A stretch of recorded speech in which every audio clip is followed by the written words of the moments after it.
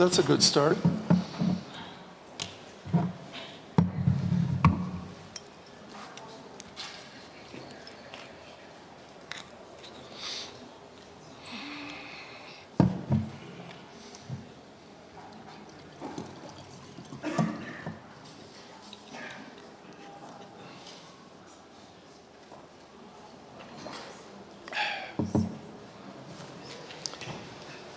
Good afternoon, ladies and gentlemen. Welcome to the Astana International Forum.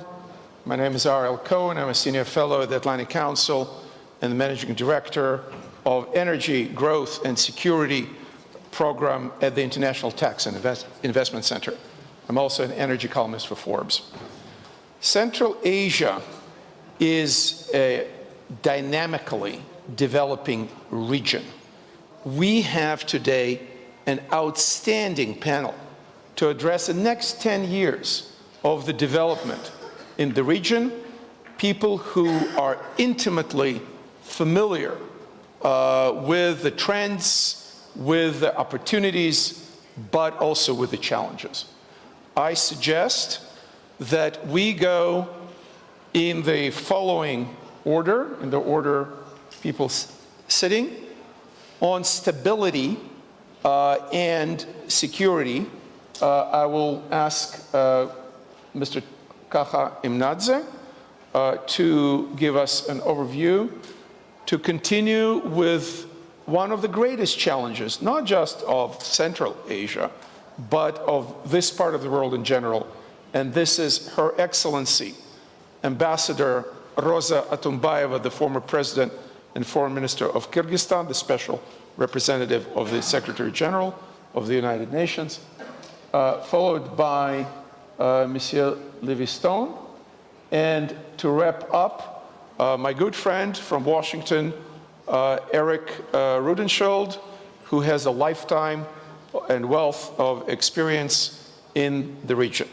Central Asia has significantly grown in importance for a number of reasons. It started in the 90s with energy. It continued in the 90s, in 2000s, with its role as a region adjacent to the war in Afghanistan, and then the pipelines, first to the west and then to China. The countries developed in different fashions, at different paces, with different modes of development. Today, I would say that as a source of uranium, Kazakhstan in particular, but also Uzbekistan, play a role in nuclear renaissance. International Tax and Investment Center, my program, published a number of reports on minerals, on uranium and nuclear, on water, and on food production and food security in Central Asia. We are at iticnet.org, and the report's available there, or you can search by topic and my name. Some of these reports were published by the Atlantic Council, and there are also videos of the events if you're interested in the subjects. Rare earth today is in the news. The rare earth elements themselves, the lantanoid group, is actually a small market. It's a market of only $3.5 billion, with 60% of mining and 80% of refining concentrated in the hands of the Chinese. For obvious security reasons, the United States and the rest of the world want to diversify both the sources of mining and refining and create supply chains independent of one strategic supplier. I see water, as the author of a recent report published by the Atlantic Council, I see water as probably the greatest challenge today on the non-political front. Yeah, there are challenges of radical religious extremists, violent extremism. There are challenges of the spillover of the war in Ukraine. There are challenges of one great power arising in the East and dominating not just this region, but many other places. But water is a huge constraining factor, and there are tremendous opportunities to save, to economize, to move from canals that allow water to seep into the ground, to drip irrigation, to more modern ways of distributing water to households, to industry, and to agriculture. Finally, in my view, regional integration is a way forward. Thank goodness Kazakhstan and Uzbekistan are working together to consolidate the region and make the whole bigger than some of its parts. And with that, I will ask the panel to open with maybe 4 to 5 minute opening remarks, and then we'll move on to questions, and then open the questions to this very engaged and wonderful public. So, Baton Okaha, please. Thank you very much, Ariel. First of all, I'm really delighted to be here and represent the Secretary General of the United Nations, the Forum, and in Central Asia as his special representative. What is Central Asia today? And thank you for this overview. Since my mandate is political, of course, I view it as a political mandate holder.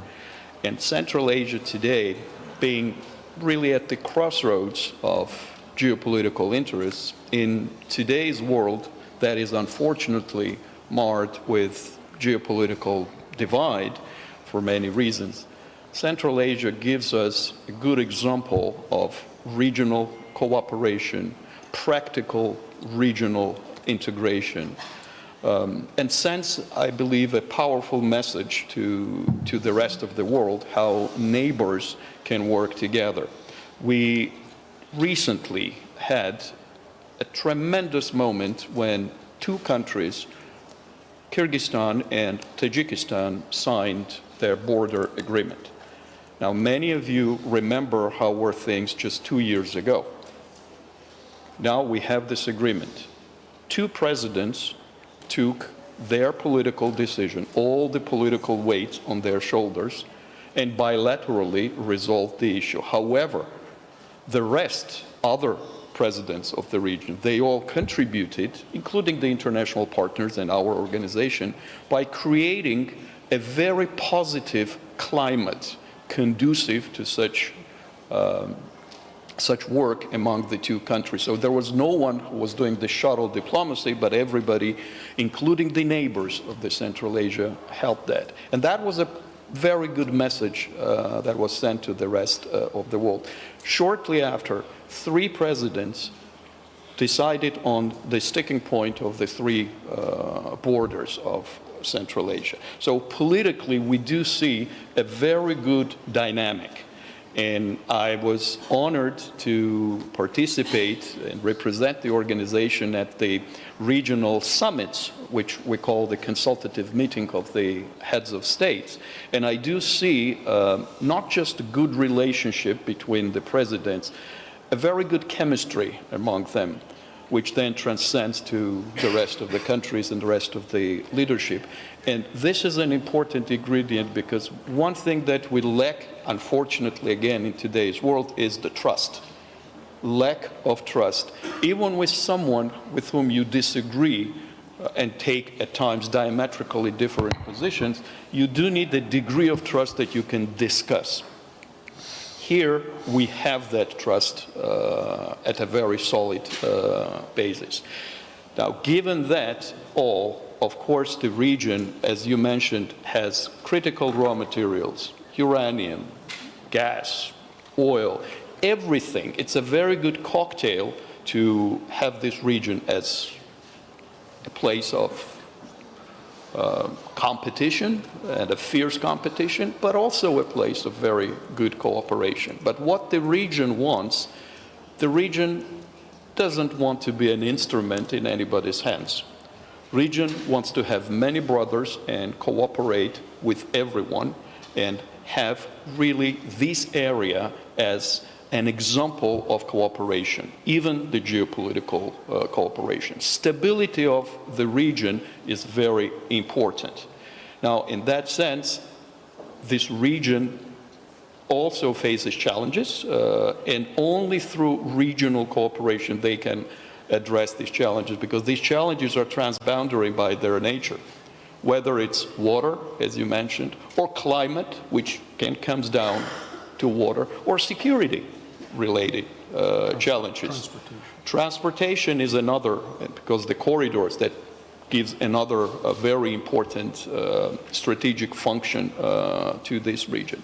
So the foundation of it is the good relations, and we are moving, you mentioned about regionalization, we are moving slowly to that where regional will become structurally more together. But a good basis for that is their history and the common roots that countries of the region do have, and the same vision that togetherness is the key, both internally and to the outside world, to have the region being developed and respond to the challenges that the region is facing. I'll stop at that and then we'll continue. Thank you. I think this was excellent. And now to probably the most challenging topic from a unique perspective of somebody who's from the region, somebody who is a woman. We heard a lot about the role of women in politics and high power politics, and no one is better than that than my friend Rosa Atunbayeva.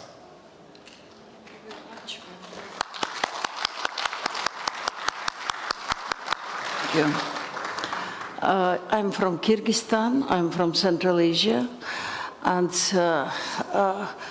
probably I know well the insight of this region.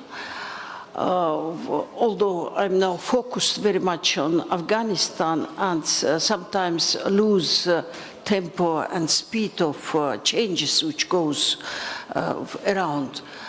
And that's why I'm now in Afghanistan, because yes, the phenomenon of unity and togetherness, as you say, of Central Asia, it is very visible for facts of the last 5 years at least. 10 years ago, it was impossible to think about the transition between the countries, about the transport, about normal border connections, and so on. So today, really, this Tajikistan-Kyrgyzstan, very long, protracted conflict, it's come to the end first. And all of us, we are happy because it takes lives. It takes a lot of lives.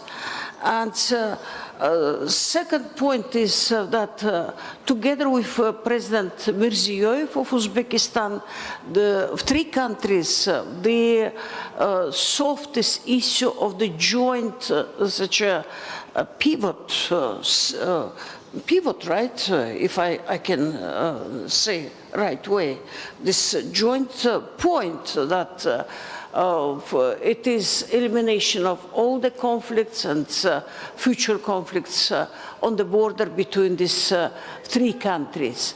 So I think these facts would be impossible 7-10 years ago. Now, when right today, Mrs. Meloni, she will meet with 5 Central Asian leaders after this meeting, and they would have another meeting with the European leader, and as Kaja said, 7 consultative meetings took place between the Central Asian presidents. It is really something very important, and I do believe that they are either guided or they are led with wise such recommendations that only being one fist they can move forward. Otherwise, everything is detrimental. So I'm in Kabul. I live already 3 years in Kabul, and must tell you that certainly the center of Central Asia is Kabul, Afghanistan. And if Afghanistan will be safe, stable, secure, then it is about the whole Central Asia. Coming to the peaceful country, to prosperous country as Kazakhstan, certainly I'm a bit shocked. So rapid development, economical development of this country. And yesterday, President said that the volume of overall joint development volume of Astana, it's $40 billion. Whereas Almaty is #1 city, $60 billion. Look, and it is, of course, striking if I'm talking about Afghanistan. In Afghanistan, out of 40 million people, 23 million, they need humanitarian assistance. Country literally is jobless. A lot of young people. Afghanistan was not 40 million 10 years ago. So it is now 40 million. It's comparable with Uzbekistan, this country. So, and if you can't provide jobs, you can't build any businesses there. They are just raw material for any other terroristic groups. That's why I think all the projects which Central Asian leaders now very energetically push forward, this trans-Afghan road via Afghanistan, from even from Kyrgyzstan, Uzbekistan, and then via Afghanistan to Pakistan, or Kazakhstan proceeds the road via Herat to Iranian ports. This is all this connectivity. It is vital, absolutely vital, these roads. So, and they are long-term investment and long-term projects. Unfortunately, today, young people, overall population needs a lot of assistance. I wish that such forums will be also action forums, not just the talks. And if, for example, I'm talking about Afghanistan, this is a very special project. Needs for settlement of refugees or returnees coming from Pakistan, Iran.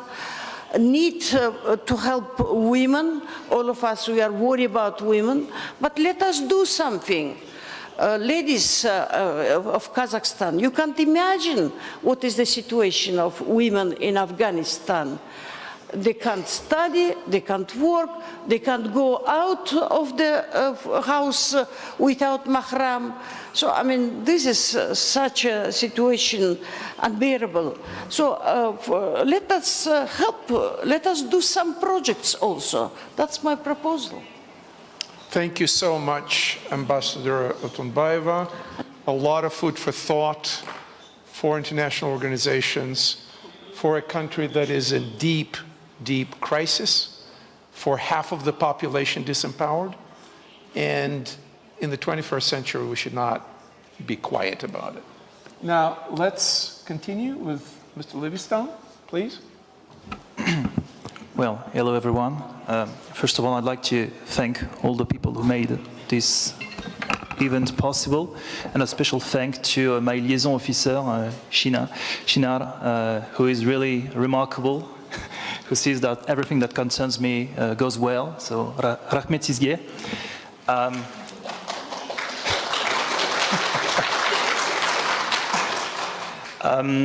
Before answering your question, sir, I'd like to say a few words to Mrs. Otunbayeva, because this is not happening often in my life, that I have the chance to meet directly the persons I used to work on.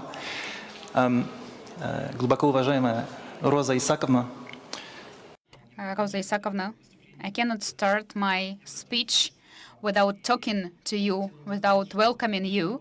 And I would like to say that you achieved a lot at the head of Kyrgyz Republic in 2010 and 2011. I think that this is a historical success, how you were able to build the trust and belief to your country population, and how you built the foundation of the democratic regime in Bishkek. That's a great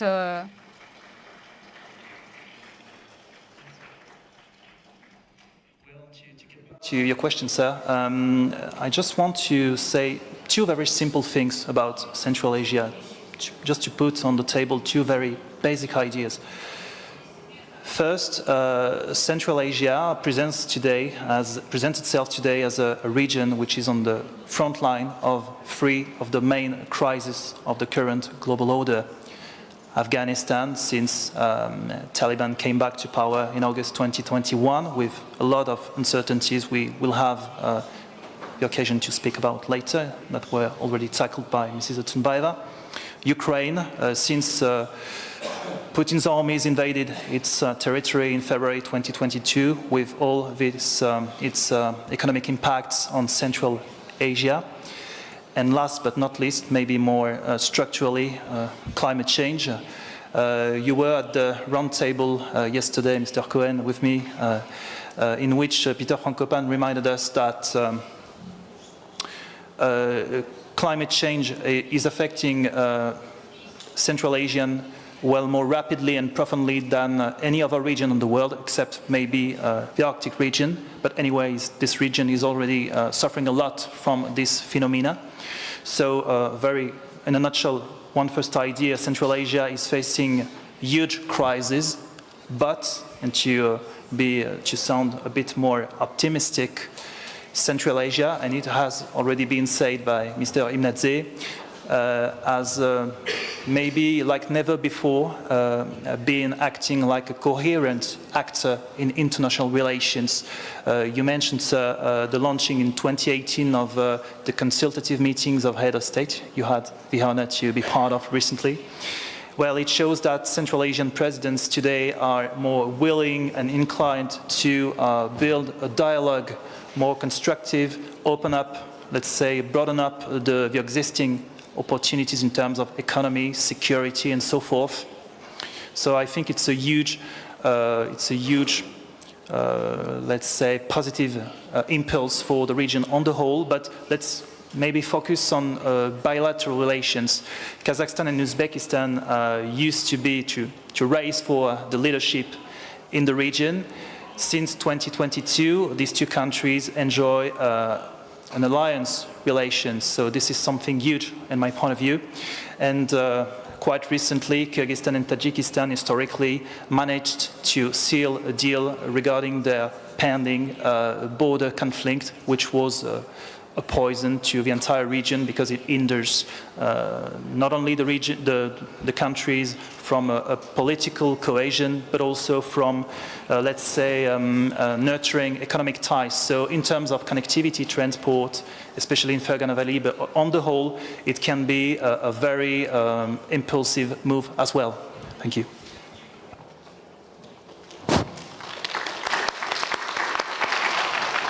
Rahmet, thank you very much. Спасибо большое. Я тоже могу на разных языках. I also can speak different languages.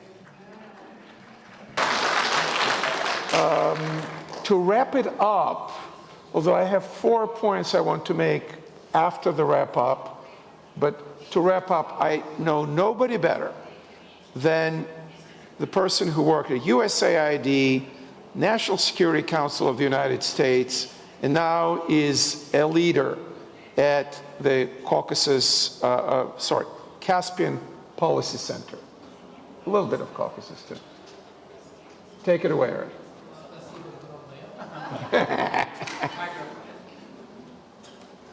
Спасибо огромное. Thank you very much. Good morning. Imagine 10 years ago, would we have had this conference? No. 5 years ago, would we have imagined this conference? Maybe. We had this conference for years, Eric. What are you talking about? Not with this kind of momentum, no. And the thing is, I was there. in the last 3 years, things have changed so radically in this region that it is difficult to follow the pace of change. If you are not here, if you're not reading about this constantly, and even if you are, things are happening at a rate that is just astronomical. It used to be Central Asia was a very sleepy place where not much was happening. That's not the case anymore, and that's the challenge for people who look at this region to try to understand what on earth is going on. What is possible? So I'm going to talk about 3 things today, and I apologize, I'm fairly jet-lagged, so I took some notes. And I'll be quick, I promise, Ariel. So I want you to think about connectivity, cooperation, and what I call conversion. So if you look at the middle corridor, what a remarkable development in the last 3 years. You have this transit corridor that has come out of almost nowhere.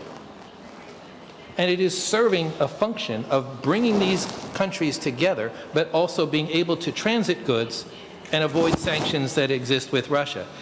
The goals of this corridor are to reduce time for the transit of goods, to reduce the cost of transit of goods so that the corridor is competitive, and to increase the trade flow through the region. And it is doing all of those things at a pace that seems almost astounding. I remember sitting with a colleague a couple of years ago who was saying, well, no, that will never happen. It's already happened. That's the challenge of this region. If you look at Uzbekistan, it joined GSP Plus, basically getting duty-free trade with Europe last year. In 1 year, they've doubled their trade with Europe, in a year only. Middle corridor freight volume has increased in 2024 62%. Amazing. But it shows the connectivity that exists between these countries that helps facilitate this kind of freight trade through the region. You see in this region now interest from China, and so you see the Belt and Road Initiative reaching across the region and investing in the region. You see Europe reaching across the region for the Global Gateway Initiative, and both of these efforts intersect in this region, and in doing so help facilitate the connectivity between the countries of this region. That's not something we would have imagined not too long ago. So I mentioned cooperation, and it's related to connectivity, but I think it's important to look at it a little bit separately. President Tokayev a few weeks ago mentioned the need for a regional cooperation framework that would help the 5 countries of Central Asia be able to facilitate greater coordination between and cooperation between each other. There is, for the middle corridor, a load of hard and soft infrastructure needs. Hard infrastructure needs, if you go to the port of Aktau, the water levels have declined so much that 70% of the fenders that prevent boats from being damaged as they unload or load cargo are no longer useful. If you go to Almaty and you watch the trains try to connect through, it's a bottleneck and it needs to be fixed. There's a lot of these kinds of things, and a lot of the funding for assistance is focused on those things, but there's soft infrastructure that's also needed.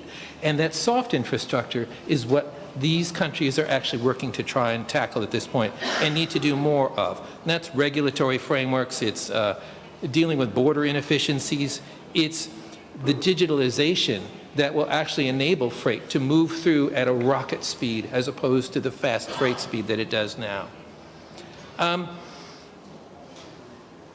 What we see, and I think what's been alluded to by the other speakers so far, is there is far greater political will now among the 5 Central Asian states than we've ever seen before.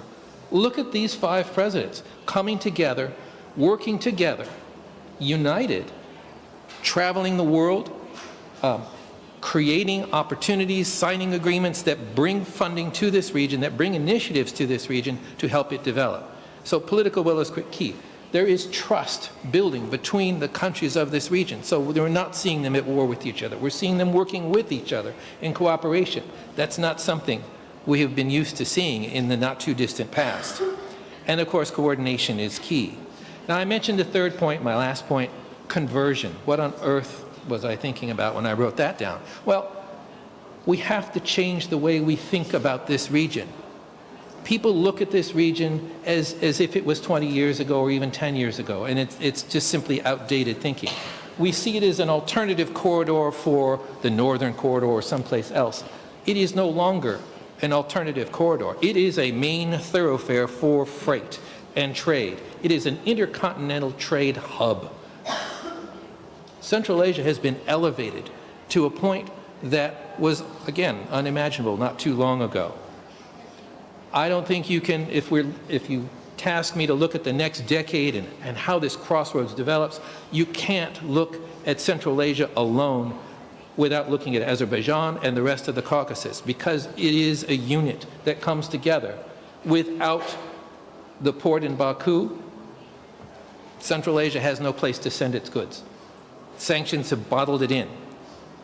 But because of sanctions, the region has also pushed westward and forged new cooperation that you wouldn't have seen otherwise.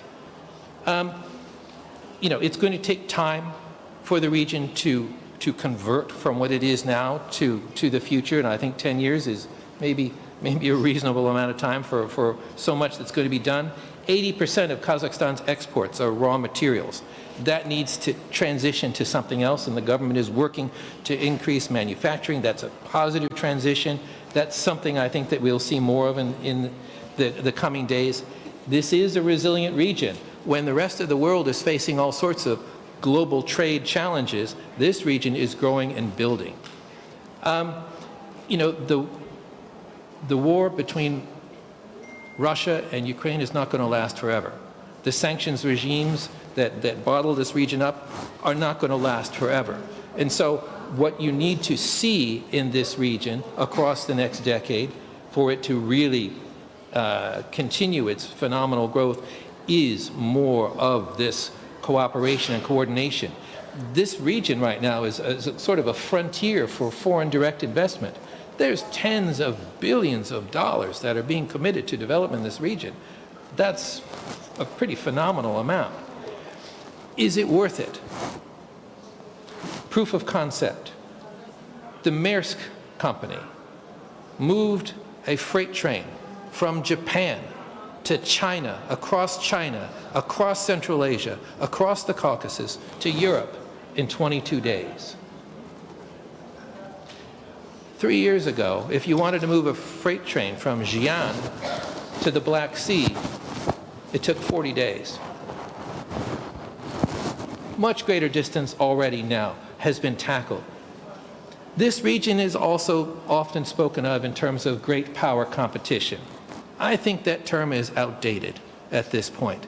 Great power competition sees Central Asia as if it's the a baran in the cock-buru game. It's caught between opposing teams, being pulled, being stretched, and of course at the end it becomes shashlik. But So now Baran is alive?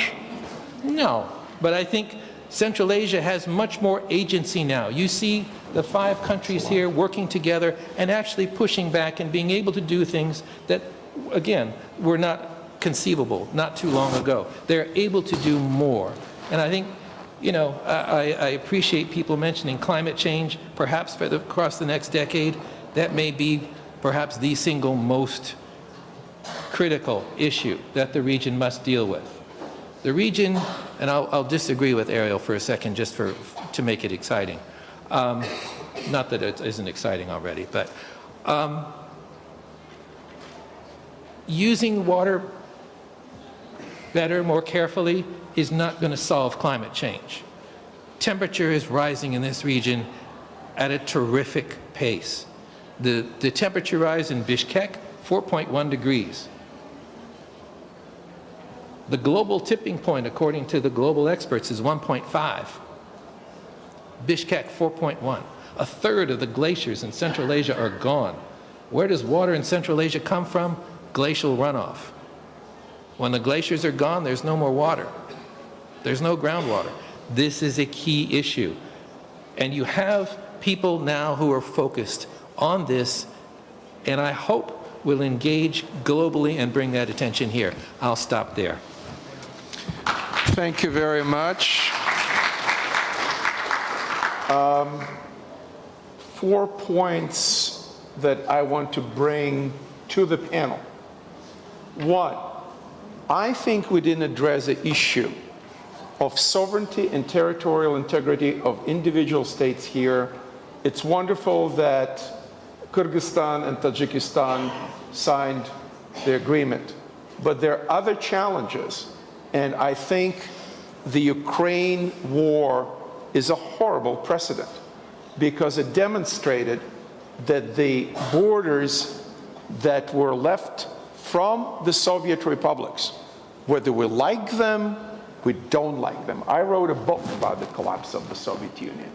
And as somebody who spent years on this issue, I would argue that these borders is what Allah gave us, and we should keep those borders sacrosanct.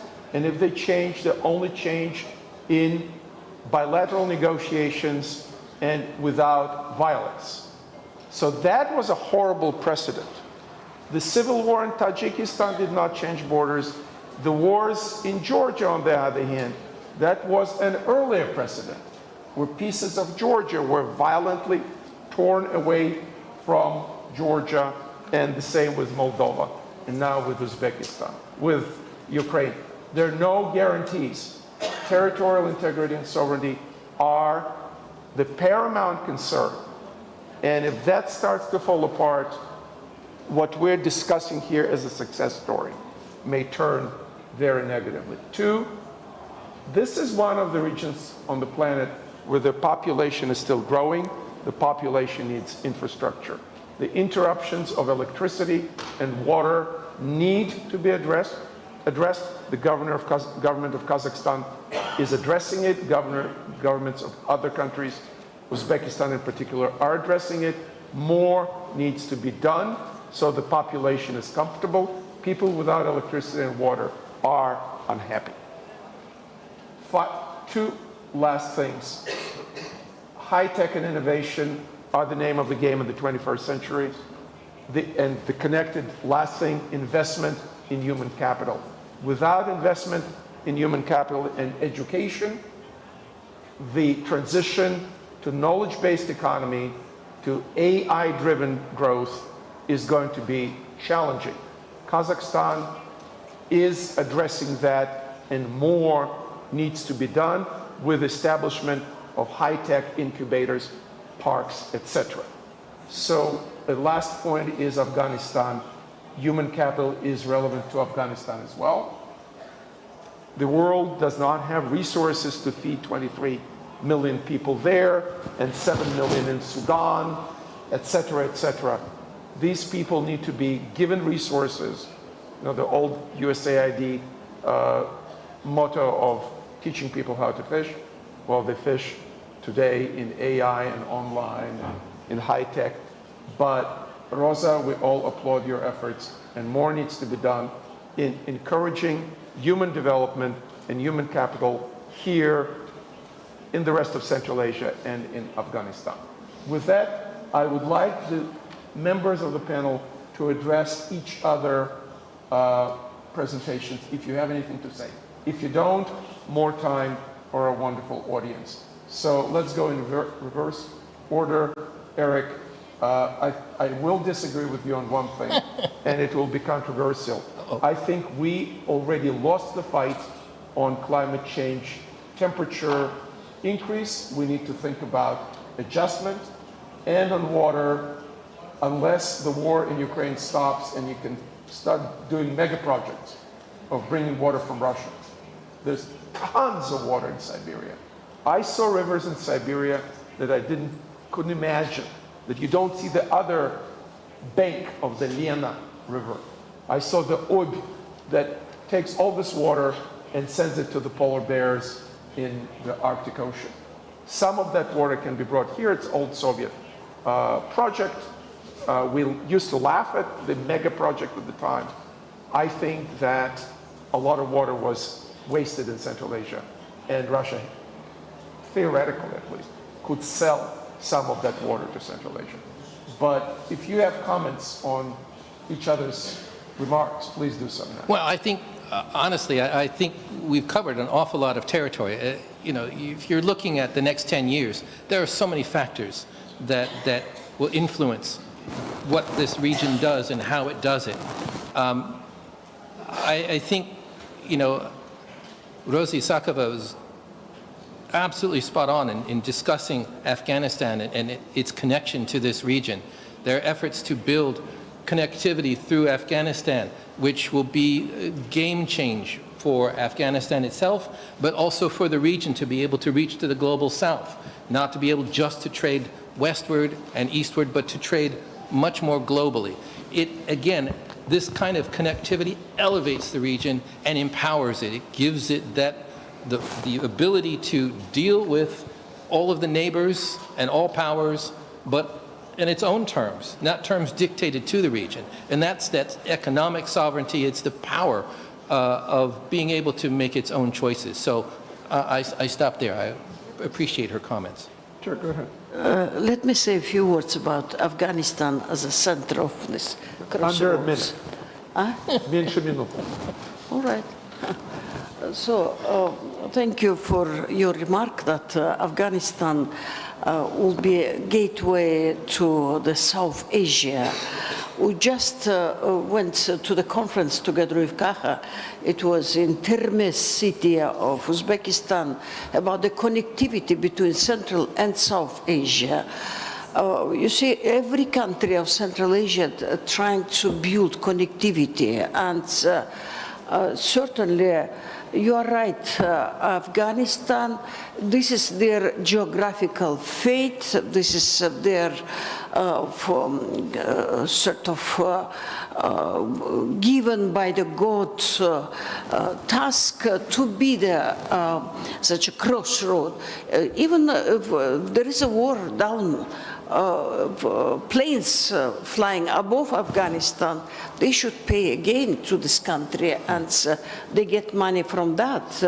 And I must tell you that this is the heritage of the war, whatever, but airports in Afghanistan are quite good. 5, 6 airports are very solid. Roads are solid. 4G is there in Afghanistan.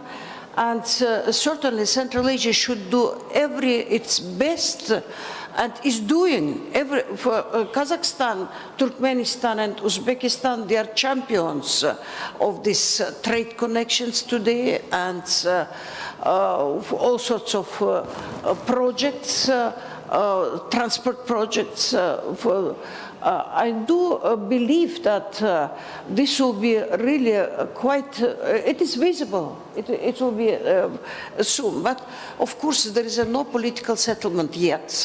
As you have noticed probably, Minister of Transport and Industry of de facto government is here, and even President Tokayev met with him yesterday. But Afghanistan is not recognized country, as you know, and we are building such a Doha process where we are building trust between the de facto government and the international community. There is 25 countries, including our 5 countries, who are in such a permanent dialogue. Really to try to solve these issues about the seat of Afghanistan in the United Nations, about the frozen assets, about what is this sanctions on travel on one side, and from other side, international community has a serious such a pretension to government of Taliban with the human rights and women's rights. demands inclusive government from Afghanistan, and of course counter-terrorism. Look, each time government of Afghanistan says that no, never ever the fear will be from our country, but still, as we know, there are foreign fighters, dozen of those groups, and this is really problematic. We have a lot of things to do still, but nevertheless, I do believe that today, it's very fragile architecture of this security in this region. Suddenly, India and Pakistan started. They have tensions, as you know, about the Kashmir. So, the region is still potentially full of such, not conflicts, well, I think tensions is better to say. But nevertheless, I do believe that all these tireless efforts of all countries in the region will bring to good results. Inshallah. Anybody else? Yes. Yeah, I would like to make two comments about the questions you raised. Regarding what you said about the necessity to invest in education, I fully agree with you. I would like to say that regarding special Kazakhstani case, they will have to train more engineers, especially regarding to their project of building a nuclear power plant, because if it will be tremendous and wonderful to have a nuclear power plant to secure generation of electricity and things like that, not only for Kazakhstan itself, but also maybe for a part of neighboring countries, they will have to handle it by themselves without any foreign intrusion, if you see what I mean. And regarding the sovereignty thing, very important topic, to enlarge it to a more broadly perspective, I would like to say that the 5 countries of the region have always been sticking to the fact that Almaty Declaration of December 1991 must be respected, and this is why not a single country of this region has never recognized South Ossetia, Abkhazia, Crimea, and the annexation made by Putin in eastern Ukraine. And to reverse this idea and to jump on what you said about the grid power competition, right, which is outdated. I totally agree with you. You meant the return of the grid game, right? Yeah. This is a thing I'm constantly asked about. Is there any new grid game in Central Asia today, or are we witnessing the return of great powers competition? I just would like to say one simple thing. We are talking about 5 countries that have been for over 3 decades now sovereign states. We have to take it into consideration and respect that fact. And approaching these countries and this region throughout this prism is something that, in my point of view at least, is not relevant. Thank you.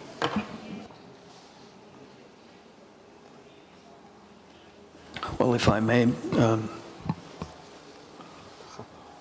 great game was mentioned, reminded me of a book, but another book by Richard Starr,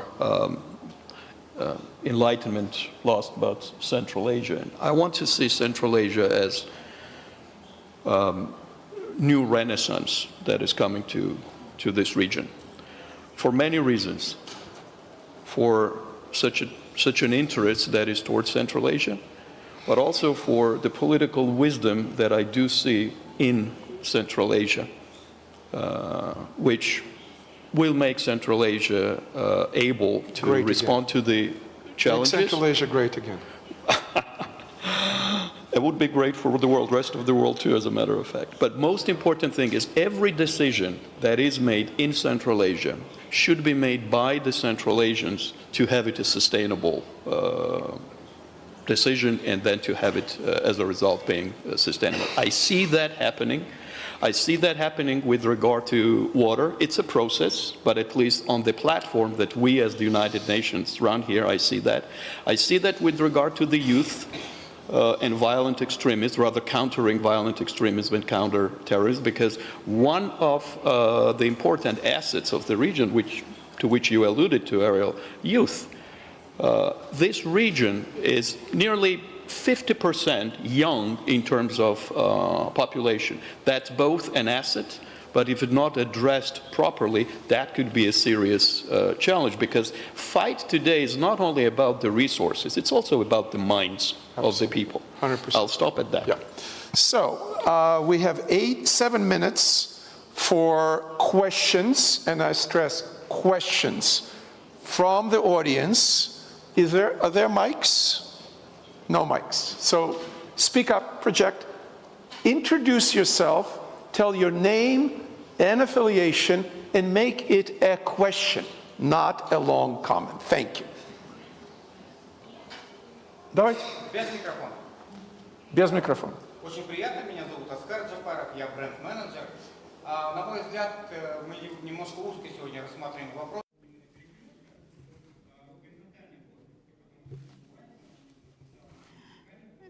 I can say that what are the ambitions of the Central Asia for space, because that's a trend for Kazakhstan. You know that Kazakhstan owns Baikonur, and we have a limited number of countries that have access to space and space projects.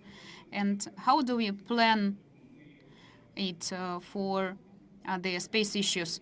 How can we implement our missions? How Central Asian countries can implement it? Now, space, Kazakhstan owns Baikonur, which of course is leased out to Russia till 2040 something. Any comments from the panel?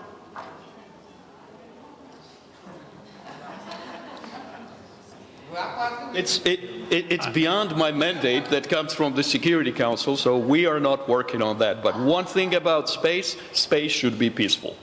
That's the clarity on that. Amen. And we have a mic for the lady in the orange suit.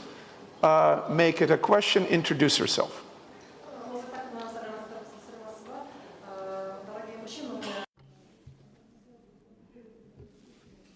I would like to express my sincere gratitude to our speakers. And so I would like to express my gratitude to all the speakers.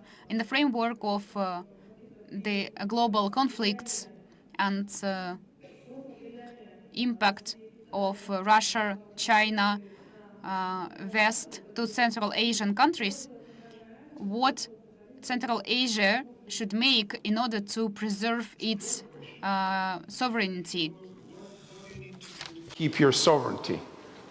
Real quick, 30 seconds. Who has something to say? So I think we're seeing countries in this region working to develop strong systems to maintain and to actually enhance their sovereignty, if I can say that.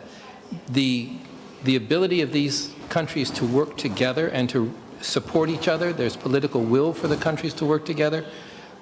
We see there's complementarity so that the countries are assisting each other. That is enhancing the region and its strength, and as these countries support each other, that gives each of them more sovereignty. I mean, obviously, Russia, China, they're big neighbors with big power, but you also see the region reaching across in other directions and balancing those powers. And so I think you watch them balance with real skill these different powers. That's not something we saw before. We see it now. And I think, you know, Tokayev calls this middle powers, and I think that's right. Thank you, Eric. Rosa Atunbayeva has something to say, and I will listen to her very carefully, because she was a foreign minister and a president and a special representative. Go ahead. Я буду вам отвечать я по-русски. Мен düşünmüyor adam, neydi o da?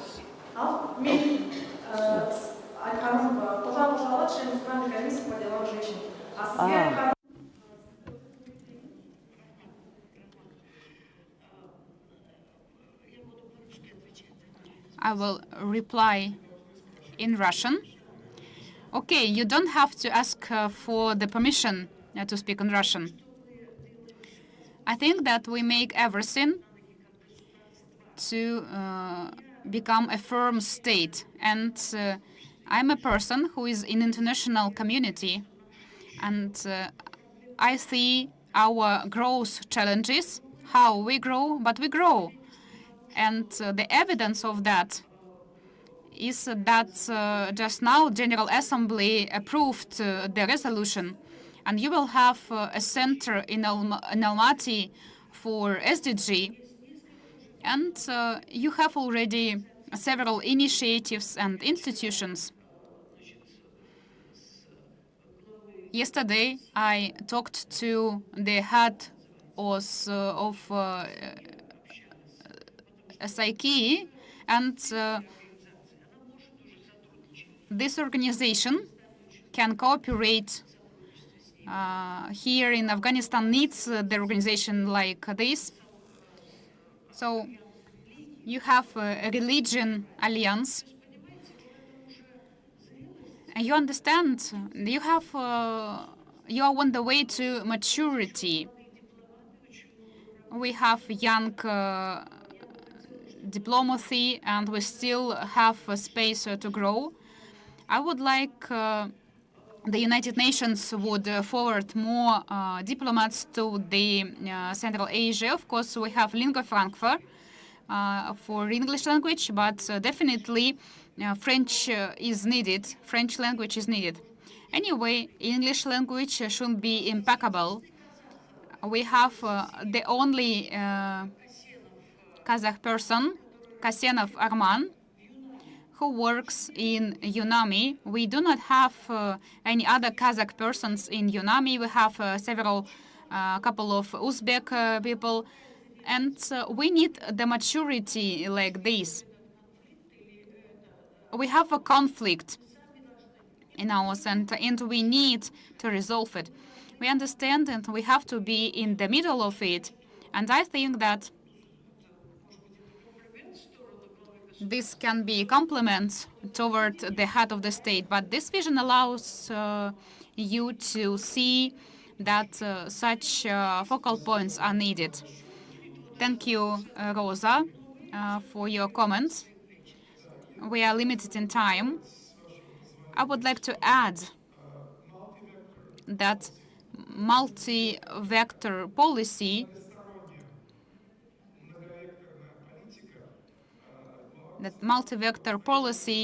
was mentioned, and the head of the state, being in the past the Minister of Foreign Affairs, created this policy, and other states like Uzbekistan also adopt this policy. Why? Because when you live between dragon and bear, you have to sleep very carefully, not to be pushed.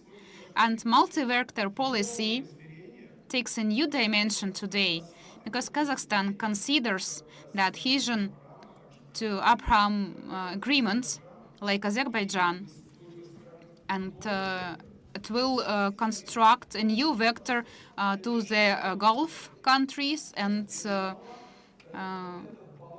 this balance will be the one which preserve the independence and integrity.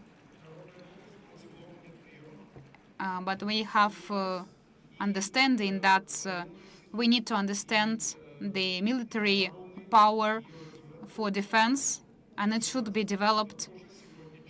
And this is a part of reality of the 21st century. I would allow the audience to ask the last question.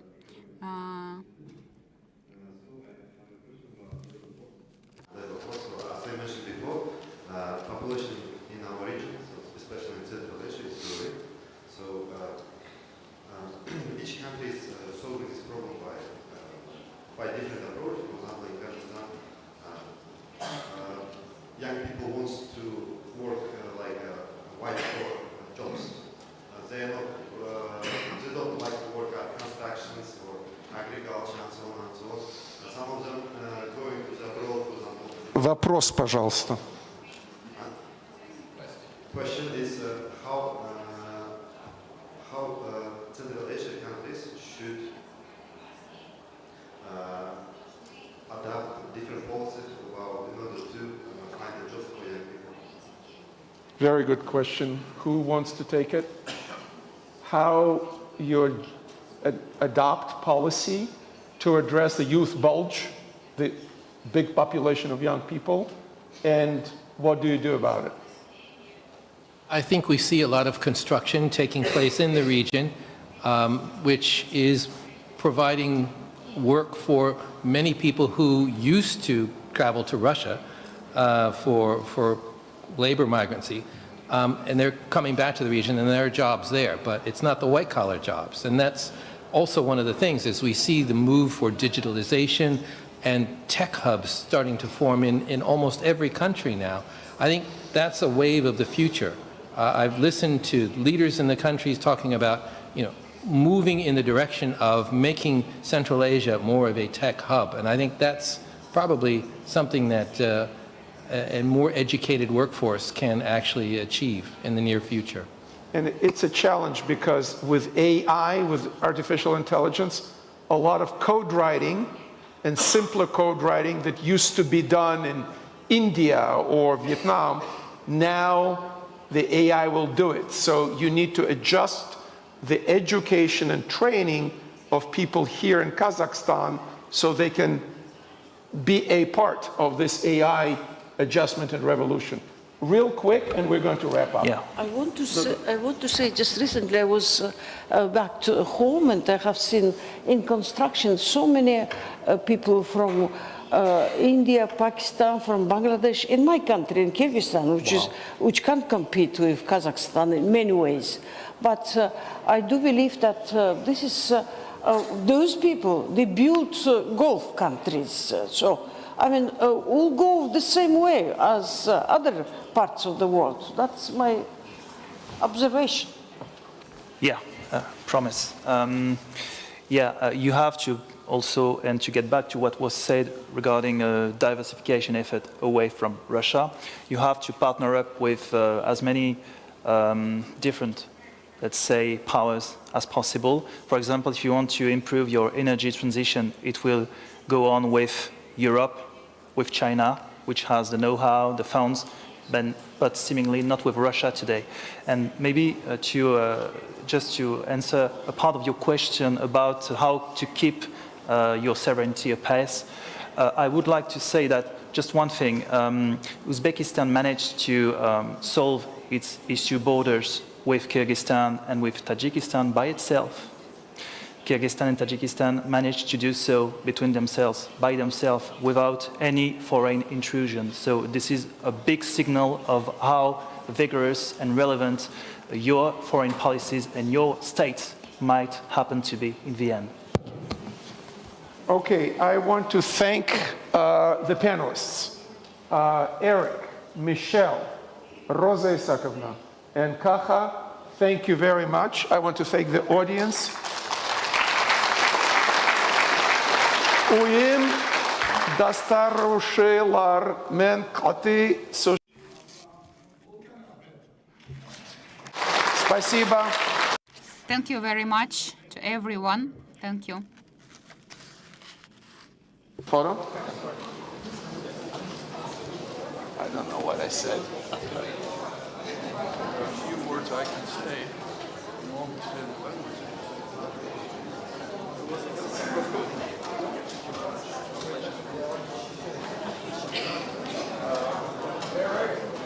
Eric.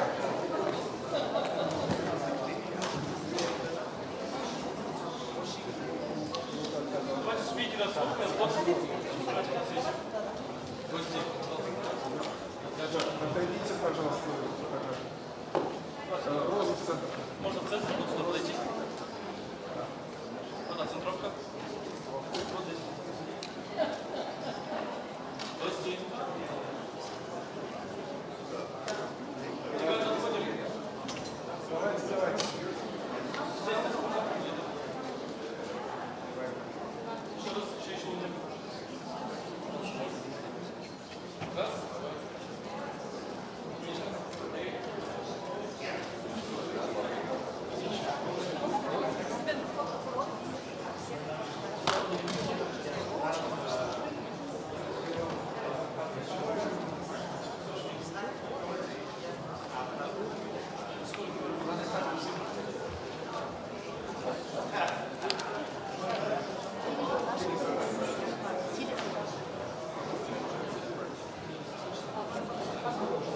vais aller à l'ambassade.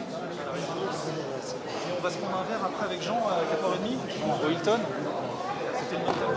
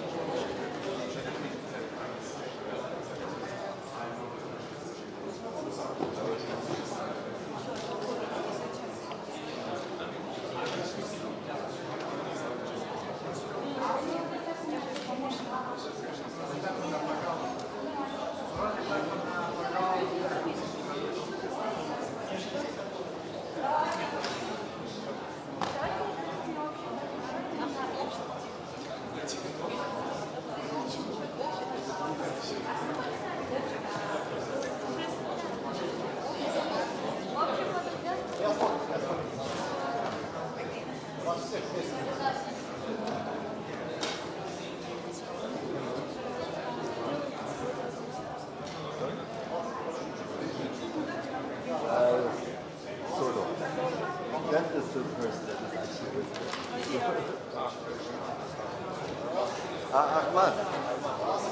Ahmad, sorry. I thought you were also with me. Sorry. Yeah, it's with you. Sorry.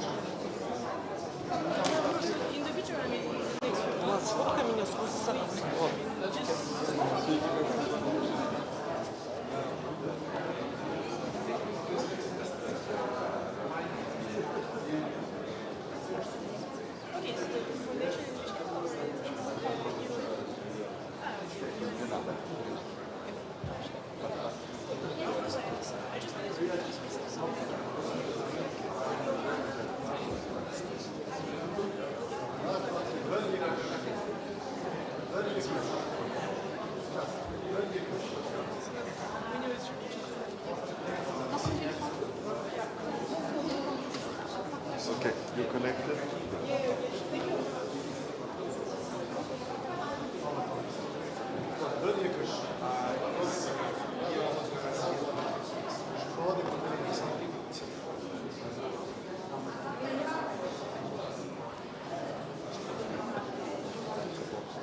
Yes, absolutely, absolutely. And very women in particular.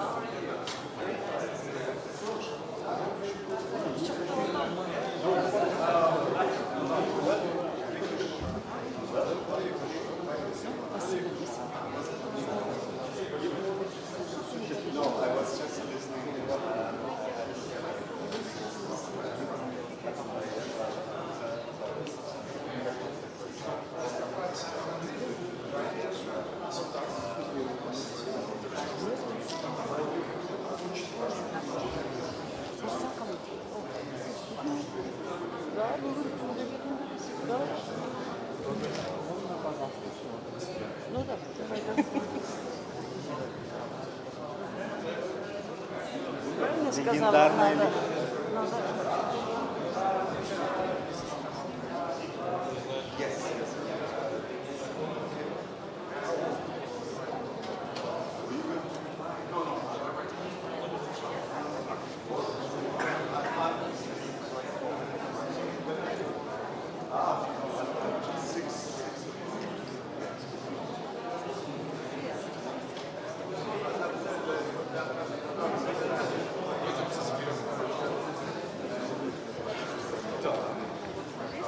Запустить что? Запустить завод. Так, А вот экскаваторов. экскаватор, да. Ну, Но экскаваторный завод сейчас кому предложил, он сказал, мне за это что будет? И вот он все, план на этом поломался, все, инвесторы ушли. Да, но инвестор должен был выкупить этот завод Да, сначала да. у того хозяина. Хозяина. Но хозяин не производит, да? Да. А есть, может быть, какой-то способ, чтобы этого хозяина заставили продать? Да. Есть такой способ? Наверное, нет. Вы не знаете? Я не знаю этот способ, но я не знаю, что там производили и что еще есть. Я понял. Хорошо, Ну, я идея хорошая. Да, я вам на WhatsApp заспала. Да. А вы бизнес учили? Где вы, что вы Я вообще учили? предприниматель, у нас есть семейный бизнес, у нас ресторанный бизнес в этом Нет, городе. я имею в виду, вы образование по бизнесу Нет, получали? я экономист-бухгалтер. Экономист-бухгалтер. Хорошо.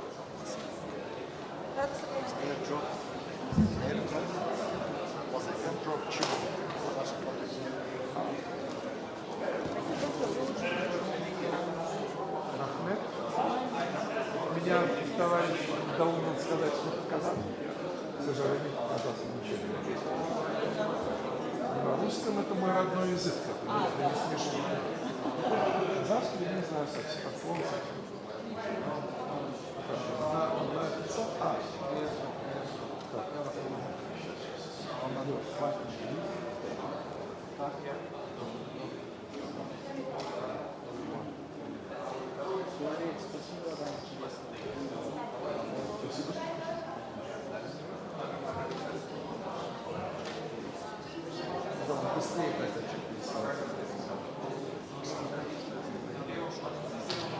У нас ланч сейчас предлагают?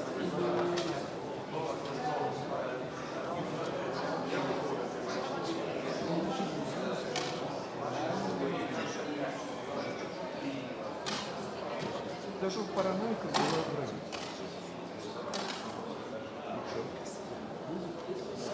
Я понял.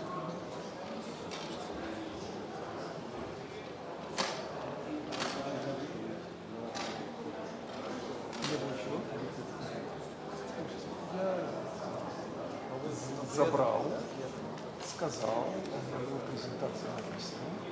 Все, что мне нужно сказать. И куда оно сохранится? Куда? Фото. А, мое фото? Я теперь буду... Конечно. Так, замечательная, кстати, фотография. Супер. Очень хорошо. Я супулиться так не надо. Так, это тоже не ставлю. Ну, а где...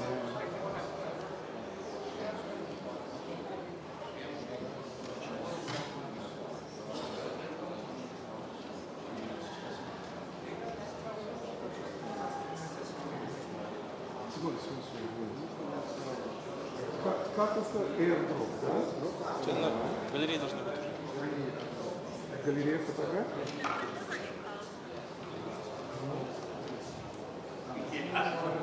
О, это оно? Тоже нет.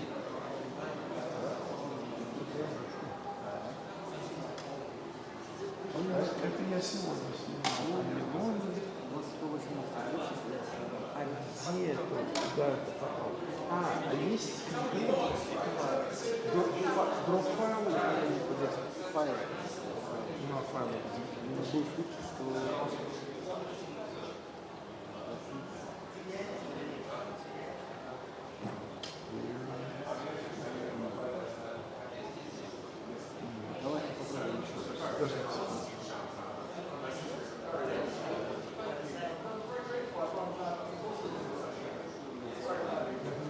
У вас этот номер зарегистрирован. Где нельзя? Нет, там неправильно, я же его поправил. Так, сделайте edit. И тут 202 415. 4.1. Давайте заново. Что?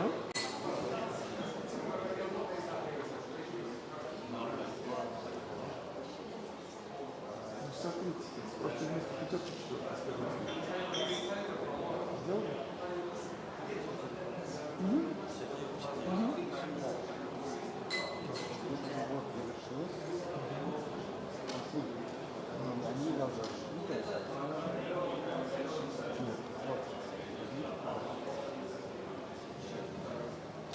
У вас какой телефон? У вас iPhone? Ну, iPhone. Можно отправить в HD формате коллапс. Не проблема. Просто вдруг оказалось, что качество. Написал вам. А вы мне тоже прислали? Я вам пришлю обработанные фотографии. Вчера вроде трое выступали, да, вроде? Вчера тоже выступали же, да, вроде? Или спикеры уже? В одном зале, нет?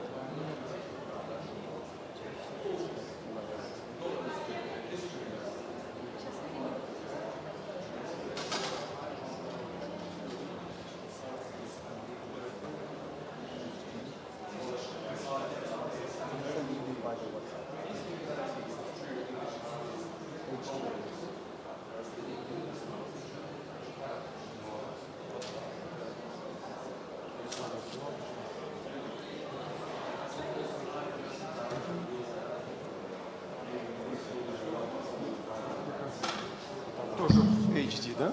Там уже сами скачайте. Да, но HD. Да, смотрите. Зайдите.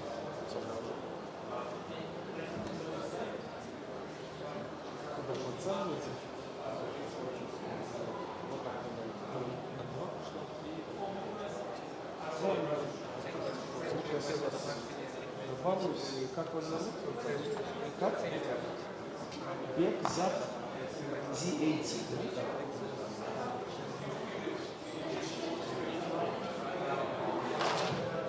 А вы с кем работаете здесь? Как фотограф, как организатор? Как я тоже за посылать.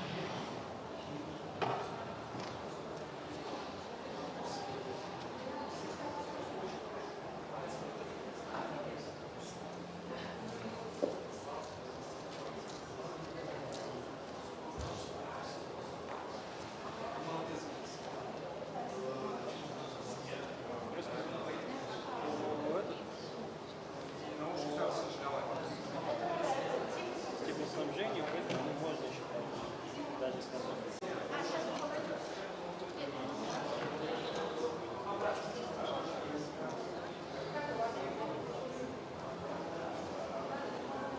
Хотя если прям заранее, если заранее скажете,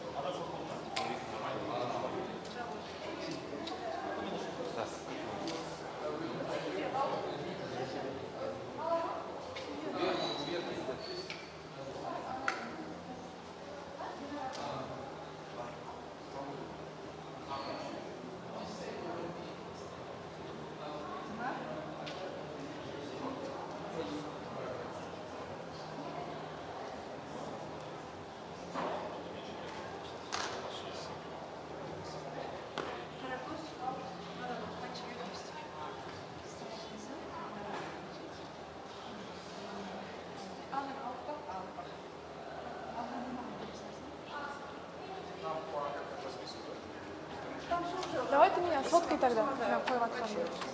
Ладно.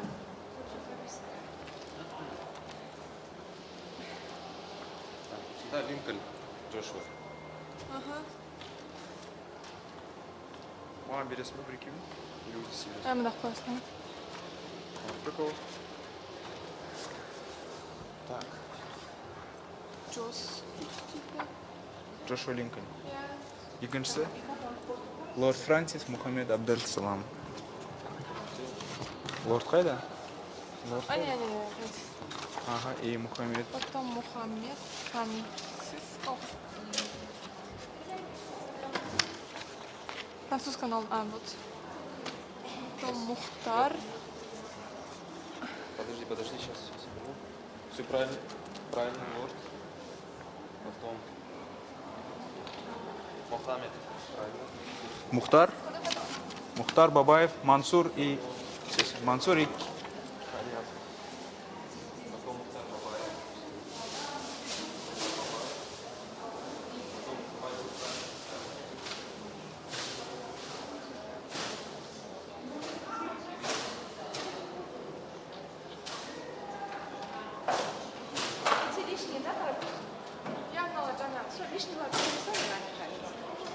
Ну, наушники троверс, или вода троверс. Как один.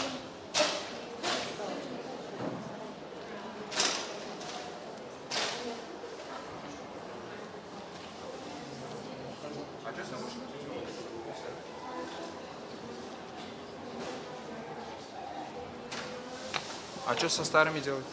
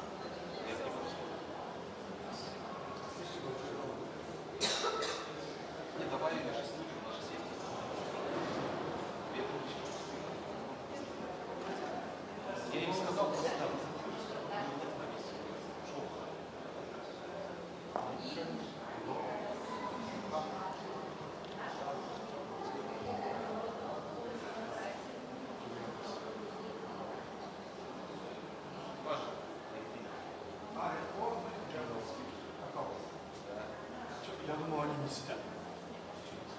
Я думал, типа, они здесь будут быть 15 минут, я обратно свалят. Паста.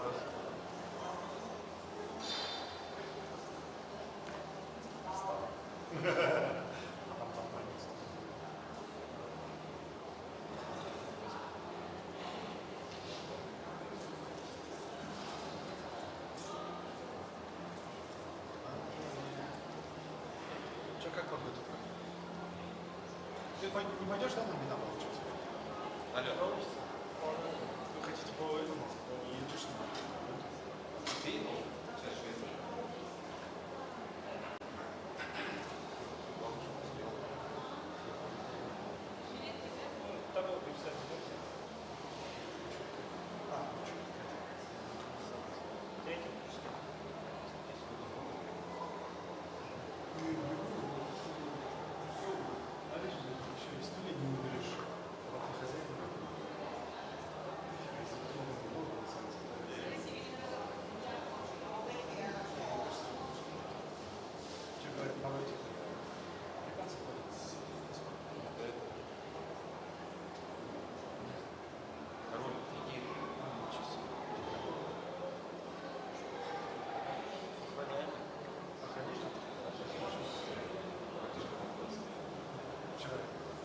Знаешь, не смешно. Вчера кто-то рассказал, хотели, говорит, поближе. Парень назвал. Чувак с камнем, король не верит. А ему ни слова не дал.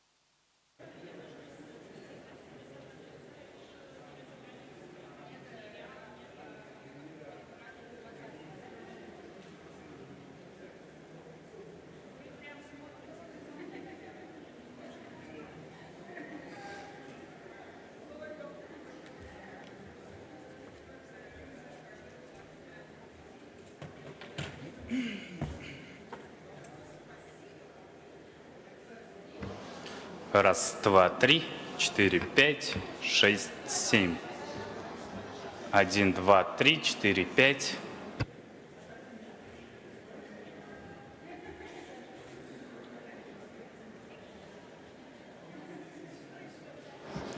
Раз, два, три, 4, 5, 6, 7. Раз.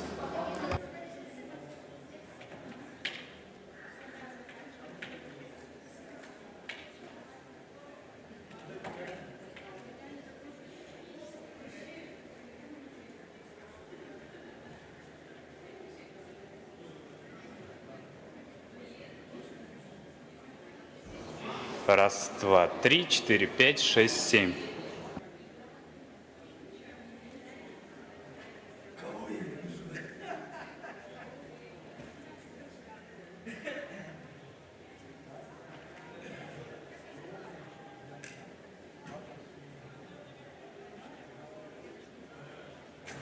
Раз, два, три, 4, 5, 6, 7.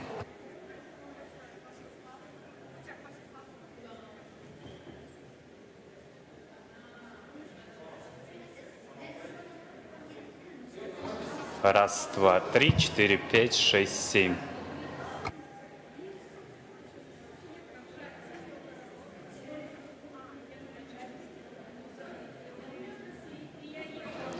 Раз, два, три, 4, 5, 6, 7.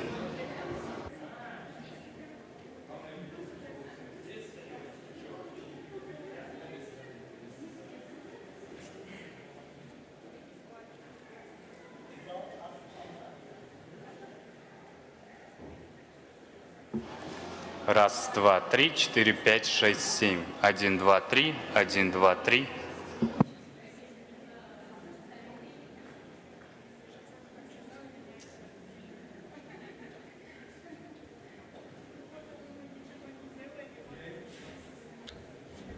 Раз, два, три. Раз, два, три.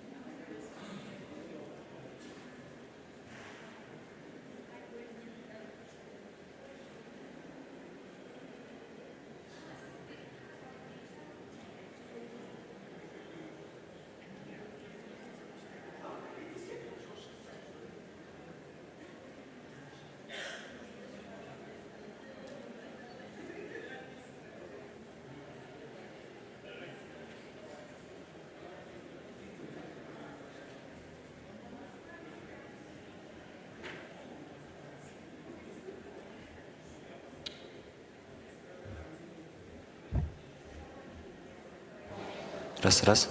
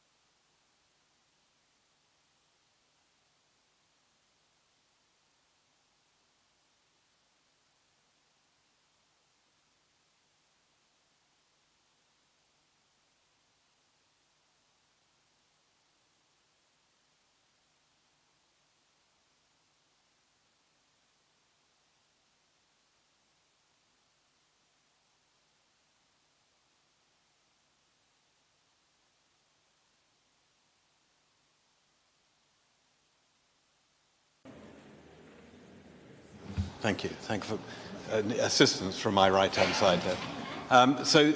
It's exactly the right question. First of all, thank you to the AIF for inviting us here. A spectacularly successful event and really a really important subject to discuss here. And the question you're asking, Josh, is completely right. I spent a long time in government, starting as a minister in the UK back in the 1980s. I was a very young minister then, I stress. The lesson I've learned from that is that working out what to do is relatively the easier part of being in government. It's the how that's hard. It's making it happen. Working out what to do is only 10% of the challenge. 90% is how do you make it happen? And if you do make it happen, how do you make it sustainable? How do you make it stick? Because when you make changes in government, often the jungle grows back very quickly. And the thing I think we've all learned about the necessity for effective action on climate is that it is, exactly as you say, it's a whole of government activity. I was very struck until relatively recently, climate action was seen as something for energy ministries, environment ministries. And I remember a conversation with one of the development banks, the Inter-American Development Bank, covering kind of the Americas and the Caribbean, who said, how do we get finance ministries involved? Because at the moment, typically they're not engaged with this subject. And indeed, the IADB engaged us, my firm FMA, to do some work for a major government in Latin America on how do you factor in climate risk into fiscal planning, because it simply wasn't being done. And we've done that in there. We've been engaged by the World Bank in an African country, starting work on this quite soon, and it's crucial. It just makes the point that this is a whole of government activity. I remember the last government in the UK, frustrated by the silo, the difficulties of the silo mentality, the silo culture, which pervades most governments. Most governments are the prisoners of the silo structure. And so they kind of moved the boundaries around to create a department, a ministry of energy and net zero. But all that did was create different boundaries in a different place. And the truth is that effective action on climate for a government isn't just about energy. It isn't just about the environment. It isn't just about transport. It's about construction. It's about how you do public services and a whole range of things that are a whole of government activity. And so the essential necessity is to find ways of kind of creating structures that cut across the whole government, horizontal structures. When it came to doing government efficiency, which has a real bearing on climate action, on net zero, because if governments spend their money better, less wastefully, then they will be, almost by definition, creating less carbon. And to do that, you have to run it from the center of government. You have to have the ability to look horizontally at the functions that run right across government. Instead of them being sliced up into the verticals, you have to look at the horizontals. And exactly the same applies to climate action. And if we're going to make this work, make this effective, then we're going to have to rethink how we look at governments and start to break down the silo culture, the vertical culture, and do what successful businesses do, which is operate a matrix where you have your verticals, for sure, but you have the horizontals as well, with real ability to see through from the center right through what's happening in government and see it in real time. Because at the center of governments, and I've been there, I know this, otherwise you only find out what's happening after the event, often when it's too late to intervene to put things right. So reimagine government, and climate provides the urgency, as well as efficiency provides the urgency behind that. Thank you. You heard it here first, so a standing item it's a very important point. I think it should be a standing item on the cabinet meeting weekly from an integrated government perspective. Nothing less will work. Ladies and gentlemen, I now turn to Judge Mohammed Abdel Salam. Marhaba alaikum. He is the Secretary General of the Muslim Council of Elders and a distinguished advocate for interfaith dialogue and ethical leadership. He was a key author of the 2019 document on human fraternity. For those who know, this was a document that was signed by Pope Francis and the Grand Imam of Al-Azhar University. His work emphasizes the role of moral and spiritual values in addressing global challenges, including climate change.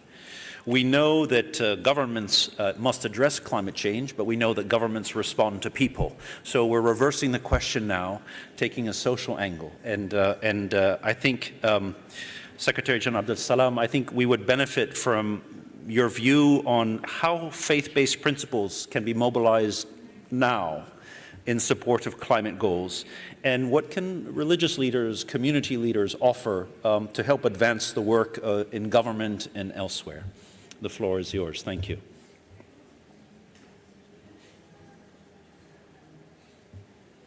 Thank you very much. I hope everyone have a headset for the translation. Allow me please to speak Arabic. Thank you very much for the question. Thanks for your participation. It's very important what you said. My name is Mohammed Abdel Salam. هذا السؤال مهم للغاية.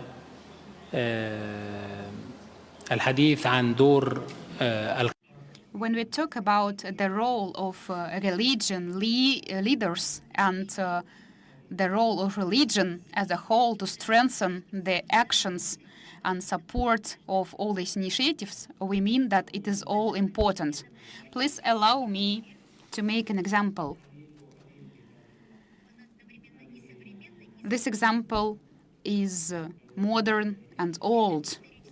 So this is a historical document about the human brothership, which was signed by the Pope Francis, who died recently, and Imam Al-Azhar signed also this document regarding the human brothership about the better future of the human being. So this is a historical document in the history of Christianity and Islam. This document confirmed the attention which is paid to the environment, to the planet, and emphasizes the attention to sustainable development. We need to have the sustainable growth, sustainable development and growth. For the humanity, this is a historical document which addresses all the population in the world. This is a religious discourse which is not only about Christians or Muslims, but it is addressed to all the people who could construct a better world, a better future for our children and for the next generations. In reality, if we think about this and take into account these challenges that the population of all the countries face now, the Council of Muslim Leaders suggests initiative. The Council proposed this new idea to have inside the conference of the United Nations to have a religion pavilion, and this pavilion will start its work in Dubai at the conference of the parties 28 in Dubai. So this pavilion started its work there, and all of the leaders talk about the climate issue, about the religious issues, about the responsibility of religious leaders. This is a challenge which is in front of all the people in the world.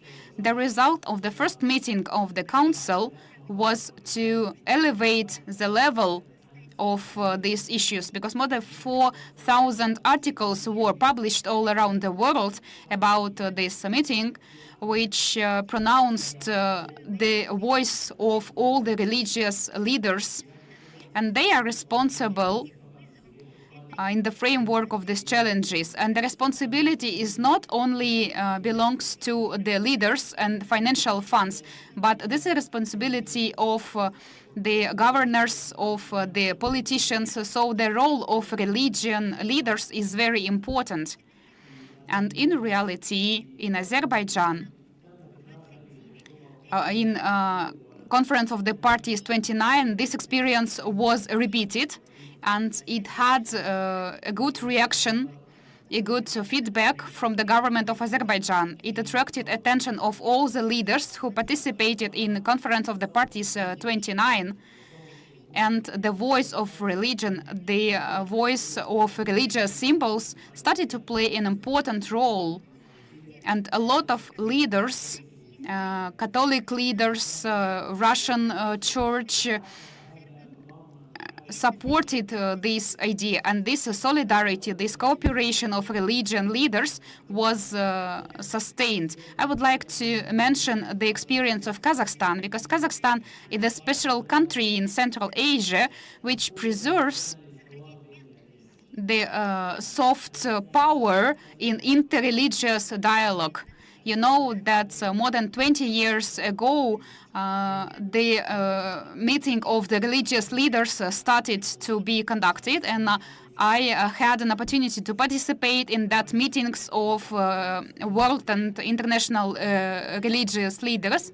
And last year, I became an ambassador of goodwill of this meeting. So Kazakhstan plays an important role and pays a lot of attention to this interreligious dialogue in order to support this work. And the climate issues are also among all these issues that are raised. We have an important initiative which we conduct with Vatican, which is related to the moral and artificial intelligence. I believe that the religion and belief is not only within the church, but religion should be the source of support and assistance of everything which lives.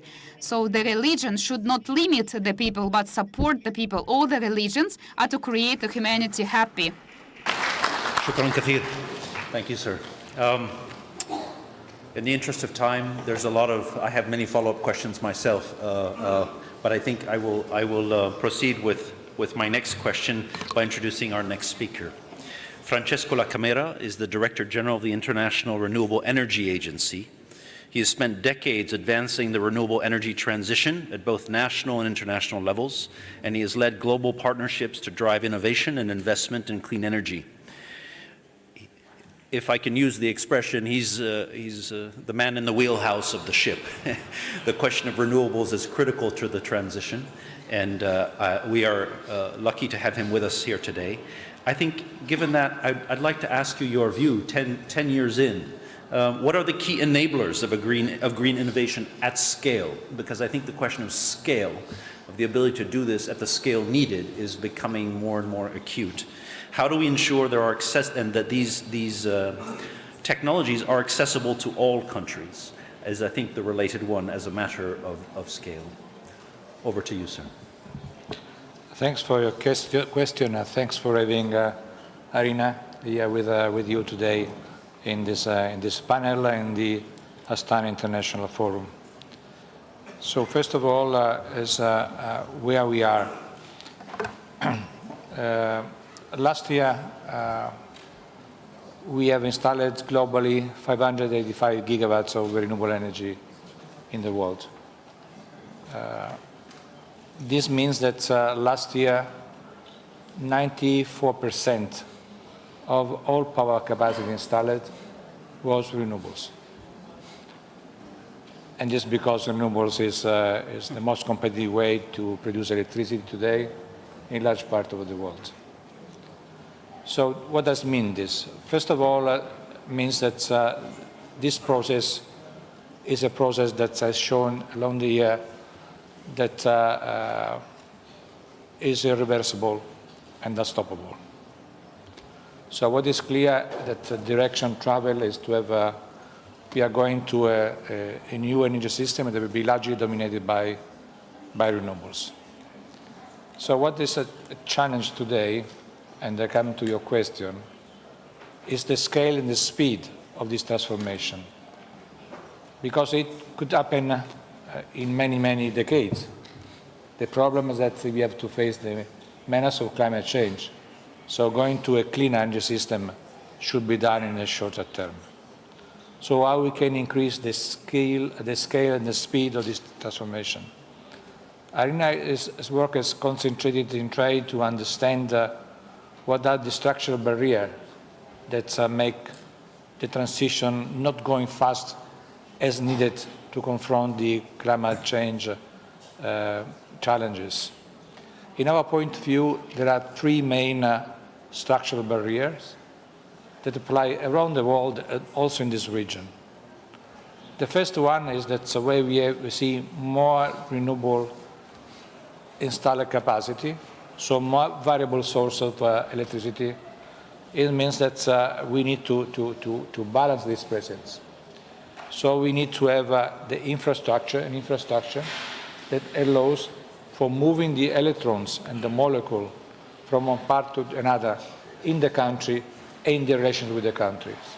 So the first barrier is the lack of grids that are interconnected, flexible, and balanced. So this is the first barrier. The second is the legal environment yet, still, because, the old system, centralized based on fossil fuel, was sustained by a number of norms that apply domestically and internationally. So if we are able to trade gas, oil, and have in our house in a part of the world, it's because there was the infrastructure that makes it possible, and there was the legal environment for it. Now the market is still designed for the old system. It's not designed for renewables. The main example that I can present to you is that usually the price of the electricity, of the energy, is based on the cost marginal rule. This is how the competitive market more or less works. Yeah. But this doesn't work for renewables, because renewables have a high cost at the beginning, at the start, and then they very low cost in the maintenance and in the exercise. So we need to work for a market that is based on long-term contract. So this has to be changed, to be taken into mind when we build our legislation and design our market.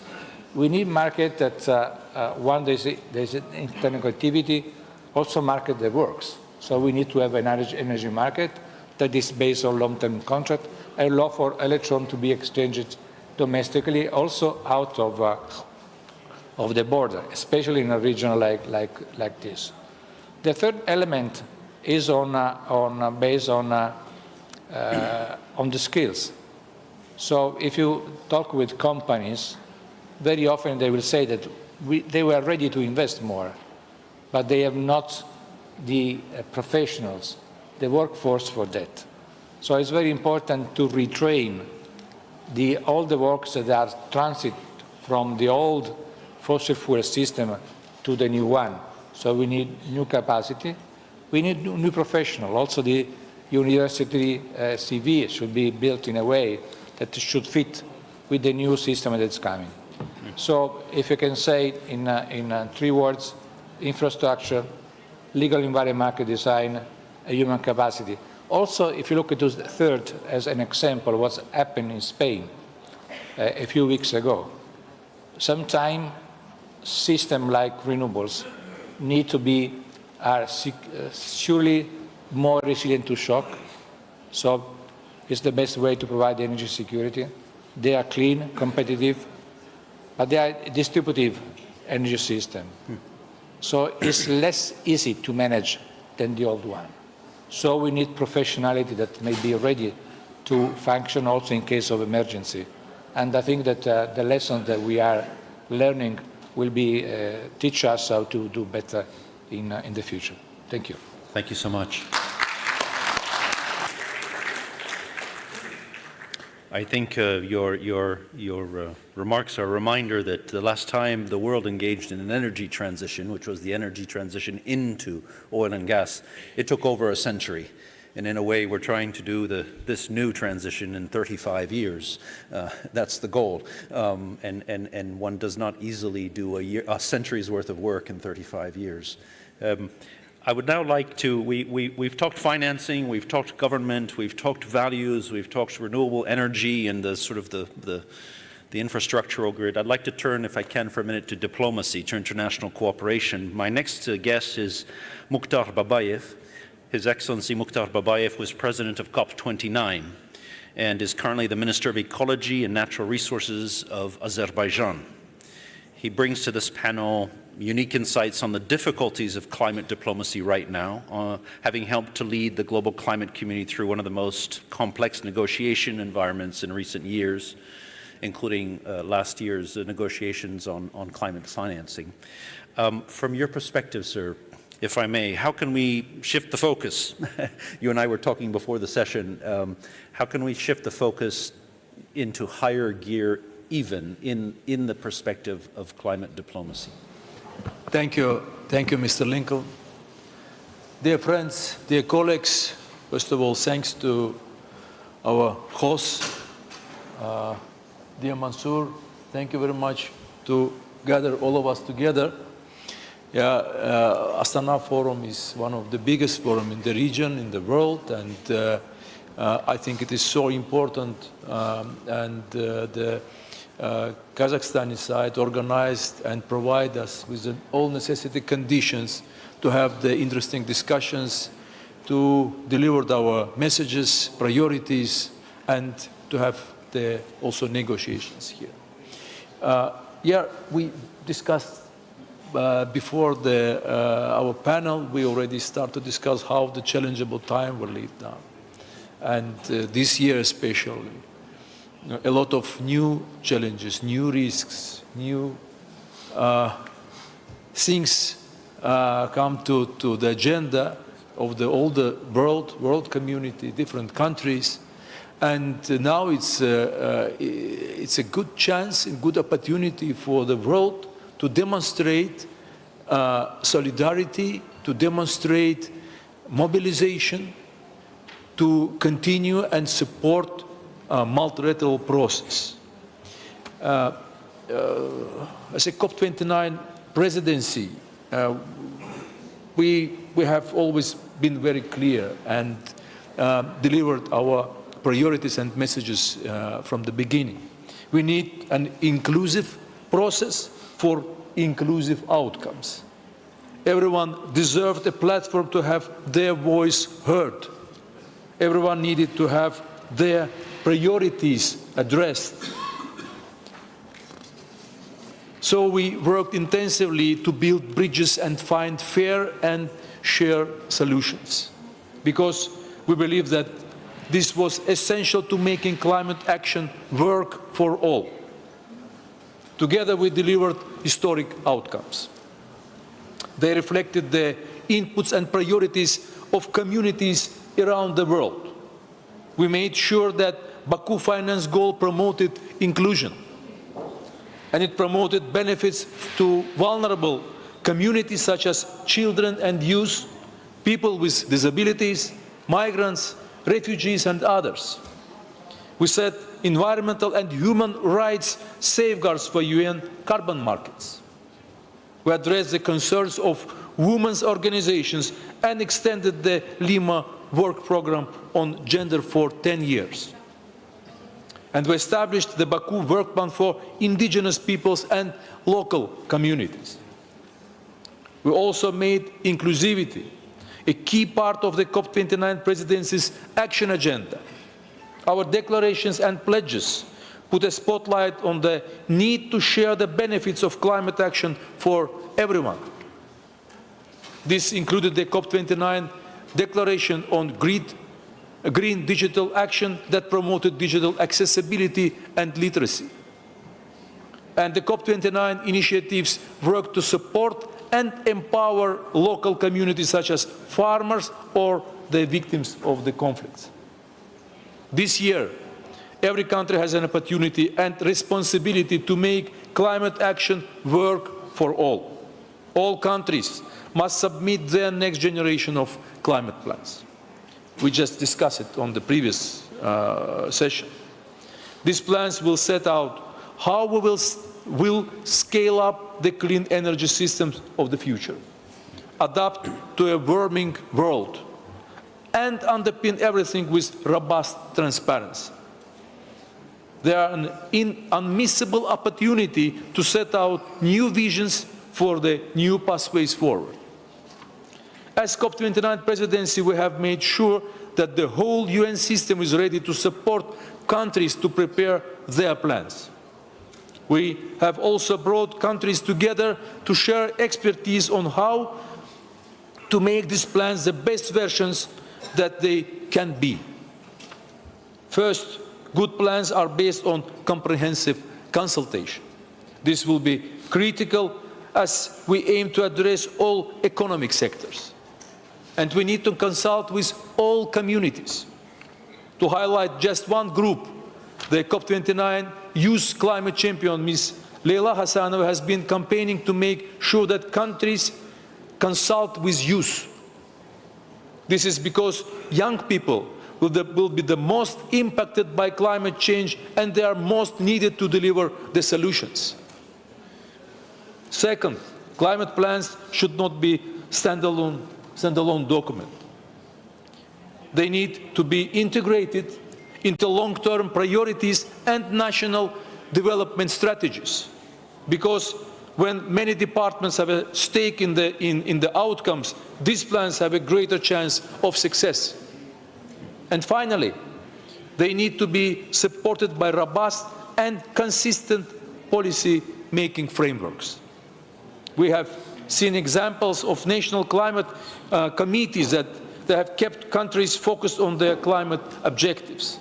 And we have seen other cases of how climate objectives can be mainstreamed in the work of all policy-making bodies. If we get this right, this plan can be green light for green investment, setting target and timelines, highlighting priority sectors, and demonstrating government commitment will send strong signals to markets and to donors. These signals will help attract and guide investment. This is the opportunity that we want to help everyone take. Ladies and gentlemen, dear friends, dear colleagues, these plans are a chance to set a new course forward. If done well, they can help drive innovation. They can lead so far fair outcomes, and they can be guides for sustainable development. In Baku, we showed how we can deliver when we take an inclusive approach. And as the COP29 presidency, we will continue to work with everyone to make sure that climate action works for everyone. I thank you. Thank you very much. Thank you. Unfortunately, we don't have the time. I would like to carry on the conversation for an extra hour or two, but I think we have another 10 minutes to go. And so if I may, in the remaining 10 minutes, to perhaps ask if any of you in a minute or two would like to bring the discussion down to our region here and to Kazakhstan. In the sense, is there something in your specific area of responsibility or expertise? If you had one thing to say, let's pretend for a minute that the audience isn't here and we're all engaged in a conversation.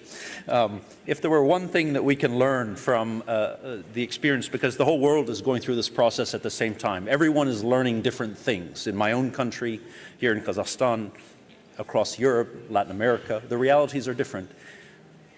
If there were one item you could say, this is a lesson that we have from the world that we see out there that is applicable to the region or to the country, or conversely, this is our experience here, and our experience here we think may be relevant out there.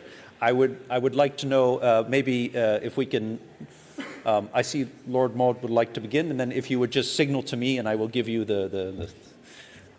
you're next. All right. Lord Maud, you have the floor first. Thank you. Very quick point, and thank you to all these other speakers. Lots of such good points made. I've never accepted that what some people argue, that there's a choice to be made between growth and climate action. These things should be complementary. And in a country like Kazakhstan, which is engaged on a process of economic diversification, then the two things absolutely go hand in hand. Kazakhstan is richly endowed with the resources, as well as all the natural resources we know about, minerals, etc., and agriculture, hugely endowed with resources for renewables, better than almost any country in the world, wind and sun. And for this to be actually a driver of economic diversification is a massive opportunity. We are already seeing this with the move to make Kazakhstan a center for crypto mining, but also to support the huge electricity demands made by big data centers, supporting quantum computing and AI. These are big opportunities for a country like Kazakhstan, but what it needs is a very comprehensive and hard-edged investment plan which identifies real investable opportunities. And just to pick up the point that Kyriakos made in his remarks at the beginning, to be able to access those sources, all the sources of investment, which can both support the program underway already to modernize utilities and to modernize public services like district heating schemes, but to combine that with the climate action, the move to net zero, is a huge opportunity for Kazakhstan. Thank you very much. Vice Minister Oshurbayev, I think you had your hand up.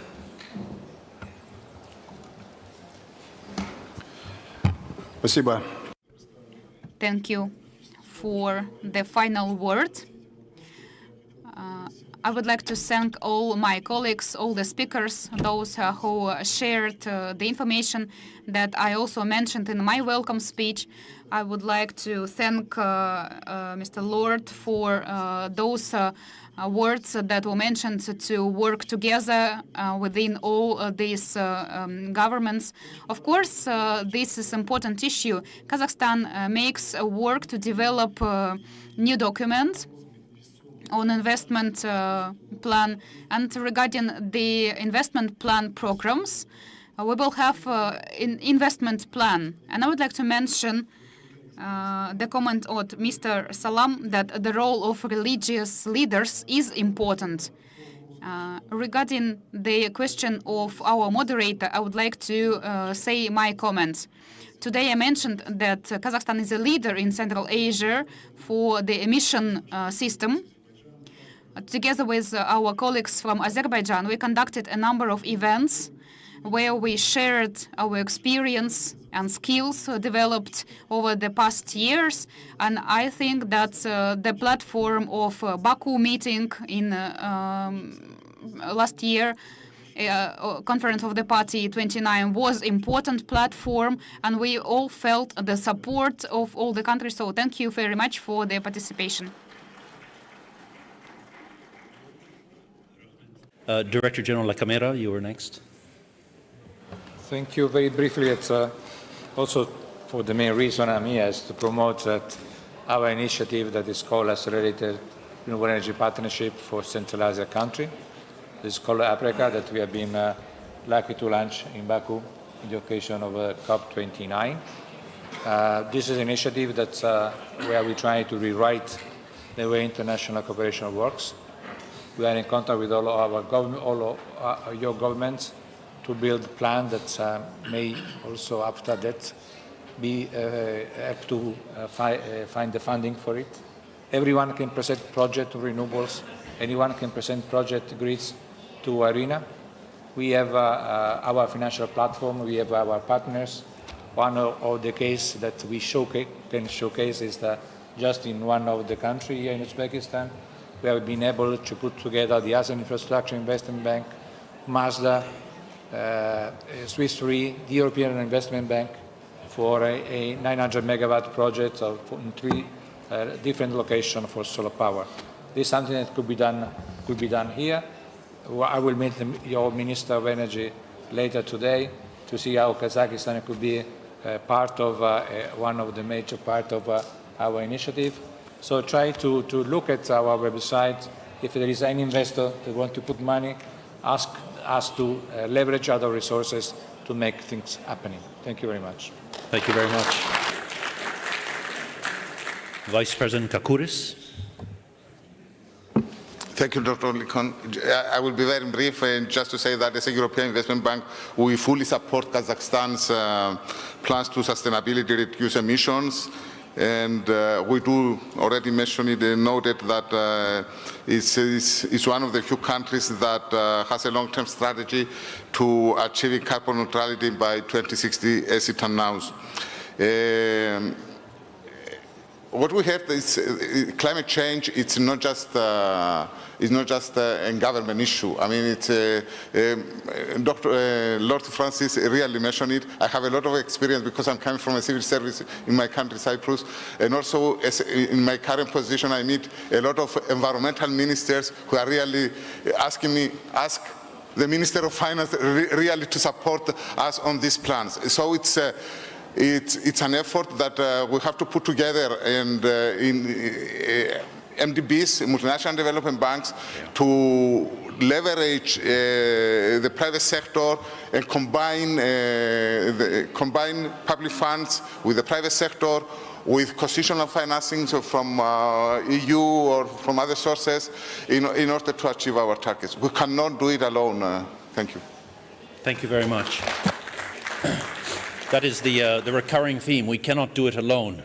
I think at every level and every corner. I would like to give a final chance to Judge Abdel Salam, if he would like to say anything else. Yes, thank you very much for all participations today. What I want to say clearly, if we need real sustainability, we should always focus with the youth. The next generation is the future. And I invite all of you, my friends, all the biggest companies like Irina, Kazakhstan, Azerbaijan, all the people, they are very care really about the future, to focus with youth. Youth and the children is the real future, if we need a better future for all of us. Thank you. Thank you so much. Minister Babayev, the final word is yours, if you would like. Thanks. Very, very short. Two things. First, it's for us this year, it's a good chance to prevent step back from our climate negotiations, results of climate outcomes. The second, next year, climate forum in Kazakhstan, 2026. We wish, first of all, success, and we hope that Kazakhstan will continue to build the trust between the countries, between the parties, and will have the successful COP for the solidarity for a green world. Thank you. Thank you so much.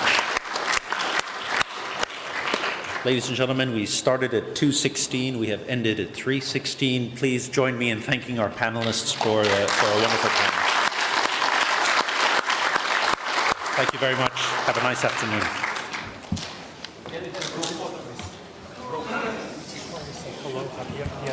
Okay, I know you're very busy. Yes. Give it another copy. I just want to say no, we can speak as a dinner. Okay, so all right.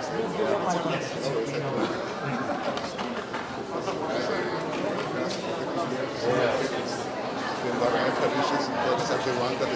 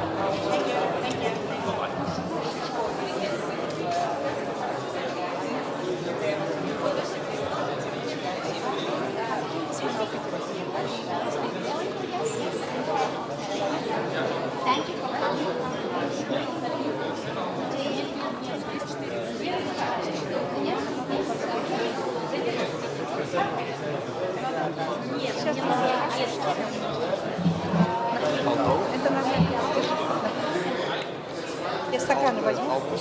А и стаканы сколько? И стакан. По стакану.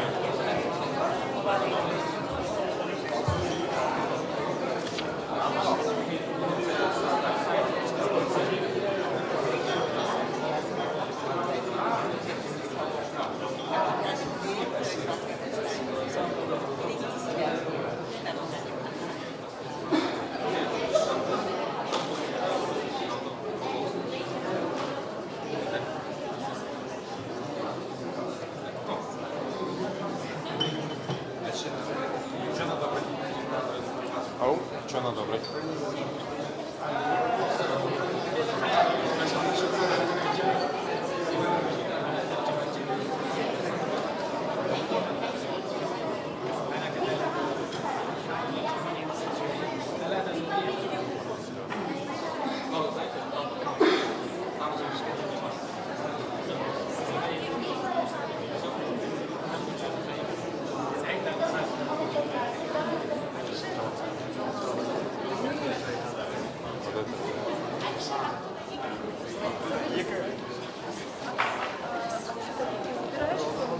Убираешь. Вот эти две, смотри, вот это и вот эти убираешь. Понял? Лучше ты сам регистрироваться.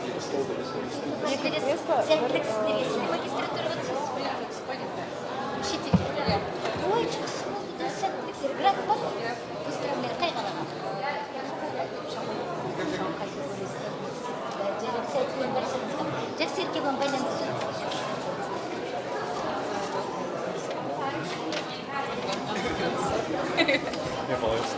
Что там на налог греха?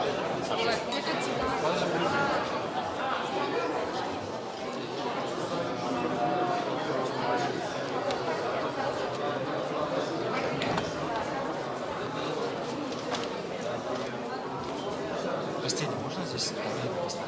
Опаздывает. Время место? Не-не, в постель лучше. Все, смотри, что опаздываете.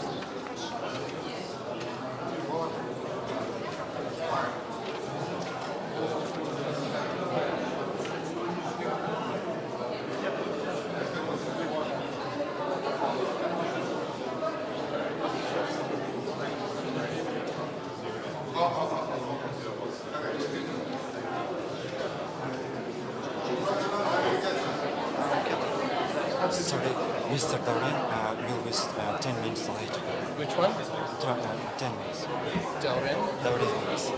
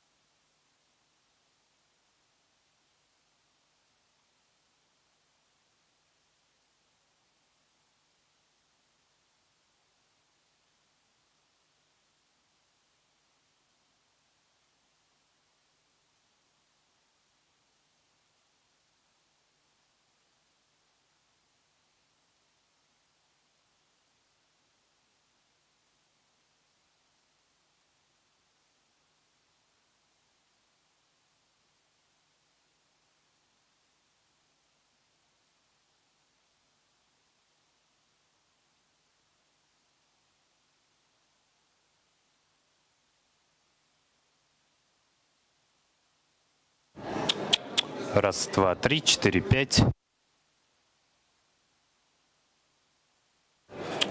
Раз, два, три, четыре, пять.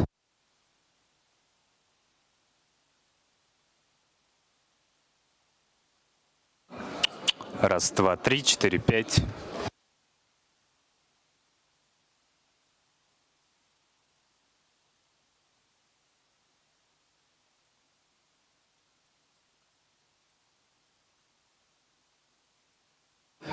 Раз.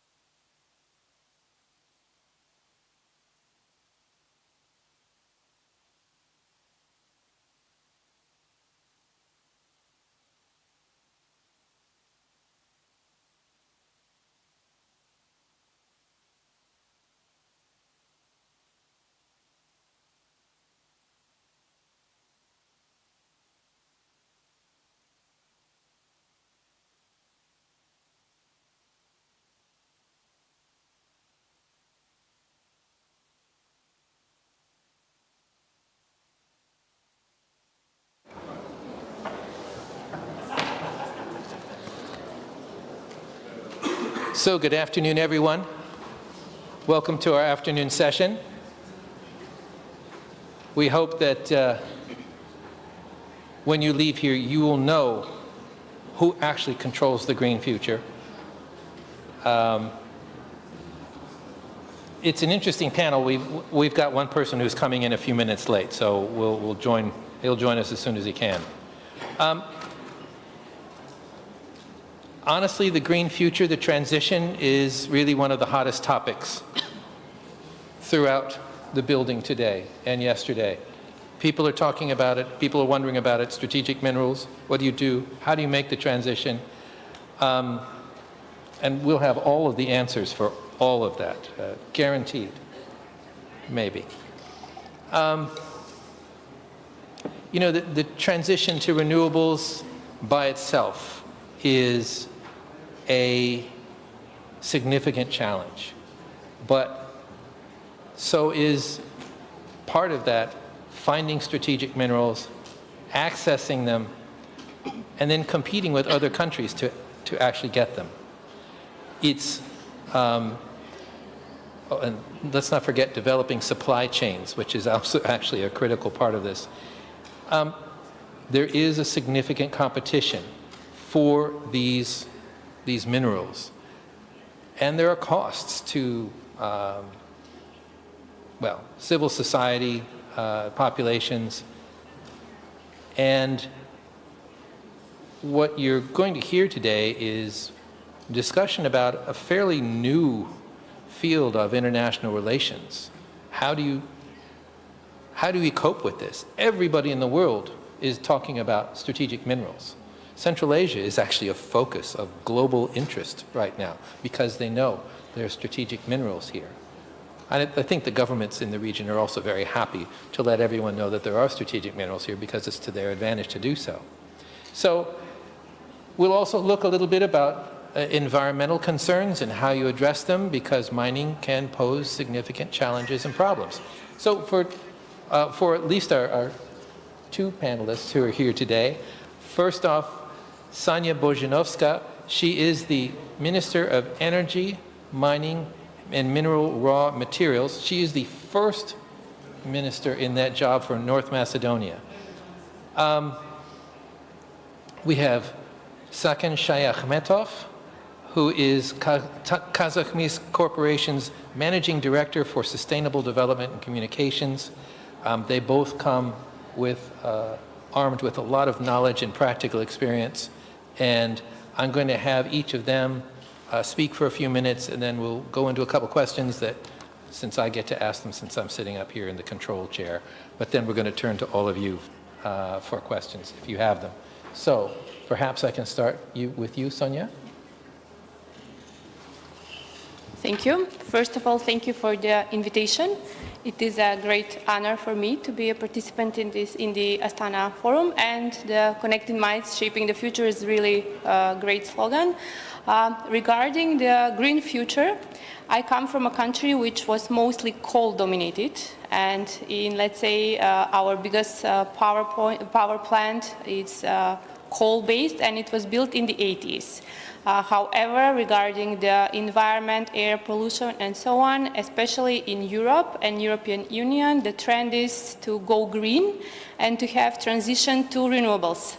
I'm sure that you followed a couple of weeks ago what happened in Spain and in Portugal, and these are the countries in Europe with the most renewable energy. So I think after this, the whole Europe is aware that we need to follow up with the transmission lines and the infrastructure, because energy security is a very important issue. So it's good, the renewables are very good. However, they cannot subsidize the baseload power, which is received from the coal. So what is very important for all the countries is also to cooperate, to have regional cooperation, and to have big investments in the infrastructure and in the grid. So the green future is something that all of the countries in EU, and I'm sure in this region, are going forward. Today I had a meeting with the Minister of Kazakhstan regarding energy, and he said that he has very serious plan for energy renewables, for hydrogen, building solar, building wind farms, and also battery storages. Because the future is in, let's say now, everything is dynamic, so we are moving from the coal to battery storage and also to new ways of hydrogen, so all the pipes are hydrogen ready. So we need to think also about the environment, which is very important. So regarding the energy produced, we also have certificates, meaning that every kilowatt hour which is produced, you get the guarantee of origin, and then you can trade this within the countries of European Union. And this is also good for the companies, because a lot of companies which are international want to have green energy. For example, they have the certificates and they are green. So the international companies want green energy, and this is something which is now a trend, and it's in all EU and the countries which want to be in EU. So these are the latest developments in this area. Regarding the mining, we are developing a new law and we are implementing all the good practices, meaning environmental friendly, and all the new standards which are helpful and protecting the environment. So we are very environmental friendly, and we want to protect the citizen, and also we mind the air pollution also. All right, thank you very much. Let's turn to you, Sakin Shayahmetov, sorry, and maybe you can do your opening statement. Thank you very much. As Sonia has mentioned, it is also a great honor for me to be here. I mean, I think this forum that has been, ongoing in Astana is a really great place to connect minds, and well, hopefully we will shape the future, at least in this locale. So in terms of the race for the green to the green future and who controls the green future, I think it's a topic that has been at the top of the minds of the leading scientists and politicians throughout the world. The challenges that we are facing currently, the geopolitical instabilities, the issues that we have with environmental issues, these are topics that definitely will be shaping the way that we do business. Kazakhmys, just in a few words, if there's anybody who doesn't know, Kazakhmys is the biggest producer of copper in Kazakhstan, one of the biggest in the world. Well, we're definitely contenders up there. And then, so, being a copper producer, we are acutely aware of the role that copper will be playing in these kind of transitions for the future. Based on the current projections, we will be facing a quite substantial shortage of copper by 2030, by the end of this decade. And that poses a lot of questions for companies, for countries, for policy settings, for general the balance of not even afraid to use the word power in the world, so to speak. So these questions that we have, I think it's good to discuss them. I think it's definitely very important that we have an open discussion in terms of how we balance the goals that we set before ourselves. We have the SDGs, we have the the environmental movement, but we also have a little bit of a pushback from a certain big economy in the world that has different ideas currently and how this green future will be shaped. And given all of these different kind of scenarios that might happen, I think that there are a couple of axioms that we should be aware of. First of all, the energy transition will happen either we like it or not. I think that is a train that has and will be steamrolling very confidently into the future. Copper is the sinews and the veins of this energy transition, whether we like it or not, or unless maybe a student expelled from Harvard who moves to Singapore now comes up with a new super material that will replace copper. So, but until that happens, copper will play a dominant role in any transition that we have, from EVs to grids to robotics and so on and so forth. So that's definitely an axiom. And then the only way that we as as a society. There are, I guess, two players in this transition. First of all, obviously, it's the government. And then when we talk about governments, I think the governments that will be able to adapt to the changing geopolitical situation, who will be able to be flexible in the way that they regulate this sphere, because obviously regulation is required. I mean, we see what can happen, like in, for example, in DRC, where the situation is concerning, when there's no regulation and there's no strong state support and kind of guiding hand in how we develop these reserves. But on the other hand, we also see the problems and issues that are arising in Europe because of over-regulation, in my opinion. We see that the timelines, even in the most optimal conditions for developing a true greenfield in the copper industry, is 5 years, 7 years. With over-regulation, I've heard colleagues saying that they've been working on putting this project online for the last 15 years because everything you need to go through the municipal level, the national level, the EU level, the UN level, or whichever level you want to think about. And then by the time they get the permit, it might not even be economically viable anymore. And then in terms of the companies, the only way we can be prepared for this transition that I think will definitely happen one way or another is, I truly believe that the basic principles that are the foundation of ESG in terms of being sustainable, in terms of being agile and being adaptable, these guiding principles, they don't really have a fashion to them. It's not a fashion. It's something that if we want to survive, we will have to be able to look at it. Obviously, we need to kind of step away from some of the things that have become a little bit maybe decorative. But the core idea of being adaptable, sustainable, in connection, and very strongly synchronized with the local communities, these are the underlying basics of how we can be successful as companies in terms of participating in this race for the green future. So, yeah. That's great. Absolutely. I'm not sure if everyone in the audience knows what a greenfield project is. I'm not a true expert, but I actually know the answer to this one. It's where the fields have grass on them, and underneath somewhere there are rocks, but you're starting from scratch. You're starting to have to build the mine and go from there, as opposed to a brownfield project, which is actually already underway. Correct? Did I get it right? Yes. All right. No, you don't have to apply for that. We're still waiting on our third speaker. So if I can, Sakin, let me just follow up with you.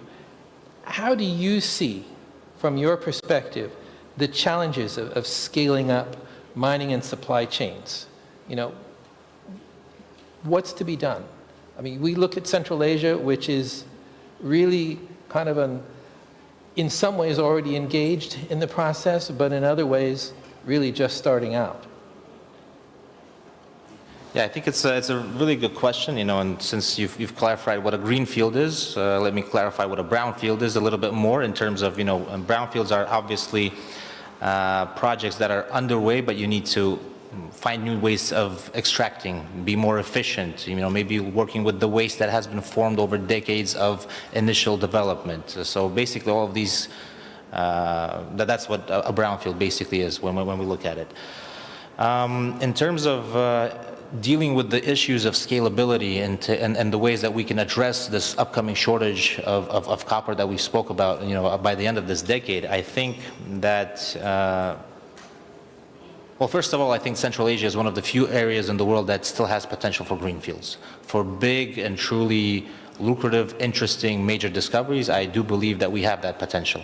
But even if we do discover something like that, the technical expertise and the technology that we will be forced to use to extract it safely and profitably, those challenges will be, they will be gargantuan. They will be extremely hard for us to achieve those, which is why obviously we will be pushing for these. We obviously will be looking for them. The government has been very active in attracting foreign investors, to attracting foreign companies to kind of address this greenfield issue, to find new fields.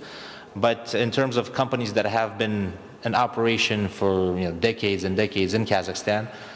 Actually, when I heard that power plants have been built in the 80s, my first reaction in northern Macedonia, I was like, oh, that's pretty new, compared to the stuff that we're forced to work with. One of the power plants that we have, for example, in Balkhash, will be 100 years old very, very soon. So, these issues, they're definitely there. So for companies that have been operating in the country for a very long time, again, tackling the brownfield problem, I think, is a big one. I think that's kind of the potential for us to be able to look at our old and existing deposits and fields from a new angle. Technology has been moving forward. There's been developments in terms of leaching procedures. So the ways that we can address these and applying new technology. That's actually what we're pushing for in Kazakh recently. With the Prime Minister has also asked us to look into these new leaching technologies that we have. Looking at ores that have that are not as rich as they used to be. First of all. Second of all, we have the two basic ores that we work with, and one of them is easily treated and enriched through existing procedures. The other one requires innovative solutions. So basically, the way I see it is it's a two-pronged approach. First of all, we have to come up with regulations that allow for green fields to move faster, but that still takes a lot of time. And second of all is, trying to harness the power of technology. I mean, I'll jump on the bandwagon and say AI for mining and leaching and all that kind of stuff, but in reality it's hardcore science that needs to be done in a lab. Scalability is an issue. So the second approach is further developing our brownfields with new technology. So basically that's how I see that we will be able to address this shortage of copper to be able to continue our work, basically. Yeah. Well, perhaps one bright light in this is the United States is now no longer making copper coins, so that's a lot of opportunity there. So, Sonia Bojanovskaya, you're the first minister of a resource-rich country, but which is a very small mining sector. And you already are experiencing the issues of waste and land decline. How are you approaching the green transition? What are you doing? Thank you. This is a very good question. We're a 2 million people country, but we have a very good strategic position. So we are crossroads from South Europe to East Europe. So in Baku, it was stated that we will need 3 billion in order to go green. So this was estimation only. That includes infrastructure investments and also investments in the green and renewable energy. Therefore, we contacted a lot of financial institutions. So we as a government, we have to cooperate with the private sector, but also international finance institution, meaning European Bank for Development, the German Development Bank, KfW, the French Development Bank, there is also World Bank, and all of them are having projects. So we have a pipeline, and we have also just transition process, meaning this is a big pipeline and we have milestones. Since we have a lot of more than 5,000 employees in the coal sector, so we have a program for requalifying and reskilling all these people, because we can't just from tomorrow say, okay, from tomorrow you don't have jobs. We have to think of them, and we need to find tailor-made solutions in order to requalify these people. Then we are thinking of also building cogeneration plants. That means we can have heating and gas at the same time. So we are planning 500 megawatts of installed capacity in order to subsidize the coal.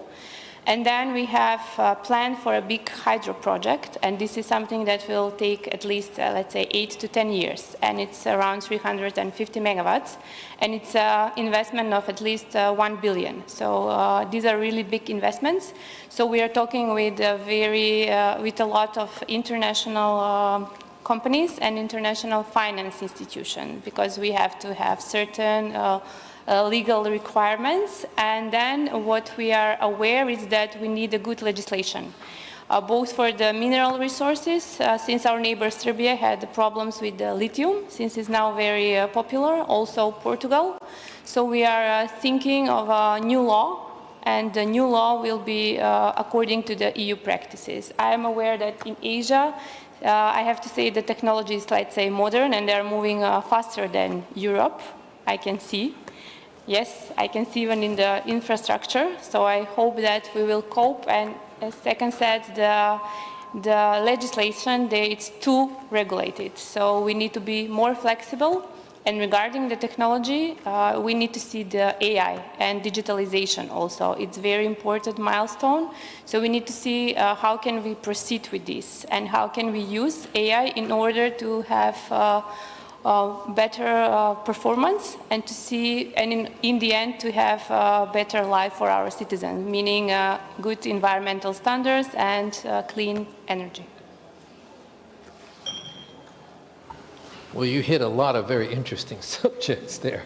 I guess I'd follow up wondering, with so many international financial organizations engaged, the EU and others, for such large sums for such a small country, where you also have to deal with right-sizing the cost of energy, which ends up being part of sort of the downstream from this entire process.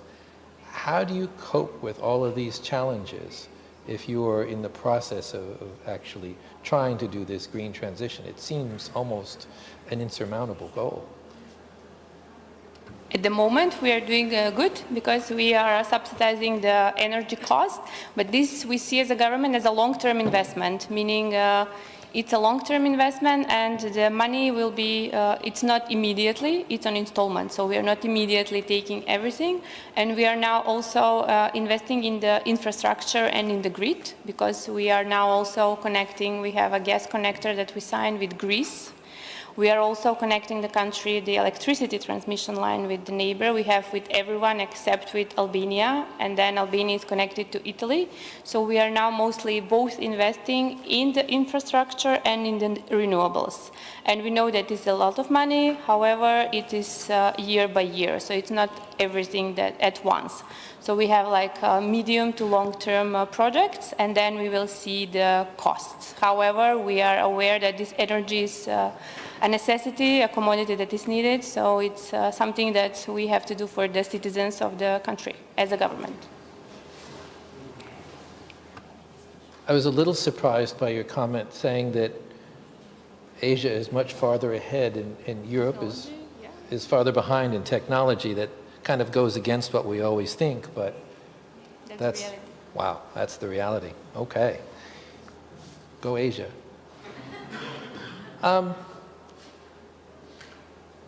I'm interested, Sakin, with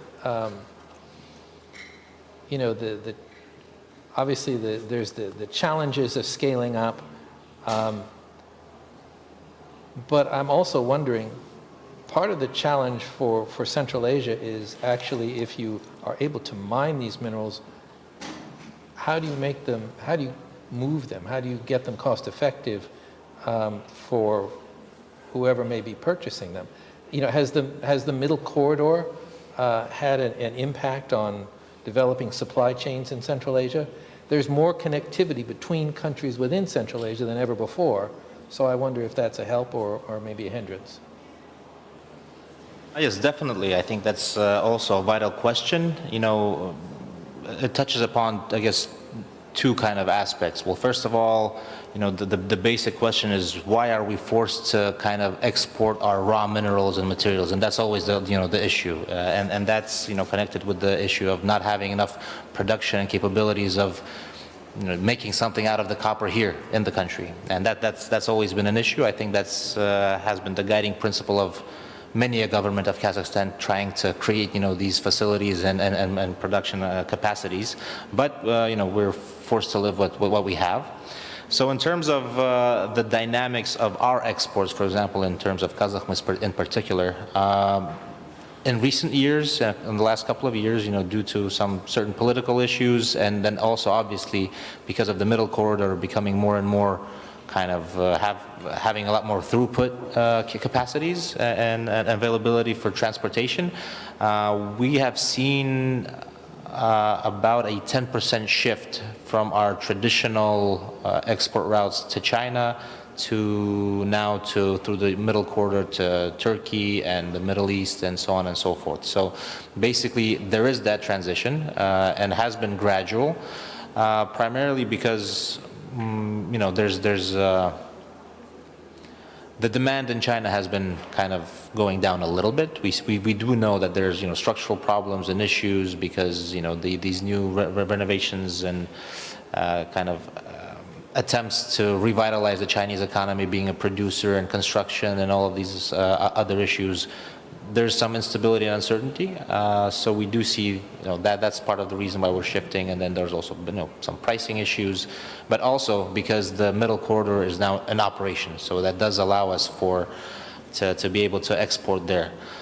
Obviously, in terms of metals, there are neighboring countries that have a high demand for metals currently, but we in Kazakhstan are very much aligned with international sanctionary policies, and we do not sell to anybody else. So we stick predominantly to our main partners in China and the Middle East. So yeah, the middle corridor I think has huge potential, but again, during the drawing the analogy, the middle corridor is kind of like one belt, one road, Silk Way, all of these kind of issues. And the issue that I always had with it is that there's the center of commerce, science in the east, and one in the west, and and then we're in the crossroads, and then almost nothing gets kind of built up here. We just, as long as we do not remain strictly as a transition point, but that we also are able to build our economy into the value chain, not just the supply chain. I think that's something that we should definitely be working on. And this transition, I think, will be able to give us some opportunities in that respect. I think that's a really fascinating point. If you, being in the copper field, China has a tremendous number of facilities for processing copper, for refining, and that's where the value is really added to the commodity. And as you say, that's the opportunity potentially in Central Asia to be able to start doing some of those things here, adding the value, and then maybe selling the product for a much higher price if you're going to sell it or not use it for yourself. So value chain wise, that can really make quite a difference. I guess I'd ask both of you this, since you come at it from very different perspectives, which is kind of the purpose of this panel. Mining minerals has a very bad reputation. It's a dirty business, and I at least by reputation. Is air pollution, is water pollution, land decay, is this just inevitable for countries if they are to pursue strategic minerals, rare earths, that sort of thing? I will tell you an example from my country. In one part of the country, we have two big mines. It's UK owned. So I went there, I visited. The conditions for work are perfect. The environmental standards are very high. And all the there are cities next by. All the citizens are very happy with the mine. So they are really happy. There was no accidents and the standards are really high. On the other hand, at the other part of the country, there is an attempt to have a mine and the people protest. So it's in the same country, we are small. They are protesting and saying that they will destroy the air, the water, there will be pollution. So it's also it's the perception, and we need to see in reality what really happens, because the city where we have the mine, it's with tradition. So all the people there are employed and they all see that nothing happened so far, and management is also from UK. So it's really something that they have really high standards. And we try also as a government to have very good legislation regarding this and to have protection of the environment. So it's not really that it's very bad and it's dirty. The standards are changing. So I think maybe 50 or 100 years ago it was, as you say, dirty. But now there is so much new technology that is really going forward. So it depends when you go and see. I also had the perception, but I was also down minus in the call. So it was really different when you go and see and when you hear that it's dirty and it's not good and it pollutes the air. So it's really, you need to see and just to communicate with others. Very interesting. So we'll welcome Dauren Mendeshov, who is the Deputy CEO for Strategy and Transformation at ERG.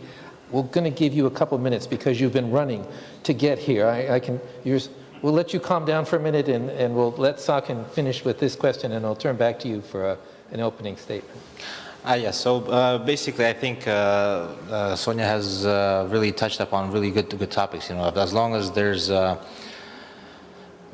regulation and there's a willingness to be clean, I think it can be easily achievable because the technology allows it to be so. And then there's also the issue of, you know, there's higher premiums that are being paid, you know, with the pricing increase. And so basically it just depends on how these companies that are getting the premiums, how they spend those premiums. So basically you can either invest further into kind of looking for new reserves. You can invest into maybe further integration downstream, coming up with new ways and new things, new products that you can, you know, produce. You can also, you know, focus on safety. You can focus on the environment. So that's why when I say, alluding to the previous point, you know, that, you know, these standards, these kind of sustainability issues, they have to be at the core of a company because they allow for a company to be able to be prepared for the future. So I think if a company has those kind of core values and it understands that in order for it to be able to operate 10, 15, 20 years down the line, it has to be in a good relations with the local communities, being, you know, good relations with the local communities. You have to be clean, you have to be safe, and you have to be conscious of all of these things. Otherwise, you know, there's a protest, you know, there's God forbid riots, there's, you know, stuff like that that will not allow you to be able to operate. So I think the level of development of societies globally has reached a certain point where they demand these things, and only the blind and deaf do not understand that this is a change that will stay, even, you know, regardless of policies. You know, the people definitely want this. So I think, you know, that's definitely where we move forward, a way to move forward. So speaking of clean, I think it's achievable.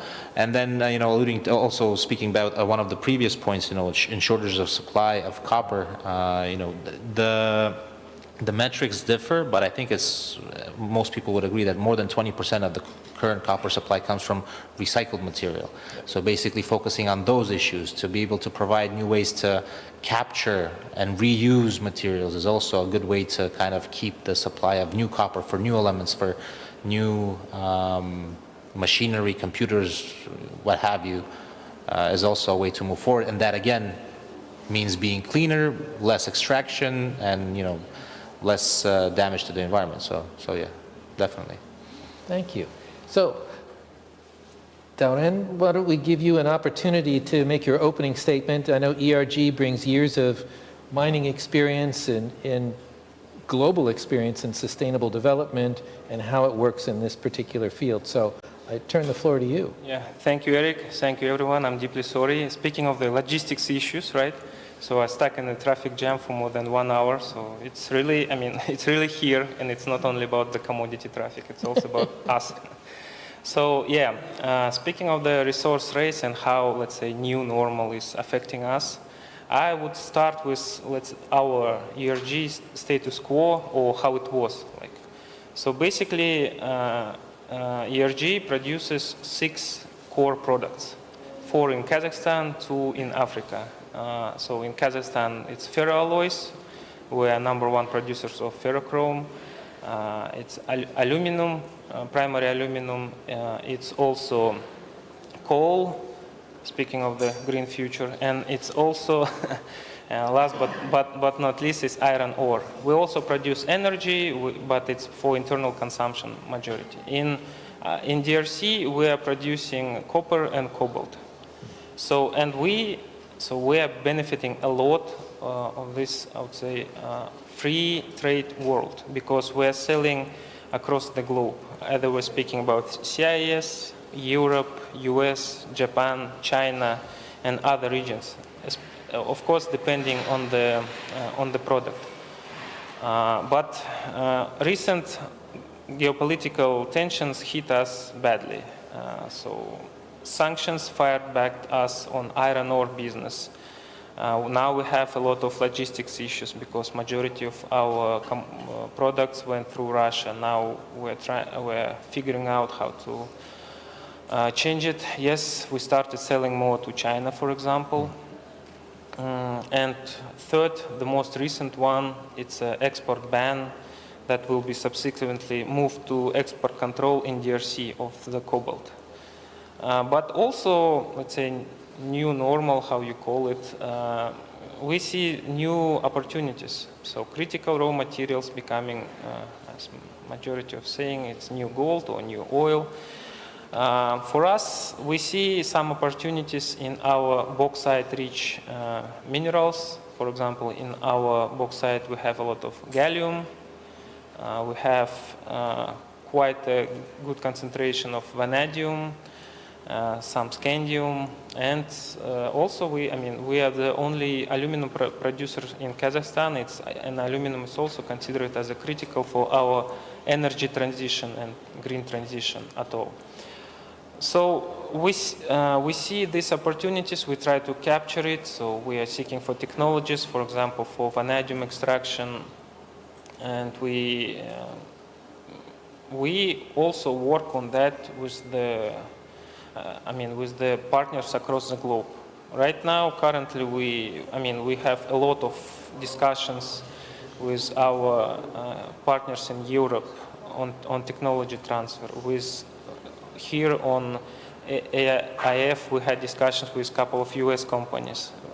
We have a lot of discussions with Chinese companies because they, in terms of technology, they outpaced majority of countries so far. And that actually was the point when I just entered. So, yes. Yeah, and we also, I mentioned energy. We have some discussions with Middle East companies on energy. So we, as the #1 consumers, I also want to discuss this topic because green future, it's mainly about green energy and energy security.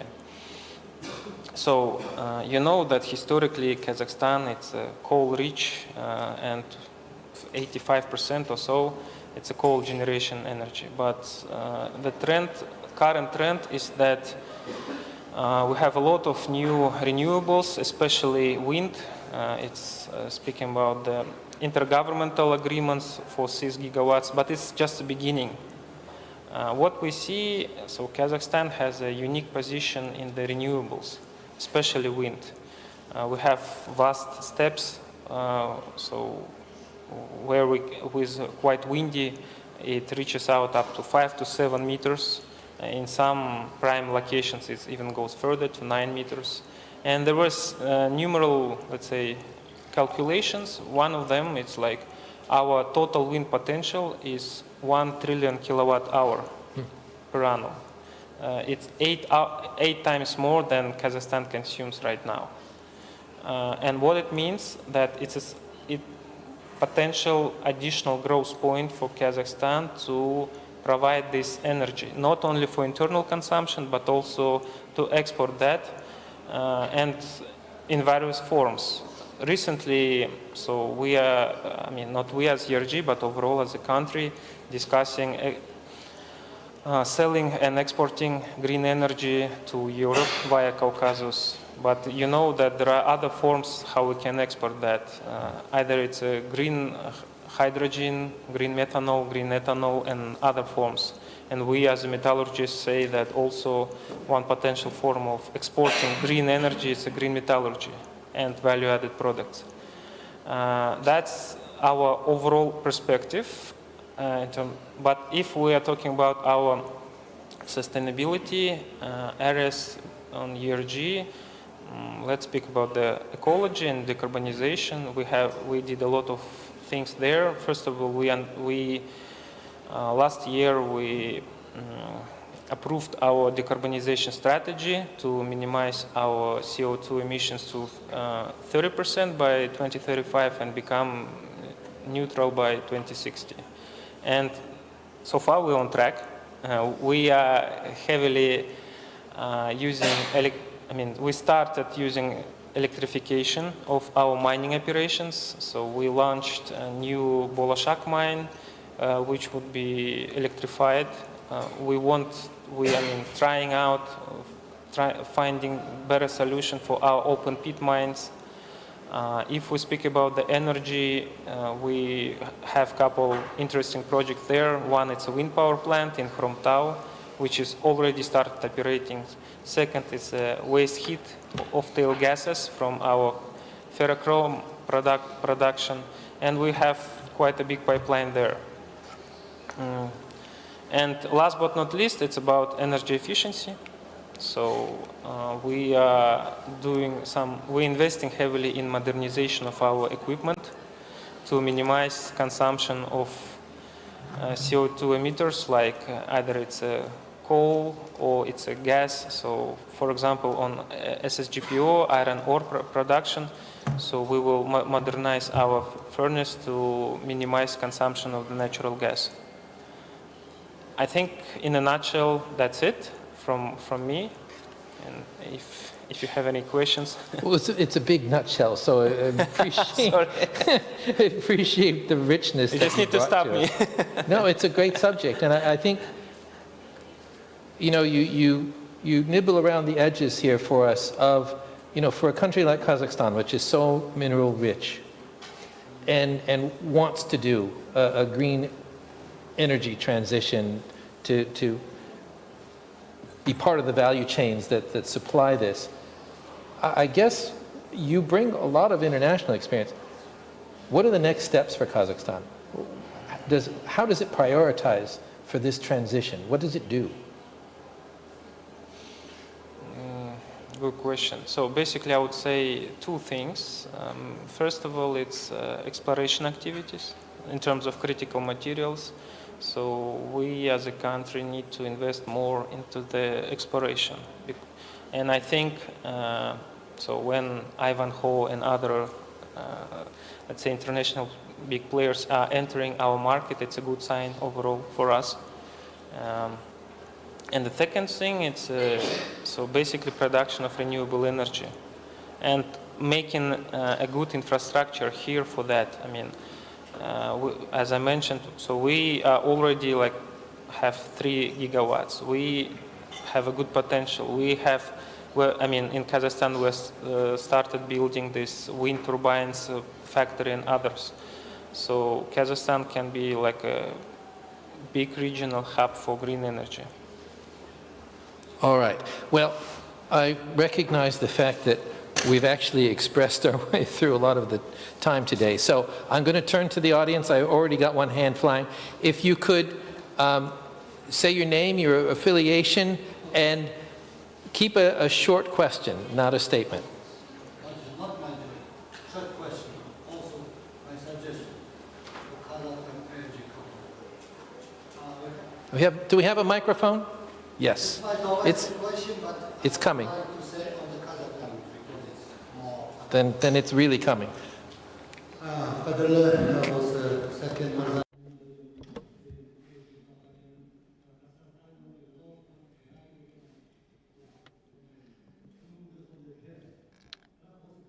Unfortunately, the sound is not going to interpreters. Interpretation is not possible.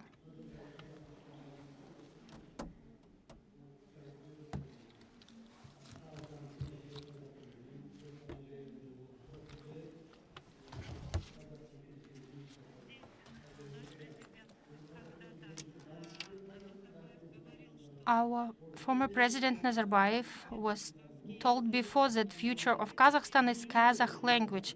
However, here at this forum, I see people speak English and Russian.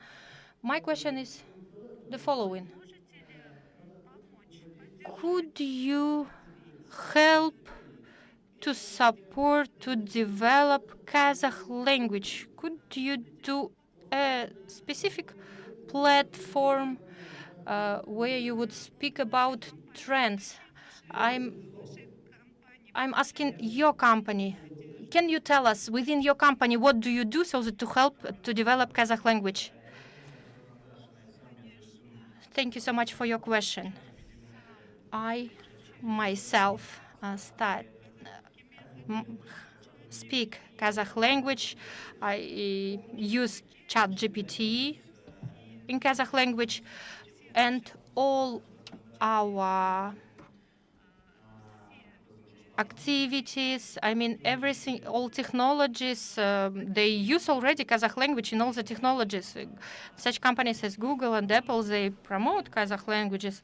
We have large projects. For example, in Karaganda, in Ulutau region, we have some projects that we develop with regard to language.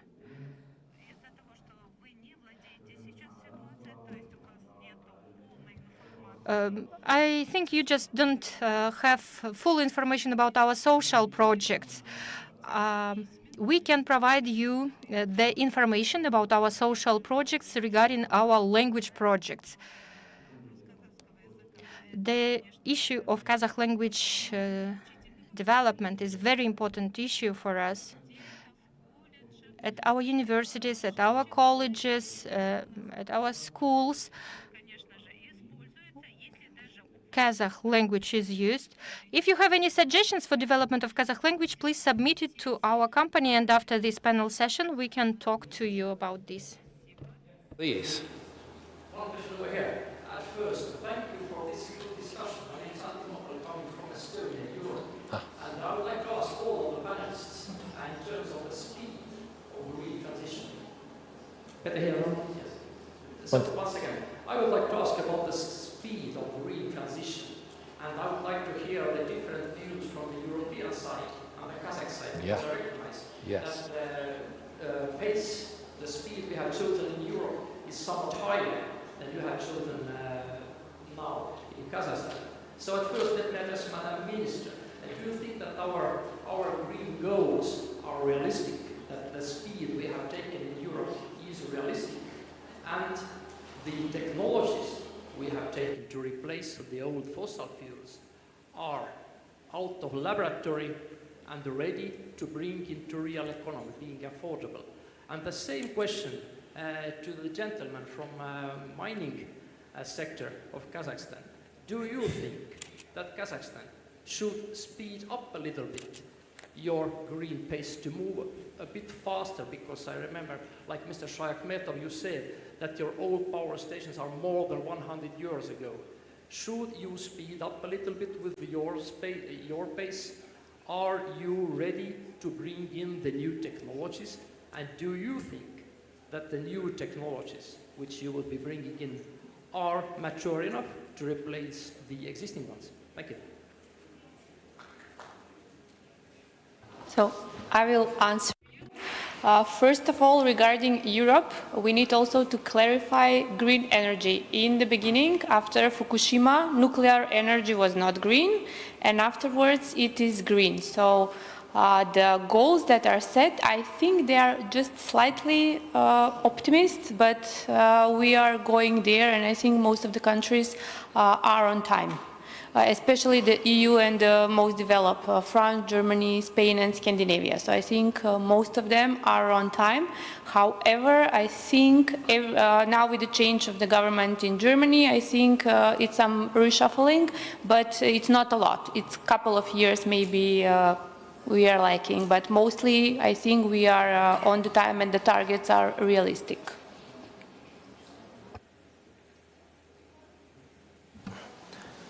Speed is a good term, so yes, we are slow.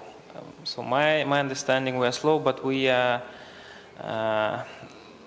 captured with some external factors as well. I mean, we are doing our green projects and we are doing our personal transition to that, but it should be also, I would say, incentivized by the external factors as well, because we operate as a private company and we consider all the benefits. And we are moving, I think, in terms of the pace, we started slow, but pace is increasing right now, what I see at least for us. If we will see more, let's say, external incentives to that, we will go faster. Yeah, I think in terms of the pace that is set by countries, I think obviously everybody knows how to count their money. I think the economic issue is one of the biggest ones. And so, you know, I think this was one of the kind of guiding points of the recent meetup of world leaders in Dubai. And it has been a theme throughout, I think, this discussion globally, is when the so-called global north demands that we increase our pace. Well, you know, the global south says, give us the money, give us the technology, be able to share your patents, share your know-how. And then I think we will be able to kind of meet us halfway.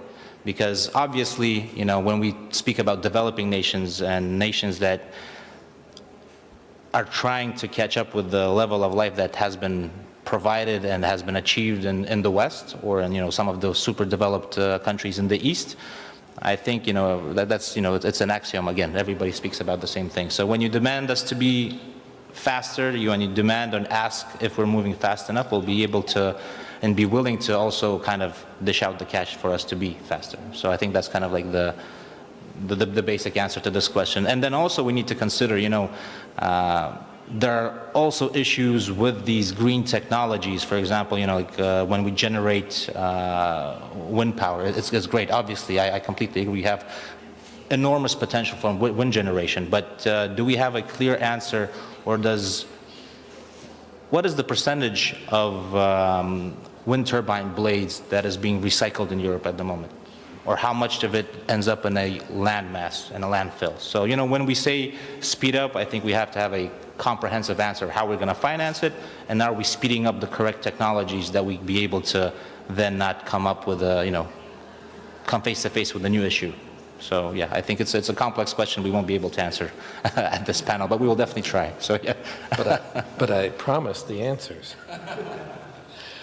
Do you have another question? Because I definitely have one last one, very quickly. You all, in one way, form or another, have mentioned AI. And that's the other hot topic running around the building is AI. It's going to be, it's the future, it's wonderful. I'm not sure everybody knows what on earth AI is going to do for us, but I throw the question to you, what on earth can AI do in your different sectors? I have seen pictures of robotic trucks and even some robotic miners, which sounds very interesting. I'm very excited to see that, but what do you think? Well, as a part of the government, first the public administration burden, it will decrease the amount, and then we have the data. It will be much faster, and the percentage for mistakes will be much lower. So, and also for the security and cybersecurity, which is very important for the energy security, it can help a lot. So these are very important things that are needed. Well, yes, as we in the United States have had our grids hacked several times, I appreciate that point very much. Moving down. Yeah, we are doing some experiments with AI. For example, we are piloting on one of our mines autonomous trucks and doing quite well. We already did it for 1 year, and we want to scale it up. we're working on the predictive maintenance thing, but I think the key issue we need to work out is quality of the data. Because if you have low quality, so AI will not help you. It will destroy the value. But yes, we're working on that, we're experimenting with that, we have dedicated AI team, and hopefully, I mean, more use cases will come out. Well, yeah, so obviously everybody's trying to use AI in one way or another. Obviously there's issues with it. Again, I'll be as concise as I can be. I know this, I use this kind of phrase in Russian with EE as kind of like the abbreviation, and I just came up with, I think, more or less a good translation into English. So basically, when we're in our race towards artificial intelligence, let's not lose actual intelligence. So basically, in Russian, it is в гонке за искусственным интеллектом давайте не потеряем истинный интеллект. So basically, it means, you know, like there's AI can be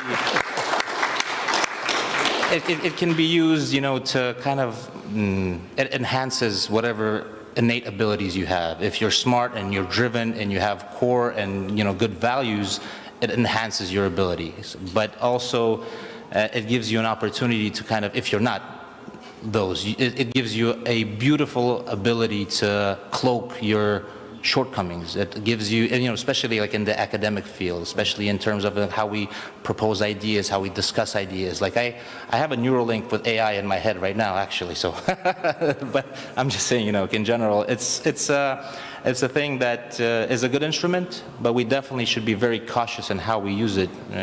With any great power comes great responsibility. So basically, yes. Great words. Well, yeah. Well, unfortunately, we are at time.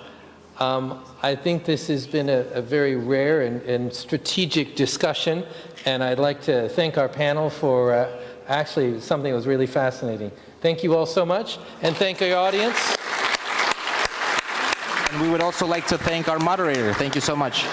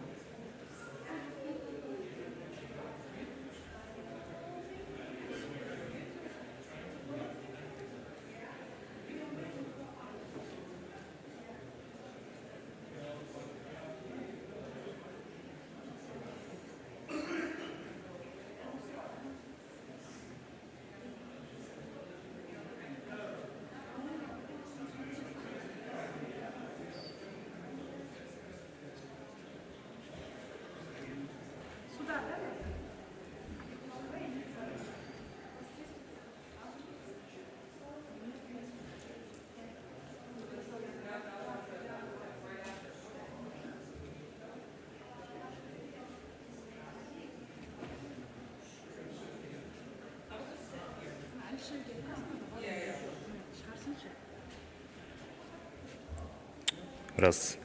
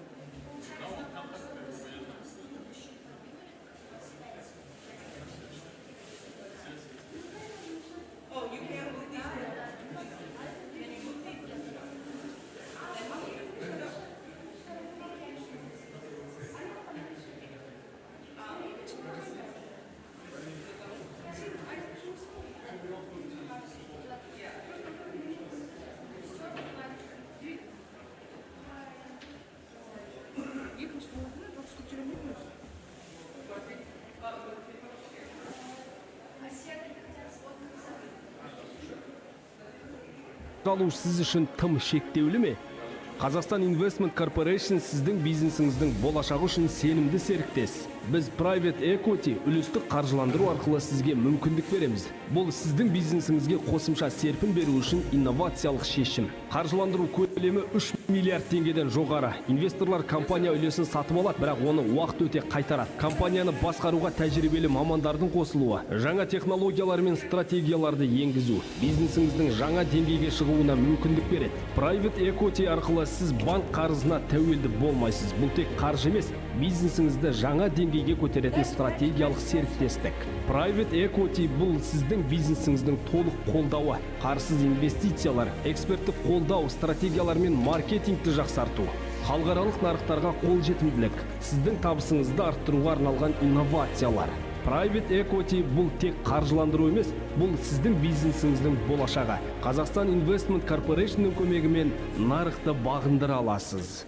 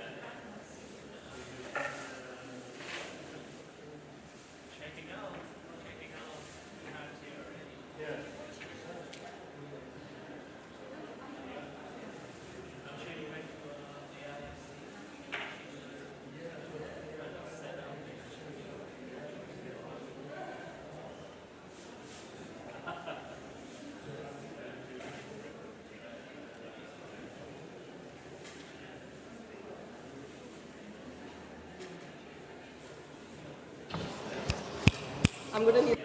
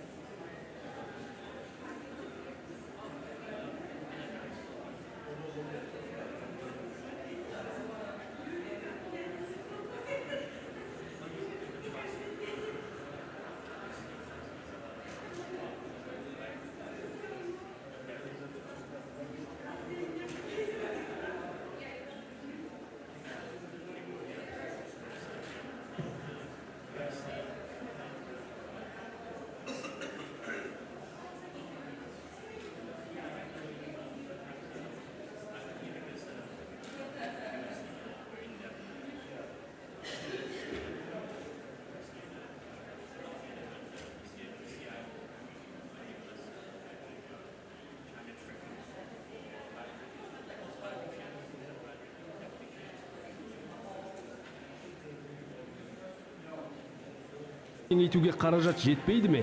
Инвесторлардың сенімін арттыру қиын ба? Жаңа нарықтарға шығу мүмкін болмай тұр ма? Немесе банктерден қаржы алу сіз үшін тым шектеулі ме? Қазақстан Investment Corporation сіздің бизнесіңіздің болашағы үшін сенімді серіктес. Біз Private Equity үлестік қаржыландыру арқылы сізге мүмкіндік береміз. Бұл сіздің бизнесіңізге қосымша серпін беру үшін инновациялық шешім. Қаржыландыру көлемі 3 миллиард теңгеден жоғары. Инвесторлар компания үлесін сатып алады, бірақ оны уақыт өте қайтарады. Компанияны басқаруға тәжірибелі мамандардың қосылуы, жаңа технологиялар мен стратегияларды енгізу, бизнесіңіздің жаңа деңгейге шығуына мүмкіндік береді. Private Equity арқылы сіз банк қарызына тәуелді болмайсыз. Бұл тек қаржы емес, бизнесіңізді жаңа деңгейге көтеретін стратегиялық серіктестік. Private Equity бұл сіздің бизнесіңіздің толық қолдауы, қарсыз инвестициялар, эксперттік қолдау, стратегиялар мен маркетингті жақсарту, халықаралық нарықтарға қолжетімділік, сіздің табысыңызды арттыруға арналған инновациялар. Private Equity бұл тек қаржыландыру емес, бұл сіздің бизнесіңіздің болашағы. Қазақстан Investment Corporation'ның көмегімен нарықты бағындыра аласыз.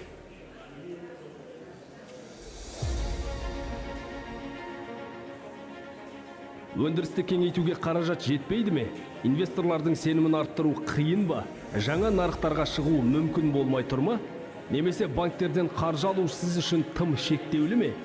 Қазақстан Investment Corporation сіздің бизнесіңіздің болашағы үшін сенімді серіктес. Біз Private Equity үлестік қаржыландыру арқылы сізге мүмкіндік береміз. Бұл сіздің бизнесіңізге қосымша серпін беру үшін инновациялық шешім. Қаржыландыру көлемі 3 миллиард теңгеден жоғары. Инвесторлар компания үлесін сатып алады, бірақ оны уақыт өте қайтарады. Компанияны басқаруға тәжірибелі мамандардың қосылуы, жаңа технологиялар мен стратегияларды енгізу, бизнесіңіздің жаңа деңгейге шығуына мүмкіндік береді. Private Equity арқылы сіз банк қарызына тәуелді болмайсыз. Бұл тек қаржы емес, бизнесіңізді жаңа деңгейге көтеретін стратегиялық серіктестік. Private Equity бұл сіздің бизнесіңіздің толық қолдауы, қарсыз инвестициялар, эксперттік қолдау, стратегиялар мен маркетингті жақсарту, халықаралық нарықтарға қолжетімділік, сіздің табысыңызды арттыруға арналған инновациялар.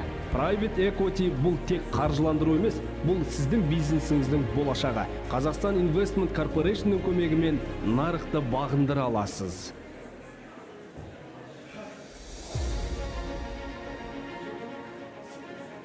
Өндірісті кеңейтуге қаражат жетпейді ме? Инвесторлардың сенімін арттыру қиын ба? Жаңа нарықтарға шығу мүмкін болмай тұр ма? Немесе банктерден қаржы алу сіз үшін тым шектеулі ме? Қазақстан Investment Corporation сіздің бизнесіңіздің болашағы үшін сенімді серіктес. Біз Private Equity үлестік қаржыландыру арқылы сізге мүмкіндік береміз. Бұл сіздің бизнесіңізге қосымша серпін беру үшін инновациялық шешім. Қаржыландыру көлемі 3 миллиард теңгеден жоғары. Инвесторлар компания үлесін сатып алады, бірақ оны уақыт өте қайтарады. Компанияны басқаруға тәжірибелі мамандардың қосылуы, жаңа технологиялар мен стратегияларды енгізу, бизнесіңіздің жаңа деңгейге шығуына мүмкіндік береді. Private Equity арқылы сіз банк қарызына тәуелді болмайсыз. Бұл тек қаржы емес, бизнесіңізді жаңа деңгейге көтеретін стратегиялық серіктестік. Private Equity бұл сіздің бизнесіңіздің толық қолдауы, қарсыз инвестициялар, эксперттік қолдау, стратегиялар мен маркетингті жақсарту, халықаралық нарықтарға қолжетімділік, сіздің табысыңызды арттыруға арналған инновациялар. Private Equity бұл тек қаржыландыру емес, бұл сіздің бизнесіңіздің болашағы. Қазақстан Investment Corporation'ның көмегімен нарықты бағындыра аласыз.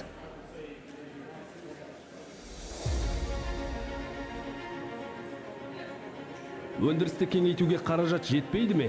Инвесторлардың сенімін арттыру қиын ба? Жаңа нарықтарға шығу мүмкін болмай тұр ма? Немесе банктерден қаржы алу сіз үшін тым шектеулі ме? Қазақстан Investment Corporation сіздің бизнесіңіздің болашағы үшін сенімді серіктес. Біз Private Equity үлестік қаржыландыру арқылы сізге мүмкіндік береміз. Бұл сіздің бизнесіңізге қосымша серпін беру үшін инновациялық шешім. Қаржыландыру көлемі 3 миллиард теңгеден жоғары. Инвесторлар компания үлесін сатып алады, бірақ оны уақыт өте қайтарады. Компанияны басқаруға тәжірибелі мамандардың қосылуы, жаңа технологиялар мен стратегияларды енгізу, бизнесіңіздің жаңа деңгейге шығуына мүмкіндік береді. Private Equity арқылы сіз банк қарызына тәуелді болмайсыз. Бұл тек қаржы емес, бизнесіңізді жаңа деңгейге көтеретін стратегиялық серіктестік. Private Equity бұл сіздің бизнесіңіздің толық қолдауы, қарсыз инвестициялар, эксперттік қолдау, стратегиялар мен маркетингті жақсарту, халықаралық нарықтарға қолжетімділік, сіздің табысыңызды арттыруға арналған инновациялар. Private equity бұл тек қаржыландыру емес, бұл сіздің бизнесіңіздің болашағы. Қазақстан Investment Corporation'ның көмегімен нарықты бағындыра аласыз.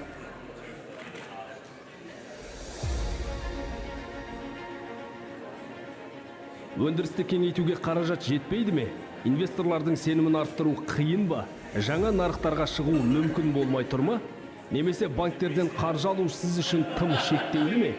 Қазақстан Investment Corporation сіздің бизнесіңіздің болашағы үшін сенімді серіктес. Біз Private Equity үлестік қаржыландыру арқылы сізге мүмкіндік береміз. Бұл сіздің бизнесіңізге қосымша серпін беру үшін инновациялық шешім. Қаржыландыру көлемі 3 миллиард теңгеден жоғары. Инвесторлар компания үлесін сатып алады, бірақ оны уақыт өте қайтарады. Компанияны басқаруға тәжірибелі мамандардың қосылуы, жаңа технологиялар мен стратегияларды енгізу бизнесіңіздің жаңа деңгейге шығуына мүмкіндік береді. Private Equity арқылы сіз банк қарызына тәуелді болмайсыз. Бұл тек қаржы емес, бизнесіңізді жаңа деңгейге көтеретін стратегиялық серіктестік.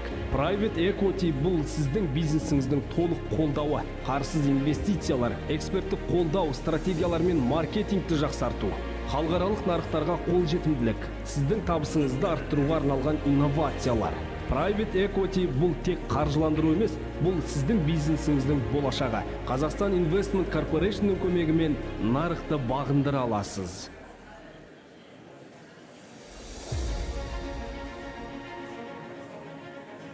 Өндірісті кеңейтуге қаражат жетпейді ме? Инвесторлардың сенімін арттыру қиын ба? Жаңа нарықтарға шығу мүмкін болмай тұр ма? Немесе банктерден қаржы алу сіз үшін тым шектеулі ме? Қазақстан Investment Corporation сіздің бизнесіңіздің болашағы үшін сенімді серіктес. Біз Private Equity үлестік қаржыландыру арқылы сізге мүмкіндік береміз. Бұл сіздің бизнесіңізге қосымша серпін беру үшін инновациялық шешім. Қаржыландыру көлемі 3 миллиард теңгеден жоғары. Инвесторлар компания үлесін сатып алады, бірақ оны уақыт өте қайтарады. Компанияны басқаруға тәжірибелі мамандардың қосылуы, жаңа технологиялар мен стратегияларды енгізу бизнесіңіздің жаңа деңгейге шығуына мүмкіндік береді. Private Equity арқылы сіз банк қарызына тәуелді болмайсыз. Бұл тек қаржы емес, бизнесіңізді жаңа деңгейге көтеретін стратегиялық серіктестік. Private Equity бұл сіздің бизнесіңіздің толық қолдауы, қарсыз инвестициялар, эксперттік қолдау, стратегиялар мен маркетингті жақсарту, халықаралық нарықтарға қолжетімділік, сіздің табысыңызды арттыруға арналған инновациялар. Private Equity бұл тек қаржыландыру емес, бұл сіздің бизнесіңіздің болашағы. Қазақстан Investment Corporation'ның көмегімен нарықты бағындыра аласыз.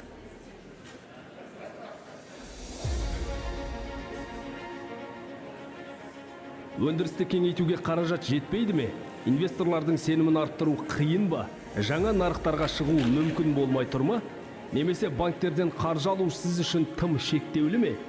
Қазақстан Investment Corporation сіздің бизнесіңіздің болашағы үшін сенімді серіктес. Біз Private Equity үлестік қаржыландыру арқылы сізге мүмкіндік береміз. Бұл сіздің бизнесіңізге қосымша серпін беру үшін инновациялық шешім. Қаржыландыру көлемі 3 миллиард теңгеден жоғары. Инвесторлар компания үлесін сатып алады, бірақ оны уақыт өте қайтарады. Компанияны басқаруға тәжірибелі мамандардың қосылуы, жаңа технологиялар мен стратегияларды енгізу бизнесіңіздің жаңа деңгейге шығуына мүмкіндік береді. Private Equity арқылы сіз банк қарызына тәуелді болмайсыз. Бұл тек қаржы емес, бизнесіңізді жаңа деңгейге көтеретін стратегиялық серіктестік.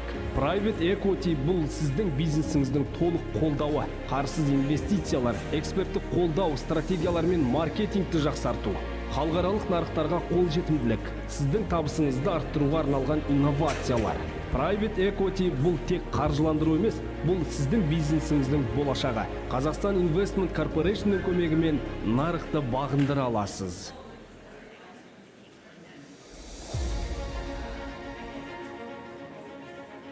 Өндірісті кеңейтуге қаражат жетпейді ме? Инвесторлардың сенімін арттыру қиын ба? Жаңа нарықтарға шығу мүмкін болмай тұр ма? Немесе банктерден қаржы алу сіз үшін тым шектеулі ме?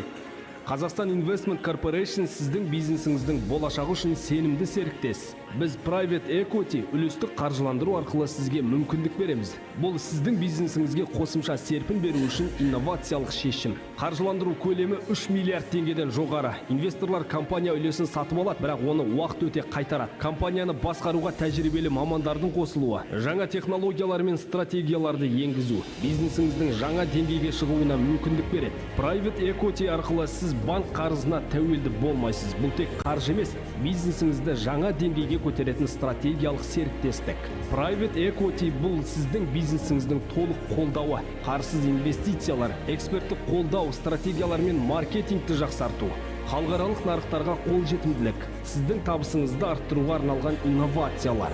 Private equity бұл тек қаржыландыру емес, бұл сіздің бизнесіңіздің болашағы. Қазақстан Investment Corporation'ның көмегімен нарықты бағындыра аласыз.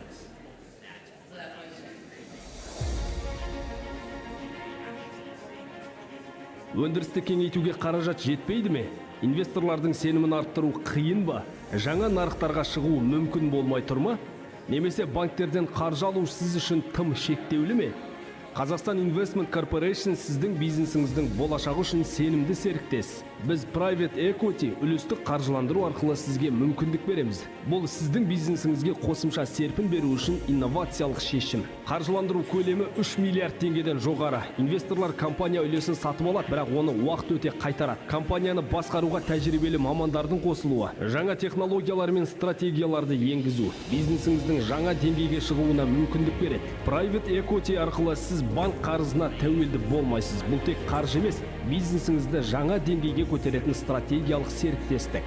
Private equity бұл сіздің бизнесіңіздің толық қолдауы, қарсыз инвестициялар, эксперттік қолдау, стратегиялар мен маркетингті жақсарту, халықаралық нарықтарға қолжетімділік, сіздің табысыңызды арттыруға арналған инновациялар. Private equity бұл тек қаржыландыру емес, бұл сіздің бизнесіңіздің болашағы. Қазақстан Investment Corporation'ның көмегімен нарықты бағындыра аласыз.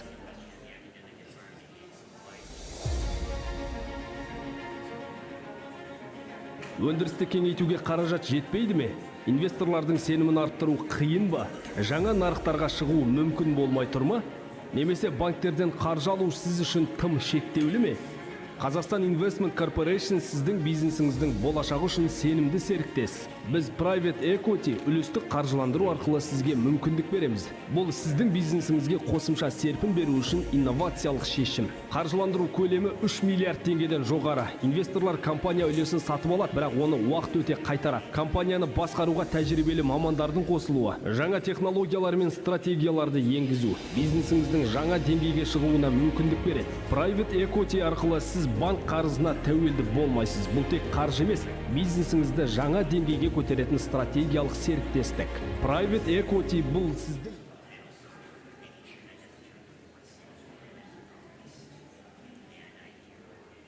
Testing, can everyone hear me? Organizers, we're going to start. We're not getting the cue. So for those of you who know, welcome. You are one of the last panels at 5 o'clock, and we're going to talk about Kazakhstan and private equity and why Kazakhstan is interesting now. What is the pivot of understanding in terms of investment, and why should we be interested in Kazakhstan? But let's do the introductions first. I'm Marcia Favali, I'm your moderator today. I'm on the board of Kazakhstan Investment Corporation. I'm an independent board member. I have a distinguished panel here. I'm going to let each one of them introduce themselves briefly, and then we're all going on first name basis. Starting with you, Richard.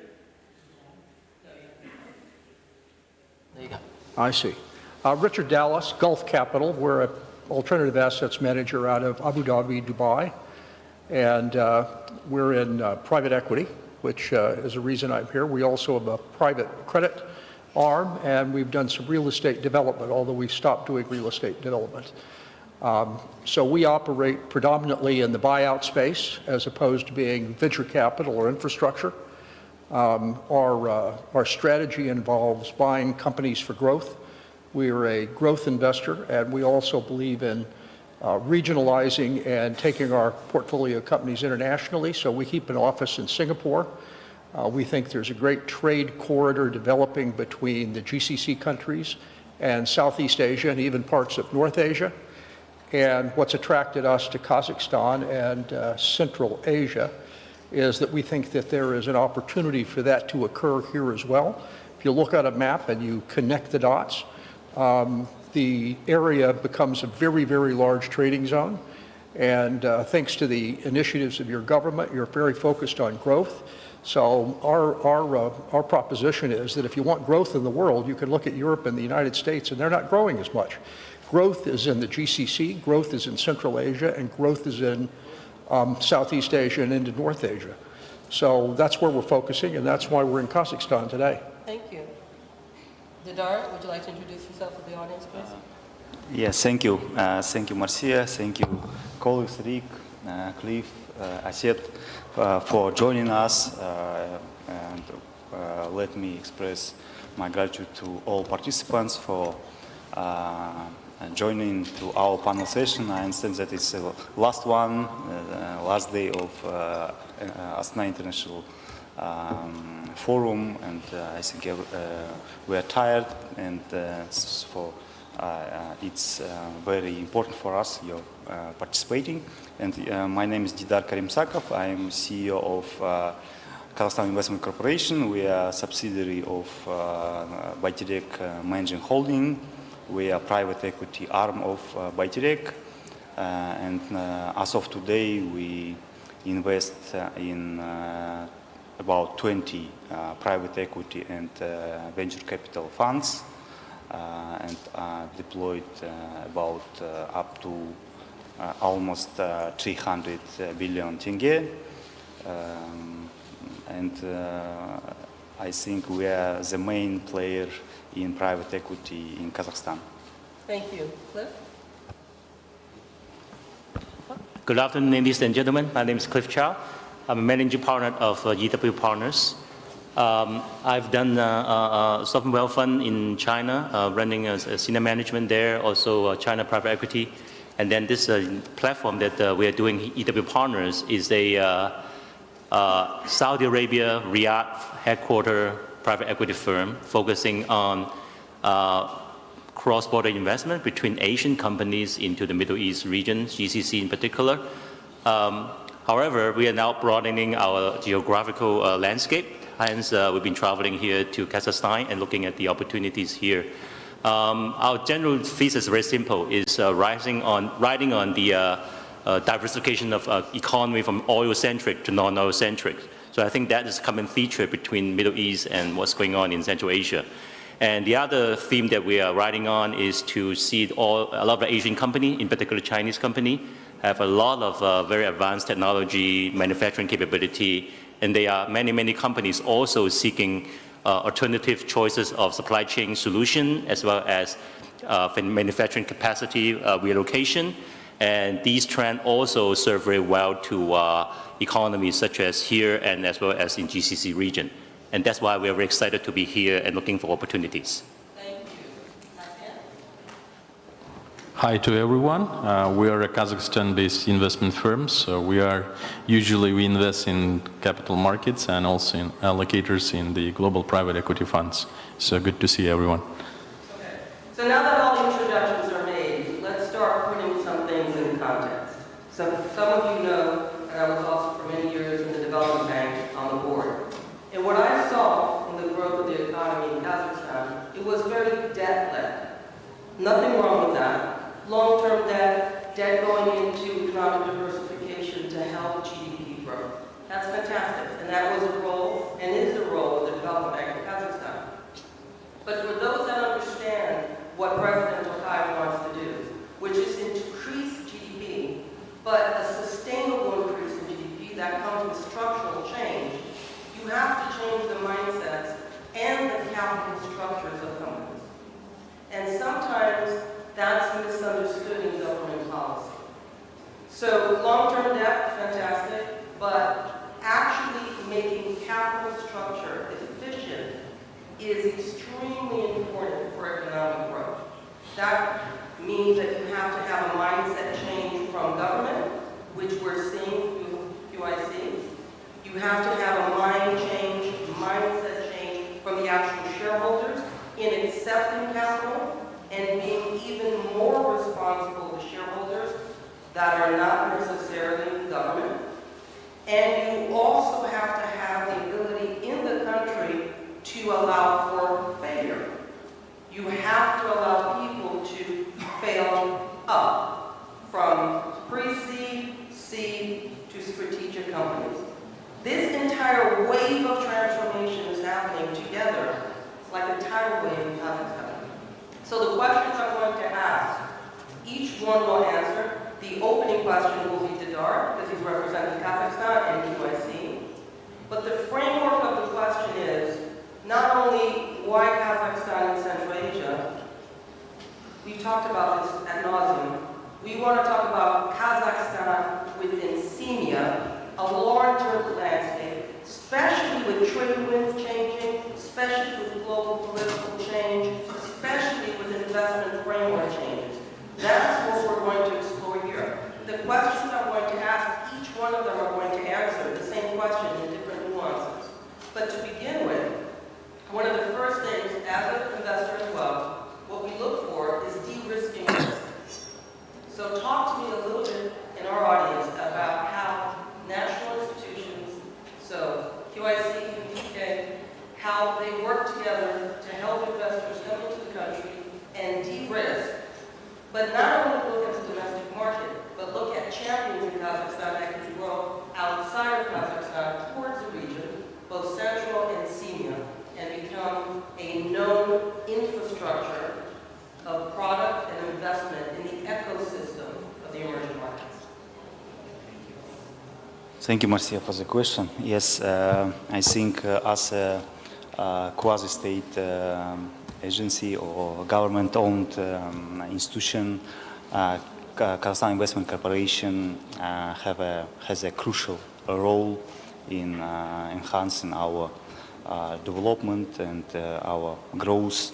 And we do this in several ways. One of them is, of course, we have a co-investment, and we are working with FDIs as EBRD, ADB, IFC, Mubadala, and etc.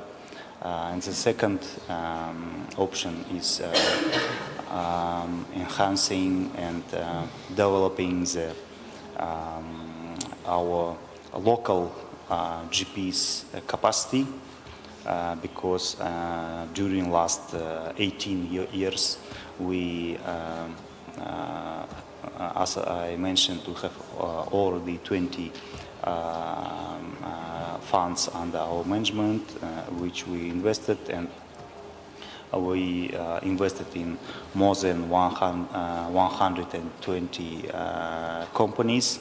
And we, as a state-owned agency, we are transparent. We can disclose information about our deals, and in comparing with family offices, which of course working in private equity sector as well, they can't maybe in some because of some reasons they disclose information about their deals, but we I think we can share knowledge, information about this instrument.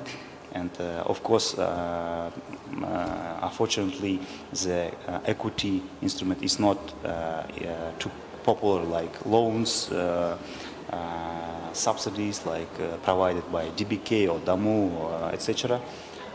But we increase our fund managers' capacity, we increase the corporate governance framework, and bring some very experienced GPs into the market, so we can make cooperation with our regional or worldwide companies, institutions, investors. Some of them participating now, Rick and Cliff. I think they have very strong and proven track record in private equity market, and we are as a gateway between Southeast and Gulf countries, and maybe some North and South. We can use our opportunities to be good partner for all participants. Thank you. One question. Can you hear everybody? Is the volume loud enough? Oh, no, right? Okay, organizers, can you increase the volume, please, of the microphones for the speakers?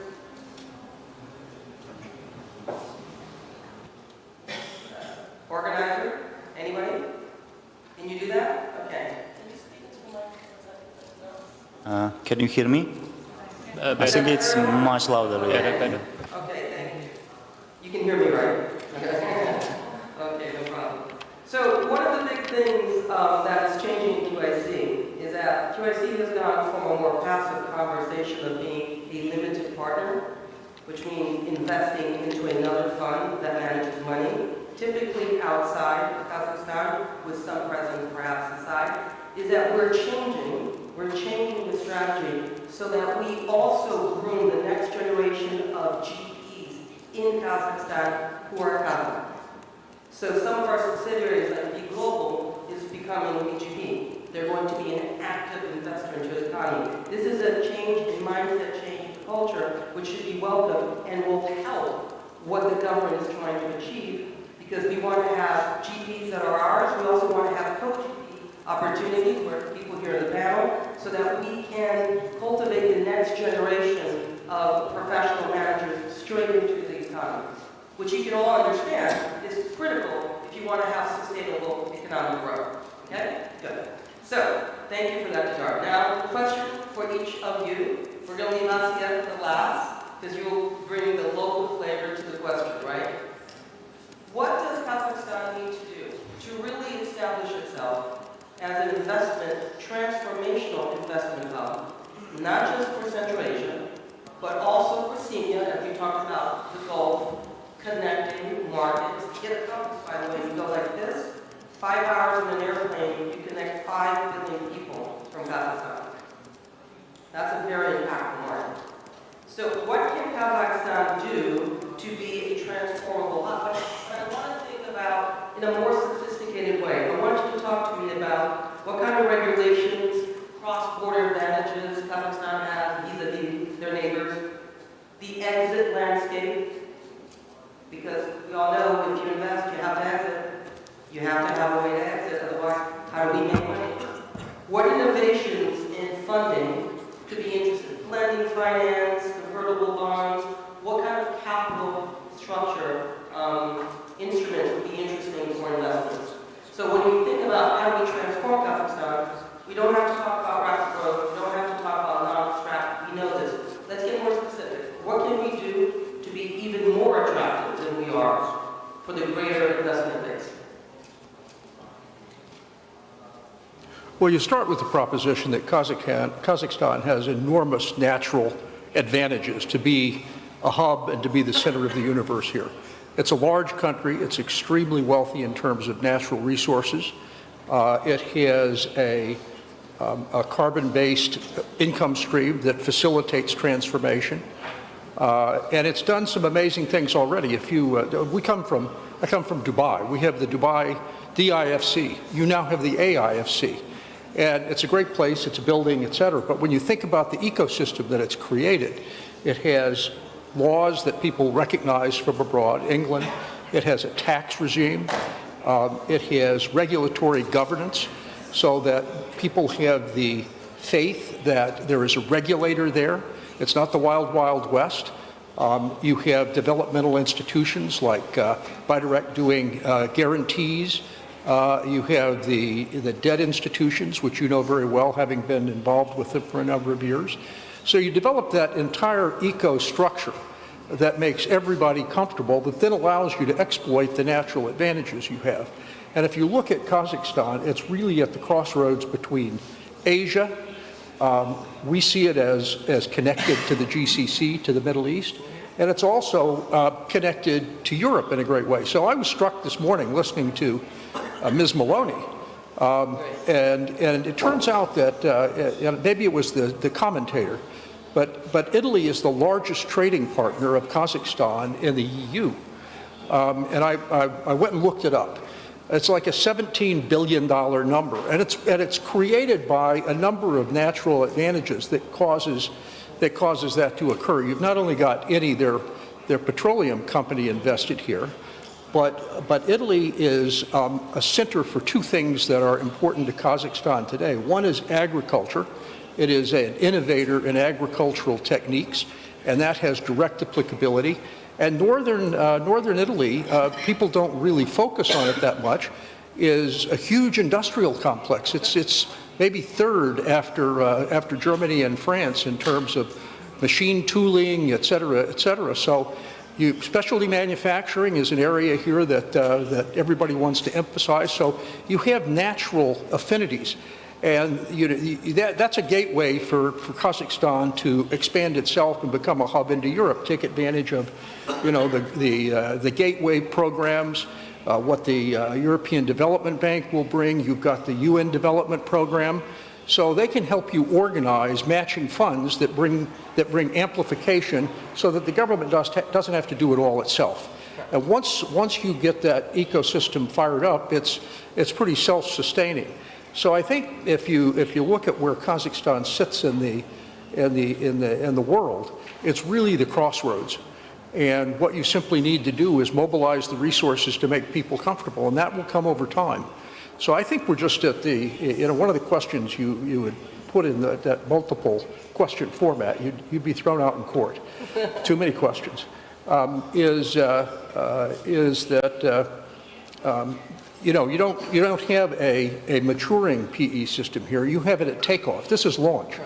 This is at the beginning of the J curve here. So it's a wonderful opportunity for Kazakhstan, and you have an enlightened government that is focused on bringing FDI into the region, and I'm sure it will do what it needs to do as it transforms itself. One of the things that investors will always come back, and thank you for that, Richard, is the fact that since we are taking off and not there's not a lot of success stories in terms of exits. So one of the things that need to be managed are exit strategies. But with the AIX and AIF fee, it helps with the ability to the future to see some IPOs in the future or strategic sales. These are the mechanisms of closing your valuations, which all investors look to. So as we start building this equity market, we will look to, as investors, to see some of these exit strategies being put in place. So Cliff, I would love for you to pick up on that question as well. Of course. I would like to address, Matthew, your question in 3 points. One is picking up 2 things you mentioned. First is the building a more 3D multi-tier capital structure for enterprises here. The second point I would talk about is de-risk, and for investor risk is very important. And the third point I would talk about is foreign. So come back to the first point, in terms of multi-tier of capital construction, definitely is need to take place. Many economy at the early stage, I think you already mentioned, is using debt, using bank financing. China has gone through a very similar situation. Bank industry is very, very developed. The big 4 banks, so-called, dominate the entire banking industry. Not until maybe about a decade ago, they started to have this PEVC ecosystem. So everything starts from bank. Bank is the oldest industry in the industry. But of course, bank cannot solve all the problems. Bank is deemed to be very conservative. So we need capital that are more risk-taking. In multi-layer, so that's why we have pre-VC, seed, VC, PE, buyout, and all that. So building such a capital structure is very important, fostering the market participants with a friendly environment, policy, so on and so forth. But also equally important are enterprises, business owners' mindset. So again, if I take China as an example, many entrepreneurs are reluctant, in fact, to raise capital in the good old days. Nowadays, they're very reluctant to receive buyout. There's a lot of buyout happening in America, but in China, very, very little buyout. So that means that even the industry has developed for 15 years. They're still very, very immature compared to the United States standards. So for Kazakhstan, maybe it's an early stage on developing such a multi-layer capital structure, but obviously, you can take lessons from developed market and will shorten the curve, hopefully. So that's point number 1. Point number 2, about de-risking of environment here. We being a foreign investor, obviously, we are cautious about how to assess the risk, whether these are jurisdiction, legal risk, tax risk, many other possibility policy, shifting risks. We really oftentimes, our playbook is we first look at how the government commit themselves and the government agency such as QIC and other long-term capital or capital representing certain government features, be the leader of calling the other capital to come to the market. So, government capital should be the patient capital, should be the capital that take most risk as come to and promoting industry development, creating ecosystem, generating champion upstream unicorn. We really look up to the government capital to take a leader role first, and then private capital will come along with, and that's how we look at how reducing the risk for investor. And then third point is foreign capital involvement. We've been successfully in the past 8 years participating economies such as Saudi Arabia. So 8 years ago, they started the Vision 2030. They started to diversify economy into non-oil economy. They went through also the cycle of when we started looking at investments. We found very little target available for us to write checks, let's say for 50 million, 30 million. It's very difficult. Then what do? Our playbook is we look at then elsewhere, outside of the country. So that's why we look at our home country. We saw a lot of companies are eager to also expand, and they have possessed a lot of good things that can help the economy overseas to, again, to shorten the curve to build their own industries, to bring foreign investor, not just foreign investor, but foreign companies who bring along with their technology products and create jobs. So I think that will be a good lesson that we try to apply our expertise, apply our recipe to create some deals here that bring friendly foreign capital, friendly foreign companies, but they're very keen to localize themselves to this market and take this market as a pivotal moment and point to radiate to the bigger region, into Central Asia and even to the CEMEA, as you mentioned. And I think that will be what we are very looking forward to and passionate to do here. Thank you. Asia, give us the local flavor. No, I would generally add to what Richard said, maybe. So as we are the allocators to global private funds, so we see a lot of interest in recent, maybe in 1 or 2 years, a lot of interest in Kazakhstan, who are interested to come to see what are the opportunities. Of course, they do understand about the enormous opportunities that we have, resource opportunities. But the one interesting thing is about the IFC structure that we have. A lot of them, what I see is that quite interested, and they know that we have such a structure, which is similar to the DIFC that the UAE in Dubai has, which is a good for mitigating their risk. Another factor, of course, what KYC in this case is quite important, is to mitigate their exit options. So if you can find the opportunities for the best exit options for any private funds that are coming to our country, that would substantially stimulate, and promote the market for them. So we're going to pivot now to a little more specificity. Okay, so the question for the three of you, and then Didar, I'm going to have a question afterwards to you, is when you look at Kazakhstan with the strategies of what's interesting to invest here for Central Asia and CEMEA, bringing out markets, what are the investment niches that you're looking for? So if you had $100 million to invest now for whatever your mandate is, what are the industries you think are top of interest that you think have the potential to grow here and radiate out, quoting Euclid, which I think is important? And I also, when you answer that question, I'm going to go back to this.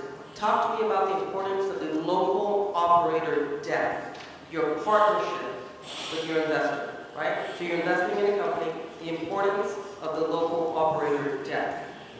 Because cultivating private equity is both teaching from above and investing from on top.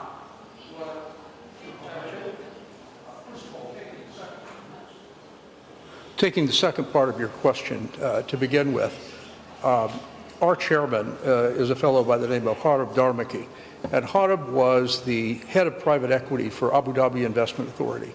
And at the highlight of his career, he's now an advisor and is retired, he was managing approximately a $250 billion portfolio of private equity investments around the world. And when we talked to him about coming to Kazakhstan, because we had an intellectual analysis of it that we thought made sense, his first question was, who's your partner? Who's your partner? Private equity is a local game. It's all about understanding the environment, being able to read the room, understand it. Who is your partner? We're not going anywhere without a partner. And I think that's absolutely true. And it dovetails with what you were talking about, which is having GPs, having the institutions here be GPs, not just passive LPs. And I think that's a key element of de-risking strategy, is to have the right local partner. It also provides a degree of insulation for you. We like to invest, for example, with the IFC and various marketplaces, and because you feel that you have some insulation from risk if you have a partner that nobody wants to offend. So simply put, if you have the right partner, you've got more latitude in your ability to act and to feel secure. So we think the local content is really, really important, very important. Are there any particular industries that you think are top of mind that are of interest? Yeah, absolutely. We're just at the beginning of our journey here, so it's a little preliminary, but I think you have to start with the fact that Kazakhstan is the middle road coming from China east-west. And so much revolves around that, this Caspian corridor, this Caspian international route, the middle road. If you think about that, it's extraordinary, the number of borders and where the trade moves. It gives you an incredible opportunity in logistics. I had the privilege of attending the Eurasian Development Bank Abu Dhabi Day about 3 months ago, and there was an absolutely extraordinary number put on the table by their economists there that said this is how much, and I'm going to get this wrong, maybe it's not just Kazakhstan, maybe it's Central Asia, $7 billion a year of trade is left on the table because of logistics inefficiencies. Now, we don't know enough yet where the niches are, and certainly we're not going to run a dry port for what we do. But you have to start thinking through about what all the modalities of that are, whether it's managing ocean-going containers, whether it's specialty shipping that moves pharmaceuticals that requires special handling. I don't know that you want to be in the great mass of moving ambient goods, but I think there's probably a huge amount of opportunity around logistics. I think agriculture is another huge area for Kazakhstan. I heard somebody on the first day of the plenary session suggest that Kazakhstan had enough square arable land, square acreage of arable land, to feed 1 billion people. Stop and think about that for a minute. We're talking about 1/8, 1/9 of the world's population. It's a massive grain producer. And I look at agriculture, there's so much agri-tech going on around the world in terms of the ability to enhance production, bring new techniques to it that make it more sustainable. I think there's just a huge opportunity here. And I don't know enough about the industry, but the value-added chain. You're producing wheat. What do you do with that wheat? You should have pasta companies. You should have flour companies. You should have bakeries. You should have people who are doing frozen dough. I mean, there's all sorts of permeations. And one of the nice things about private equity is people like us come in and they start thinking about it. And you need people who are incentivized to think about how do you do that. And I think maybe it was Cliff who said one of the other strategies is if you don't see it here, you bring it in. You find a company from abroad and you bring it here to fill a gap. So I think one of the things that PE can do for this country is to be innovative about how you fill in the gaps and to identify what the gaps are that will increase efficiency. So I think healthcare is another place, because at some point in time there are opportunities to move healthcare provision from the balance sheet of the government to a more efficient system that has the private sector involved, and I think that would free up space in the public budget for other things. So I think you're really at the beginning of the journey, and you have a very educated, entrepreneurial young population that's very digitally able. I think when you think about what you can do with online deliveries, online ordering, this is it's not absolutely virgin territory, but it's certainly territory that can be mined for all sorts of opportunities. So those are just three, but I think there's huge amounts here. The whole point is for us to have more value-added product, and you will get value-added product when you have good partnerships with equity investors that are looking for efficiencies. And that is part of what the government wants to do. So it's not just about getting to 7% GDP, it's structurally keeping that GDP high, and that is through value-added products. So Cliff, would you like to comment that? Because then, Jadar, I'm just going to give you a warning. I'm going to ask you about our pipeline to show through them. So I'll give you a minute to think through that. But Cliff, yes, and then Asia. well, I think Richard has picked up all the promising sectors pretty much already. So maybe just jump to the a bit more specific that, yes, definitely we will look at transportation logistics, back to the $100 million questions. We do have, Richard also explained that the whole corridor and the key of this railway route from east to the west, that's all we agree, I agree.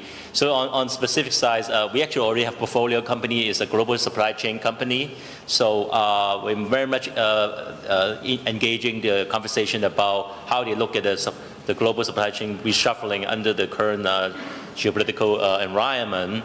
And I think that they are now so far under consideration, underutilized. The route between China through Xinjiang to Kazakhstan and to the Central Europe. Instead, they have operating center right now in Hungary. So these kind of conversation, companies very eager to take place. We are very eager to take place to see how such a global supply chain company can make utilization of the Kazakhstan open up for their participation now, both capital, both resources, facilities, and so on, to see how can make a win-win investment. That's one sector. Second sector would be in the general speaking smart hardware, robotics. So over the last 10 years or so, China has emerged into a big smart manufacturing hub. For example, I read somewhere that Kazakhstan is also very much promoting low-flying economy. That's a big thing in Shenzhen right now. The whole city is embracing low flying to the extent that not only that you now can order your coffee, your iced tea, and they fly to you. And they're talking about from the city center, take a helicopter or some flight taxi to the airport, because that's just one subsector that the municipal government need to make it work. So I'm sure their experience will be very transferable and comparable here. And other things, robotics, including like warehouses, automation, very advanced. Human look like kind of a humanoid, very advanced already. China just recently hosted this first time worldwide, globally, first time semi-marathon. It's a semi-marathon run by robotics. Humanoid. So that's how advanced right now putting into robotics. So I think the robotics side is also very much a opportunity to see how we can transfer some of these halfway completed and halfway commercialized company and start using the scenario here. Lower hanging fruit is to using the culture, the language as a new scenario, new application, so they can commercialize the product along the way to senior population. So that's another thing I can think of right now. Yeah. Thank you. Asia.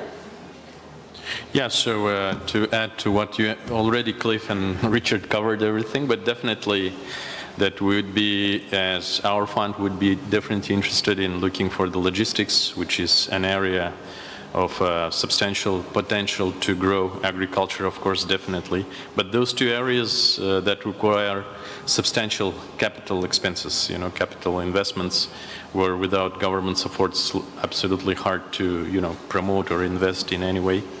And I would definitely agree there is a lot of growing talent coming from the country, so it's quite interesting to see the tech sector, how it's evolving, the VC space, and absolutely an area that we are focused on and should be focused for the general, investment environment.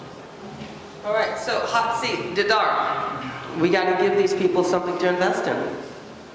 So talk to us about the pipeline that QIC sees not only from QIC, but also as piggyback investments perhaps with other institutions? Thank you. Yes, we can discuss our pipeline, I think, in two ways. One was... Organizers, my friends in the back, could you please put up the volume? Up. Make believe no one can hear. We're all deaf. Up. Can you test now? Can you hear me? Thank you. Okay. Yeah. One, I think it's a pipeline provided by our independent GPs, and we very inspired when we had meetings and conversations with our potential GPs, and for these 2-3 days we had several meetings with our current and potential GPs, and I think it seems very exciting, and we truly believe that we can do these deals and have good IRRs, good impact for our economy, to achieving our goals, to increase our GDP in next 4 or 5 years. And for instance, we invested in some deals. We can disclose it because we had already exit from one of them. For instance, ITAS project. It's very, I think now, as of now, it's the biggest poultry company in Kazakhstan, and it's cover about 40% of our producer of poultry meat in Kazakhstan. And we invested and we provided equity, and I think it could be possible without our equity we provided, and it's very important to providing equity in comparison with debt to make national champions. And at the second stage, it can be, yes, expanding to Central Asia, to our neighbor countries like Azerbaijan, Kyrgyzstan, and etc. And the second one is Almaty International Airport. I think, Marcia, you know that 5 or 6 years ago it was another one. And it became real, I think, because of our equity we provided with, in partnership with international institutions like EBRD and other institutions. And now we see a lot of opportunities in agriculture, and I totally agree with all speakers that is a new oil for us, and we have in our pipeline some projects in agriculture. Unfortunately, I can't disclose the names of the companies, but we see the very huge potential, and we because we don't invest in minerals, and we invest only in non-resources sectors. We need to find balance between IRR and growing advanced manufacturing, and so we are looking for potential national champions. And firstly, of course, we believe that we can make it in agriculture sector. So let's lean into that a bit before I ask you guys one of the last questions, and maybe open up for some questions here.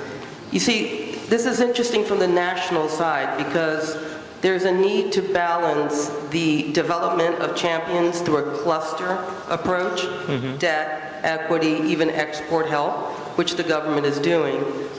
There's also, obviously, we want to kindle pre-seed and seed and, let's say, green fields, you know, factories and etc.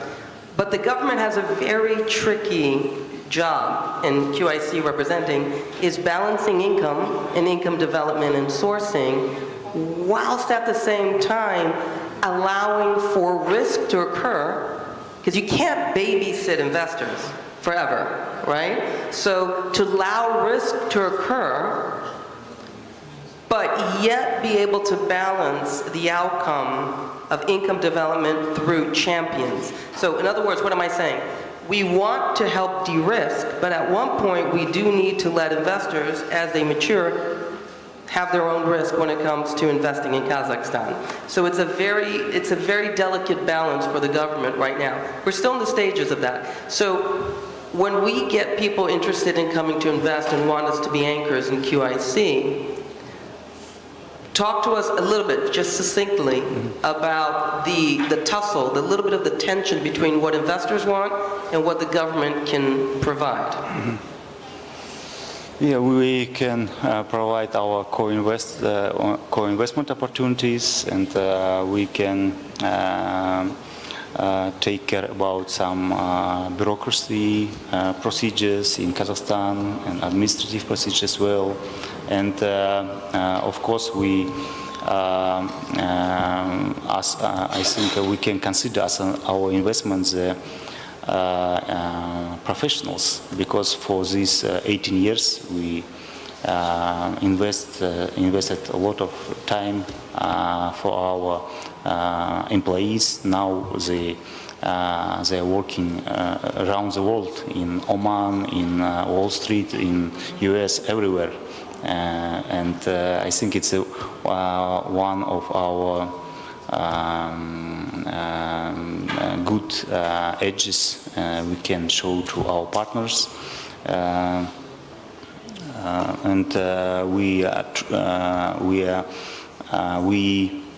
I think we can invest in that areas as well. All right, back to our panel of guests. So all of you are interested in investing in Kazakhstan, so thank you. And all of you have shown a dedication coming back here, exploring with us, and trying to get deals done. So let's be very specific. What does Kazakhstan need to do in the process of iterating interest into the country to actually dispersing money? What does Kazakhstan need to do to unlock more opportunity for expressive investment from your side into the country? What are some of the bottlenecks that we need to eliminate?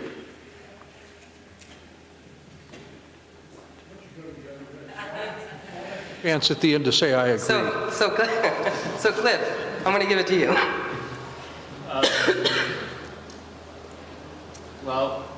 Many things, I guess. Oh, the microphone, please. Okay. I guess many things. To start with, a soft one is nowadays I think that as Astana, Almaty, Kazakhstan become more and more international city and destination for investment, more and more investor and foreigner into travel here. Just the flights to the international city, I think that is one thing can make it more easier for traveler to come. That would be very helpful. But nowadays, going from Hong Kong or any Chinese city here is still a little bit patchy. No direct flights. So that's a soft one. But back to the investment questions would be like, one is, for us, we are now looking at investment projects here. We're still very unfamiliar with the market. So we do hope that our LP can introduce us to different government entity, whether it's promotional entities or others. But for example, in any specific industry, we will probably need constituencies in this country be able to empower the potential projects, whether it's regulation, whether it's the license, or whether it actually is connecting to other players in the market that could be to work together, upstream, downstream. That we will look for not only a passive LP, but our LP can also provide such a guidance to make a project easier to adapt, to be localized. And I think the second point I would like to seek more support, that would be, we do look at and understand that many of the capital provider here, especially government-related provider, seeking investor to bring also foreign capital into the country, bring projects into the country, and oftentimes that will come along with capital plus some condition. Without mentioning too much specific, but I think that we have experience with working with other countries to bring foreign capital into the country, and oftentimes this foreign capital come in very different ways, shape, or forms, and could be pure equity, could be co-investment, could be these companies bring hard asset to the country and borrow against it. All this will make these companies that don't exist before the project now exist in the country, and their establishment and the expansion all the next 10 years and many years to come consider FDI to the country, to the host country. So and to that end, I think that we are seeking a broader understanding of how foreign investor can bring benefit to a country like Kazakhstan, and would like to share more experience going forward with our cases in other countries. Yeah. Thank you. Well, the whole point of this conference is connecting minds, right, and shaping the future. So I loved your comments. Asiat, you're going to be last now, Richard. So Asiat. So I think that our market actually lacks a lot of, several professional, local, or even global GPs, and that's the result of the liquidity in the market. So if we see the trajectory of the private equity, how the sector evolved, we see that we have government institutions like UIC, which are doing a great job, of course, in stimulating FDI and the local businesses, but also the second ones, the main players are the family offices. The family offices are usually themselves are the LPs and the GPs in one, basically. But we truly lack professional GPs. The managers, both local and the global, and that's the result of the lack of liquidity in the market. For example, our pension funds or insurance companies are not allowed to invest in private equity. We are not talking about the local ones. We are talking about the global funds as well. So, and that lack of liquidity, creates that, that we don't have too many players who can invest, both local and global as well. I'm talking about both of them. In Eastern Europe, for example, like maybe 10 or 15 years ago, they have led the insurance companies, the pension funds, for the local ones to invest in the private equity, and we see how it have given a very, very robust opportunity for the growth of that market, and which is not there. And the main, of course, the result of the lack of liquidity and for the pension funds or insurance companies to invest is the regulatory framework that we have. So, our regulation is quite strict, so that it doesn't allow them even to participate in the market. I think if there can be some solution to provide more liquidity into the private equity market, we'll see a lot of growth, professional managers coming into the country.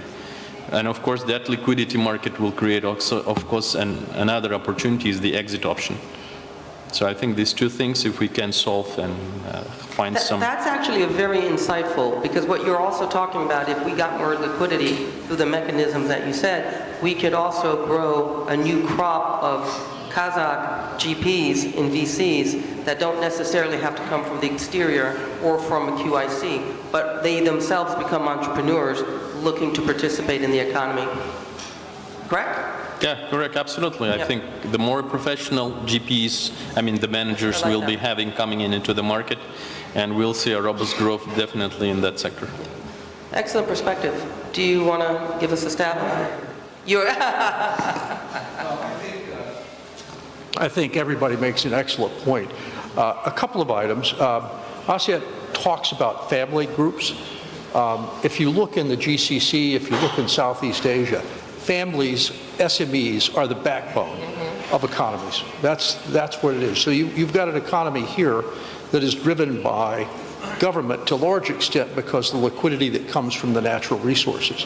But when you get down into the more private sector, it's the family group. So I'm not sure how you actually attack the problem to get the family groups more receptive to partnering with private equity, because I think there's some reluctance to take private equity in because they're fearing they'll lose control. Now, the history of what happened in the GCC is that that was clearly the case. And then you had one generation, two generation goes to the West. They become educated in the West. They become very sophisticated in how business is done. And you have family groups that had 25 different business lines start focusing, and they start being willing to partner with everybody else in the world for certain of their business lines. So it opens up the universe. So I'm not quite sure how you do it, but somehow getting the family groups into the mindset that they can work with private equity does a couple of things. It opens up lots of avenues for investment, but it secondly imbues the next generation with skill sets that enable them to advance the economy on their own. The other thing I would say is, and I'm not sure how you do this, but we have a history of having invested in Egypt, which has had a very volatile currency, and there's no real hedging mechanism. So if you're in a situation where you've got volatile currency, the government needs to give some thought to how you can create some insulation. I mean, we've had experiences in Egypt where literally we've tripled EBITDA and still not gotten our money back because we invested at 8 Egyptian pounds to the dollar, and it's now 50.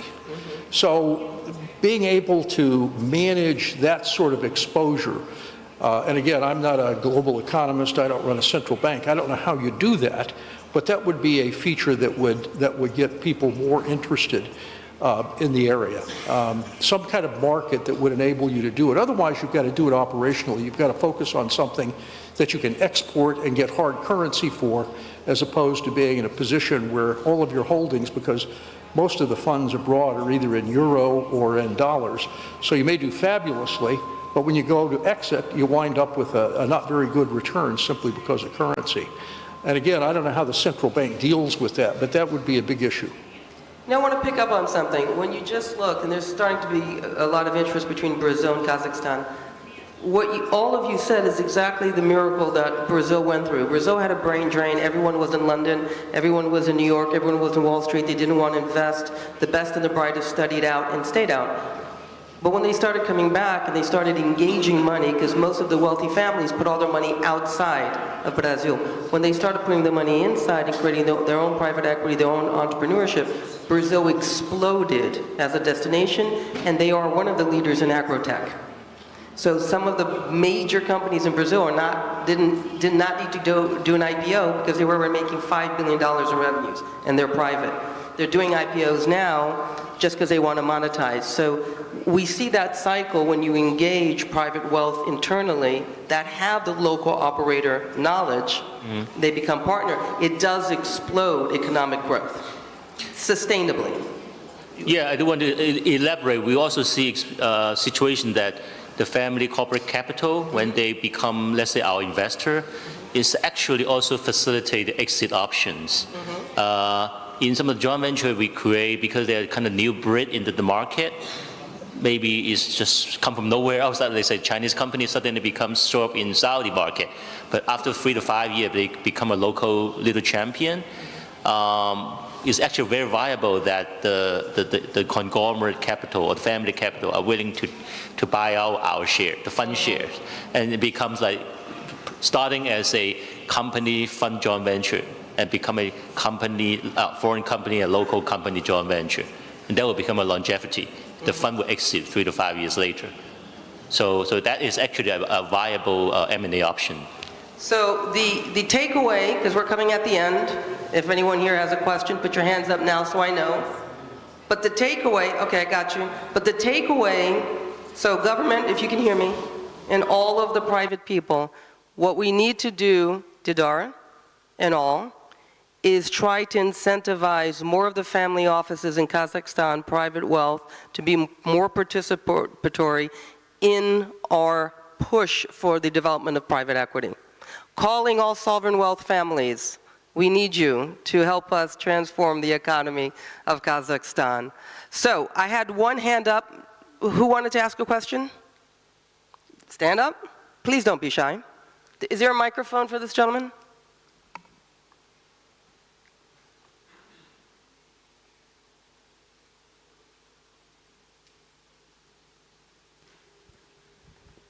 Hi, my name is Sapar.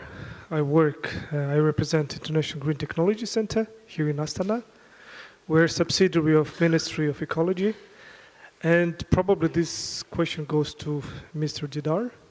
I would like to know regarding green technologies projects in the long run, what kind of projects you have, or maybe it's a master plan. And the second question is, what is privilege and what's the trigger in order to attract more investment into green sector? So you're asking about green technology investment. What are we doing to help that? Exactly. Okay. Yeah, thank you. That's to you, Didar. Okay, thank you. I used to work in ICTIC, I think 2-3 months ago, and yes, we have in our pipeline green projects, especially in renewable energy. I think, Marcia, you are familiar with that as well. And we, under our ESG strategy, we need to invest some portion of our investment to green projects, and we have ESG expertise for our projects in our pipeline as well. So we permanently increasing our capacity and our approaches and in that field. And about the opportunities in green sector, I think we need to, it's just my personal opinion, we need to manage our strategy on the government level and the investment strategy maybe for some key institutions to match the goals under our strategic documents to decrease our carbon capture and other measures and invest maybe more or less. We need to decide. So I think it's the key point. And be more active. There's so many opportunities from companies that are state-owned to plant trees, have carbon credits. We did the first IRAC trade that in the AIFC, right? We have so many renewable energy companies. Why aren't we trading this more prolifically? Hello, we did the first one, right? You saw it.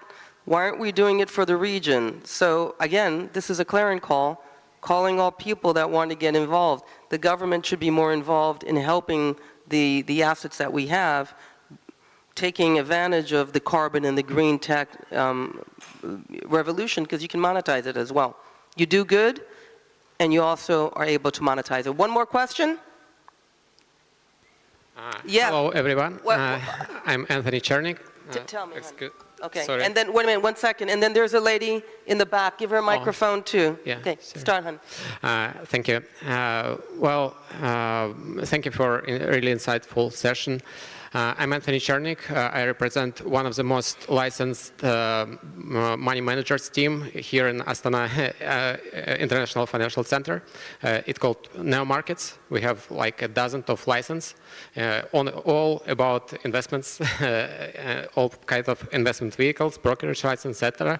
So my question would be quite specific maybe. If you are aware, there are some fractions between the regulations in terms of tax benefits. So Astana International Financial Center has is a common law jurisdiction, and we promise our LPs and potential clientele, investors, tax benefits, etc. But at the same time, our country regulation, like our tax governance, is Russian-speaking, of course, and Kazakh-speaking, and there are some fractions in terms of implementations of these tax benefits for potential investors in the country. If you are aware of these issues, maybe you could share if there is what's the shape of things to come in terms of like plugging the gap and aligning the tax benefits, which is in the common law jurisdiction, AIFC, and the country tax regulations. You're talking about the harmonization of the AIFC with the local. Indeed. Okay, Indeed. got it. I understand now. Thank you. Do you have a comment on that, or is that a takeaway? We're going to take that. First of all, thank you. I want to talk to you more about that. So you stand on the side when we finish, okay? We're chatting about that. That's a very good question. There was a lady in the back. Where is she? Could you stand up, please, love? Okay, tell me. What's your question? Hello, everyone. My name is Ayaru, and I'm an incoming student at Minerva University in San Francisco. And I have a couple of questions to Mr. Shaw, if that's correct. Yeah? Okay. So, from your perspective, what are the signs that PE landscape is maturing, or are there any signs of stagnation or structural barriers investors should watch?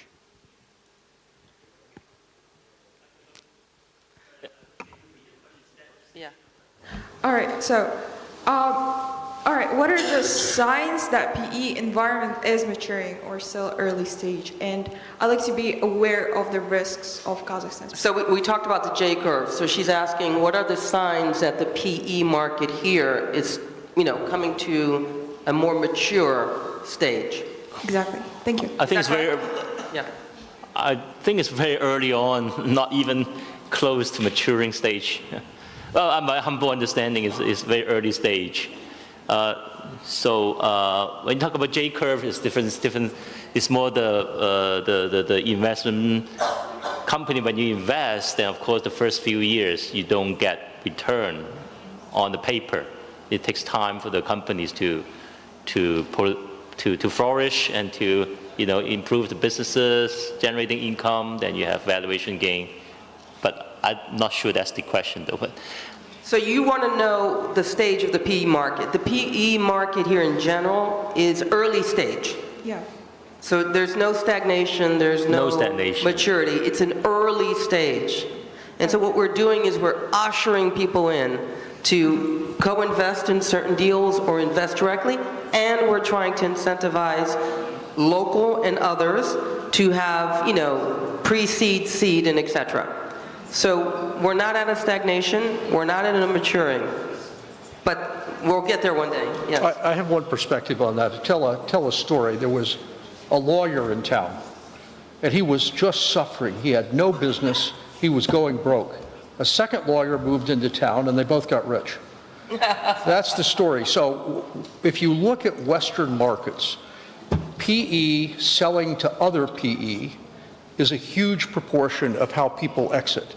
So when you, and I know this from our own experience, you take a company, and private equity thinks of itself as mid-term capital, mid-level capital. It has a finite period of time. Often companies' investments have a longer period during which they grow, during which they accrete value, et cetera.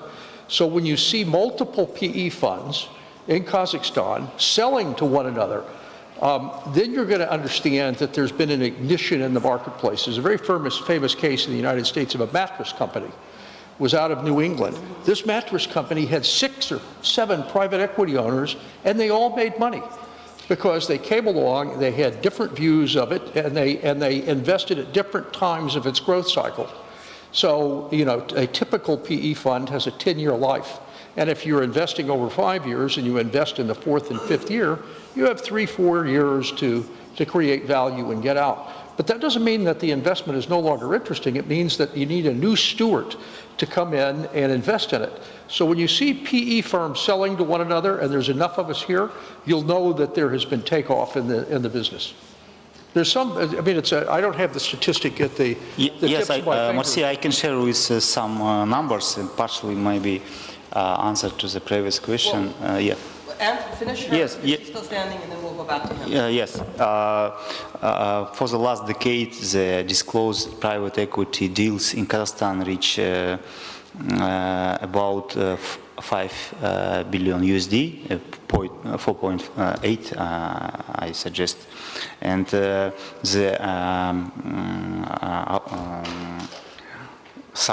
target size, it can be for the next 10 years up to 100 billion. And I think we have a lot of gap to fill it and increase the private equity market in Kazakhstan. And I think because of the lack of deals and lack of private equity instruments, I think it's about about experience.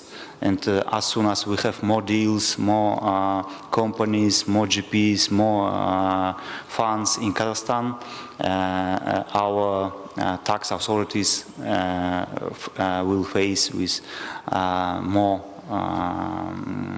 cases and can improve their approach and can harmonize their strategy and their policies on taxation. Yesterday, Alатау City idea was announced, and I suggest that they have the same tax regime like AIFC. So I think we need to do a lot of business in that field. So I truly believe that we can reach this goal. Did we answer all your questions? Yes, and I have another one. No more? Oh, you have one more. One more. Okay, sorry, go ahead. We love it. This question is very important to me, and I'd like to direct this question to everyone. Well, for context, I'll be studying in the US. I'm 17 right now, and I'd like to ask a question. If you were in my position, what would you do to break into the kind of work you're doing now? To break into PE? Yes. And you're studying in San Francisco? Minerva University, Business and Computer Maryland? Science. No, Minerva University. Minerva, sorry. In San Francisco, okay. yes. Yeah, in San Francisco. So you want to break into the PE market? Yes. Well, they're please elaborate. First one, get an internship, and then a PE. No, get an internship. So two things. One, why don't you look to create something as an entrepreneur? The best way you can sit across the table, because a lot of people that invest sometimes have never run anything, but they think they have, okay? So speaking as an investor and an entrepreneur, one of the legs you will have is actually if you start to try to do something as an entrepreneur and you have an inside track of how to develop a product or a company, okay? Doesn't matter if it fails, fail up. You bring something to the table in addition to those that just come into private equity as an investor. So that's great, get an internship, I did that, right? Go to Wall Street, all that fun stuff, go to London, beautiful. But since you're in San Francisco, partner up with some of the startups there. Understand that tension of creation, because that will give you a leg up. Everything else can be taught. You can't teach an entrepreneur. Either you're born or you're not. And if you have that kind of expertise, that could be very interesting when you're analyzing a company for a private equity firm. So I'm giving you something completely different in addition to than just getting an internship. Yes. Thank you so much. I would just like to say private equity business is actually a very challenging business. It's not sounds as glamorous as it is. And it's actually a very experienced business. That's why you have Richard is very, like me, all the gray hair or no hair. A lot of people really like that. So it's not easy, but not to say it's not good, but for entry level, usually you might want to go to other financial industry to start with, and then get yourself a little bit more experience, then consider private equity or VC. That would be my advice, instead of go straight to PE or VC. Yes. Okay. Thank you so much for your answer. Thank you for your questions. That was great. Oh, there's a hand over here. Please stand up. I see your fingers. I don't see you. Okay. So, microphone, please.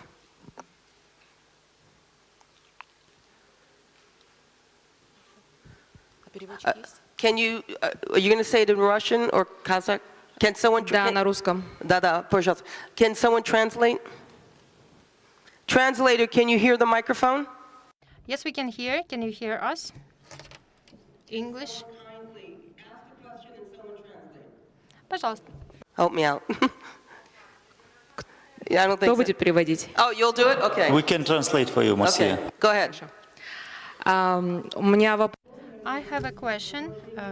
My question is the continuation of the young girl's question. I am actually the representative of business sector. I came from the Jambul region. I work in agricultural area. Our company is a family company. We are a large company in Jambul area. We are one of top leaders in grains production, and we're in top 5. So that to understand, you know, in our farm we have 63,000 hectares of land. My question is the following: we are ready to start negotiations.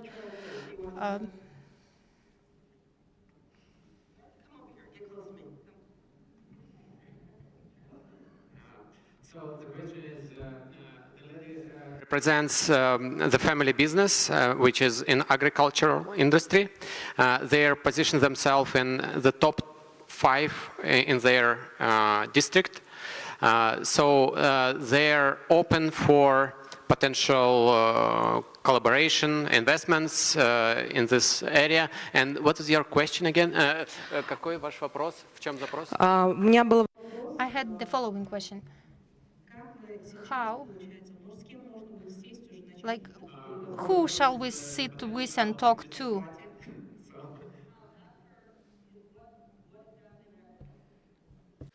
Какой вид агрокультуры? Выращивание.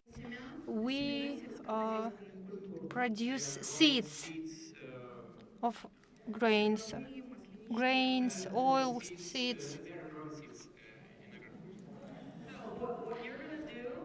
First of all, congratulations on you coming out and making yourself evident. That's a good sign for someone that likes risk. So give her a round of applause. Give her a round of applause. Good on you. Good on you. This is what you're going to do. You're going to stand over here and we're going to talk to you when this is over. Okay? You two are on the corner. Okay? Who else wants a question? You two. Okay, okay. Please in English, somebody. Okay. Okay. Go ahead. Who's translating? You're translating. Give him another. You're going to charge? Здравствуйте. Hello, my name is Abdrakhmanova Asel. I am a representative of artists who do their paintings with legs, with feet, and with mouth. I have united artists of Kazakhstan. They do their paintings without hands because these are people with disabilities. And right now, we have created the fund to support these artists with special needs. And we just need financing. How can you support us? You see, we sell.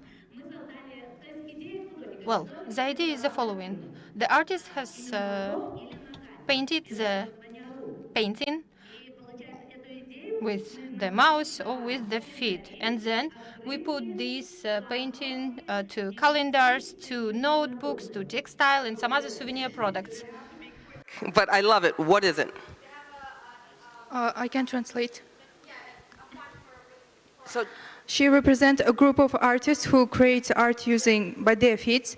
And she said, I have brought together artists from Kazakhstan for a personal project that entails individuals who paint using their feet without the use of hands, and it's for individuals. Okay. Wait a minute. I know exactly. She currently process of establishing a foundation and to support artists with the special needs, and they're almost fully set up, and now they're simply needs of founding. And she asked what. Okay. Yeah. So number one. Thank you for what you do. Thank you. You know, brava. Thank you for what you do. Personally, I would love to talk to you. So stand in the corner with the rest, okay? Thank you. Thank you for bringing this. Okay, another round. People doing good. You're the last one. You had a question? Yes. Are you going to ask us something, or are you going to tell us something? Okay, what is it that would you like to ask? During the panel, it was mentioned that one opportunity for a first source of private equity funding is the pension and insurance funds of other countries. However, pension and insurance funds do have some requirements in terms of ensuring the stability of their investment. How will this be managed, and what are some of the possible diplomatic risks that the Republic of Kazakhstan might face if there are unexpected difficulties in the investments that these funds make? So your question is, if the pension funds start getting involved in private equity, what are the issues for the Kazakh government? Not only for the government, but also for the funds themselves and Funds the themselves. people Okay. that they're responsible to, which are the people receiving the pensions. Well, listen, I'll give it up. But as you know, many different insurance companies and pension funds have percentages that they do allocate to private equity. Teachers Union, I can go California retirement, I can go on and on and on in the United States. The Canadian, God knows what, there's a long name. All of them get involved in private equity as a percentage of their assets allocated. This is not something new. Okay? They may not be, depending on the curve, they may not be pre-seed and seed, they may not even be VC, but in that private equity curve, they do get involved in private equity. Okay? It's their job to run the diversification and know how much of that AUM they can actually put at risk against the liquidity requirements. That's everyday fund management as a former hedge fund manager and as a portfolio manager. That's normal course of business in the developed markets. That's nothing new. Okay, so that answers that question. In terms of Kazakhstan, though, we have a lot of, maybe Asiya, you want to talk about it since you brought it up. There's a lot more regulation in terms of that. Yeah, sure. I mean, of course, the risks that associated with the economy, we cannot neglect about it. Yes, so any kind of economic turmoil, financial crisis, I mean, we are not risk averse on that case. However, in terms of the current situation is that the pension fund or even the insurance companies are not totally, not allowed to invest in private equity at all. So, as Marcia said, they should be allowed maybe at certain percentage. Of course, we're not talking about, for example, investment in the GPs that are raising their first fund, so there should be some kind of a scale, like let's say that the fund is raising their third, fourth fund, and there is international, like the Moody's and Standard & Poor's that we have in the capital markets. We have also certain like Preqin and different kind of ranking system that has for the private equities. So using that methodology, so there are a lot of opportunities or a lot of like options that you can start looking at the risk sentiment basically in the private equity. But definitely yes. So that's one of the things that I said, that the ranking, like, which fund they're raising, and plus about their performance. So there are a lot of, criteria that can be easily applicable and where the private equities can be allowed, which is not the case at the moment. And one last thing, a lot of the developed market funds that allow for private equity, their own participants are asking to participate. So it's a push. I think we've come way over our time, so if there's any other questions, I'm sorry. But thank you for being here. I hope you had a good time, and I hope you learned something. So why don't we give our guests a round of applause. Thank you.